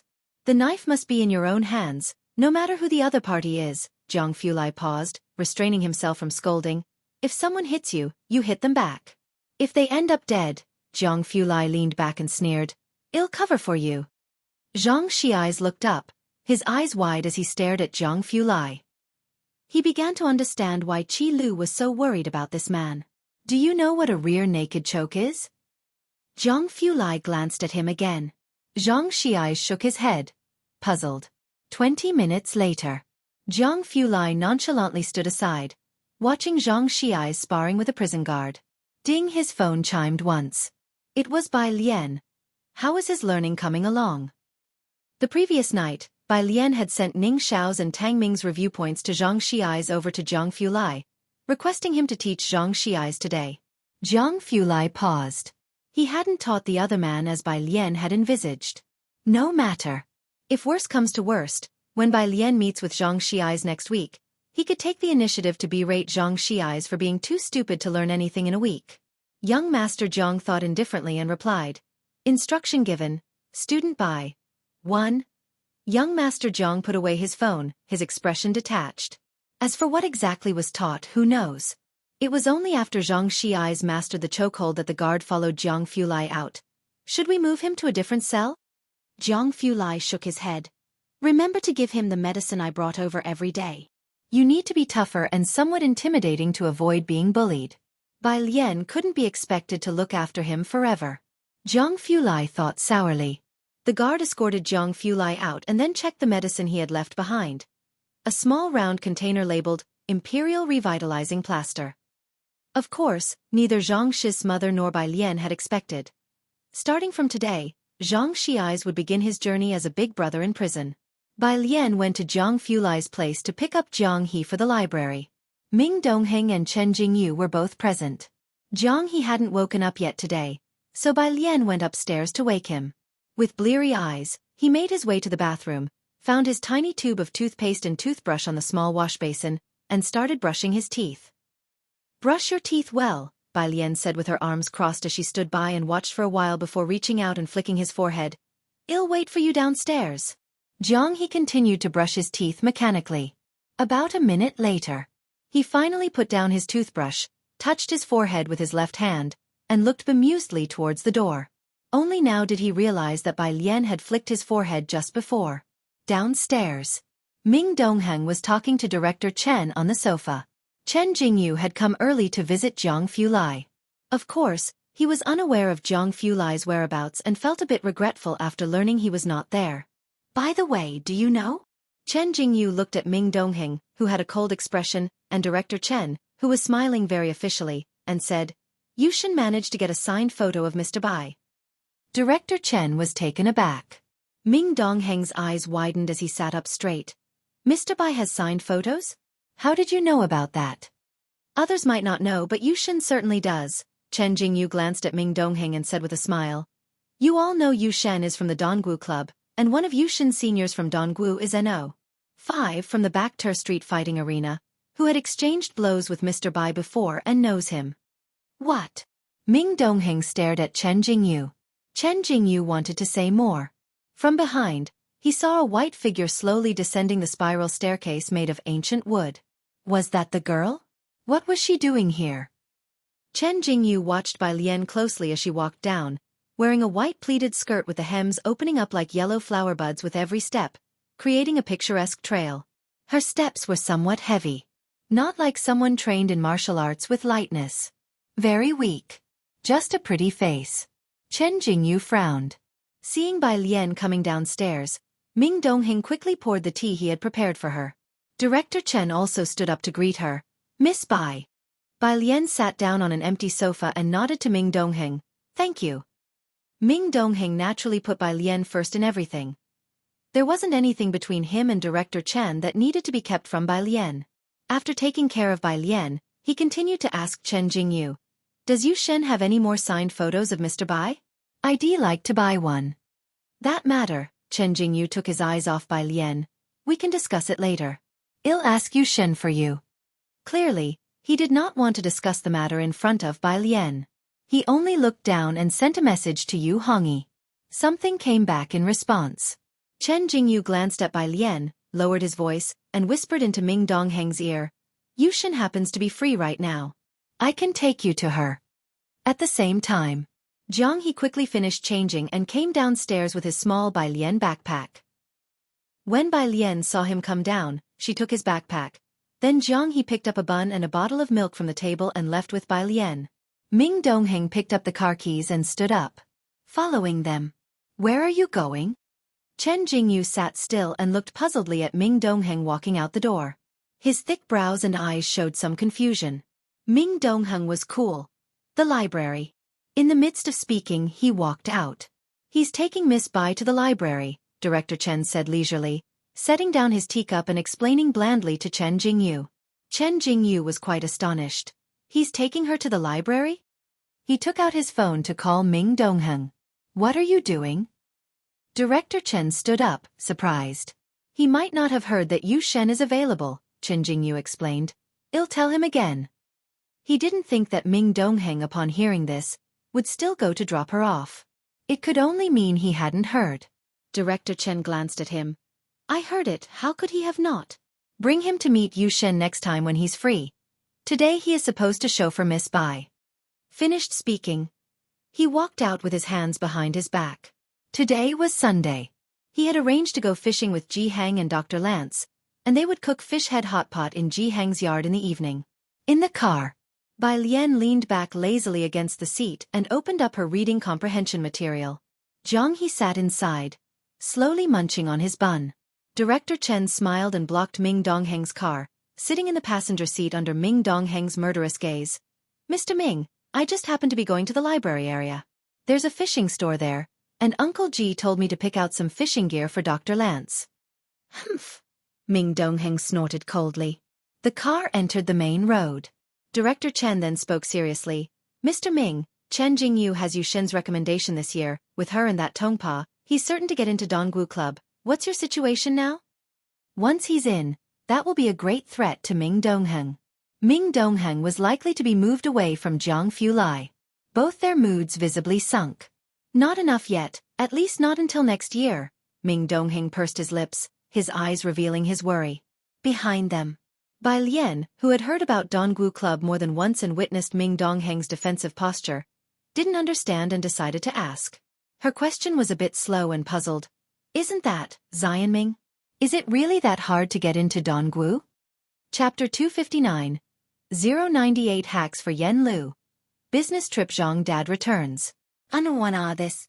Ming Dongheng instantly fell silent. Director Chen didn't practice serious martial arts, but he also knew about the Donggu Club. Miss Bai, he pondered for a moment, then explained to Bai Lian. The Donggu Club only recruits experts from each field. Initially, it was just a small-scale domestic circle, and it wasn't so strict. But now it has expanded worldwide, and joining means you're at the pinnacle of your field, although getting in is as hard as reaching the heavens. To put it this way, as far as I know, in the past 2 years within the country, only Gaoju received an invitation last year. Her signature move is the spear. When a club expands globally, it means that the threshold is extraordinarily high. Due to joining the Dongwu Club and becoming an ordinary member, Yu Hongyi's status in Jiangjing rose along with the tide, and the Yu family transformed from an insignificant clan. Ming Dongheng merged onto the main road. While Director Chen spoke, he just nodded, indicating agreement. What style do you practice? Bai Lian asked, her ears filled with English, which didn't interfere with her conversation with Ming Dongheng. Ming Dongheng. Boxing. What he learned was the genuine boxing art. Bai Lian leaned back in her chair, her fingertips lightly tapping on the screen of her phone, and after a moment of thought she said, "Then you haven't mastered it yet. To master boxing, one must reach inner nourishment of the self, peacefulness, and emptiness." Bai Lian remembered the invitation Xueqi gave her last night. She hadn't looked at it after returning home and wondered if it was the one Ming Dongheng and the others were talking about. She would check it out after returning home in the evening. The car gradually approached the library. Bai Lian took Jiang He to the second floor, where Ning Xiao and Tang Ming were already doing their homework, sitting up straight. Seeing that Bai Lian came alone, the two simultaneously breathed a sigh of relief. Bai Lian, Tang Ming leaned back in his chair, relaxed, asking about the notes he and Ning Xiao had made. How's the good student doing with his learning? Is this pace okay? Not too bad, Bai Lian said unhurriedly as she placed her books on the table, then instructed Jiang He to help her get 2 books from the shelf behind her. Next week he'll go and check his progress. Tang Ming and Ning Xiao both had great faith in what they had put together. He should be able to learn well. He shouldn't be that dumb. Jiang He slowly brought the books Bai Lian asked for. Bai Lian opened the milk for him, inserted the straw for him to drink, then patted his head with a sigh. She said nothing, but Tang Ming across from her spoke meaningfully. Little brother Xiaohe needs to drink more milk to grow taller. Jiang He finished the milk in one gulp and glanced at the book in Tang Ming's hands. Then he slowly took out his own book to read. Tang Ming subconsciously glanced at the book Jiang He was reading. Everything in pairs, Tang Ming. Ning Xiao shot Tang Ming a look, not saying anything, but the look probably meant, "Why did you have to make that unnecessary remark?" Bai Lian didn't start on the problems right away but pulled out a blank sheet of paper. She wrote on it neatly and properly. After she finished writing, there were 2 unread messages on her phone. Bai Lian glanced at them. They were sent by Pu Xiaohan. Is it here? Bai Lian opened the attached image on the street outside the Calligraphy Association. After several bus routes were connected, there were already some entrepreneurs planning to open malls and supermarkets here. Originally, this place was part of the old city area, with 7 or 8 mile-long alleys full of old houses, similar to near the city gates. Pu Xiaohan immediately spotted an old man sitting on a carrying pole at the roadside, holding strings, performing the play, The Great Sage Defeats the White Bone Demon, for a crowd of fascinated children. His fingers were as thin as kindling, and his skin was wrinkled, resembling tree bark. But the puppets came to life under his control. "Grandpa," Pu Xiaohan knelt with her phone in front of him, earnestly watching his performance of The Great Sage, then politely asked, "May I film a video of you?" "What video?" The elderly man looked up, revealing a withered face with very cloudy eyes. Pu Xiaohan thought for a bit. "My classmate said you're very skilled, and I'm a blogger. I want to shoot a video of you and share it online so more people can see you." The old man was taken aback. "Me?" Pu Xiaohan nodded at him. "But," the old man hesitated, "would people like to watch an old man like me? He couldn't even find anyone to take as an apprentice now. How could no one like it?" Pu Xiaohan patted the nearby kids. "Kids, do you think Grandpa's Great Sage is good to watch?" "It's good." The children chimed in unison. Pu Xiaohan smiled and took out her phone. "Grandpa, I'll start by recording your puppet show. If it's convenient, could I visit your home afterward to record a bit of your daily life?"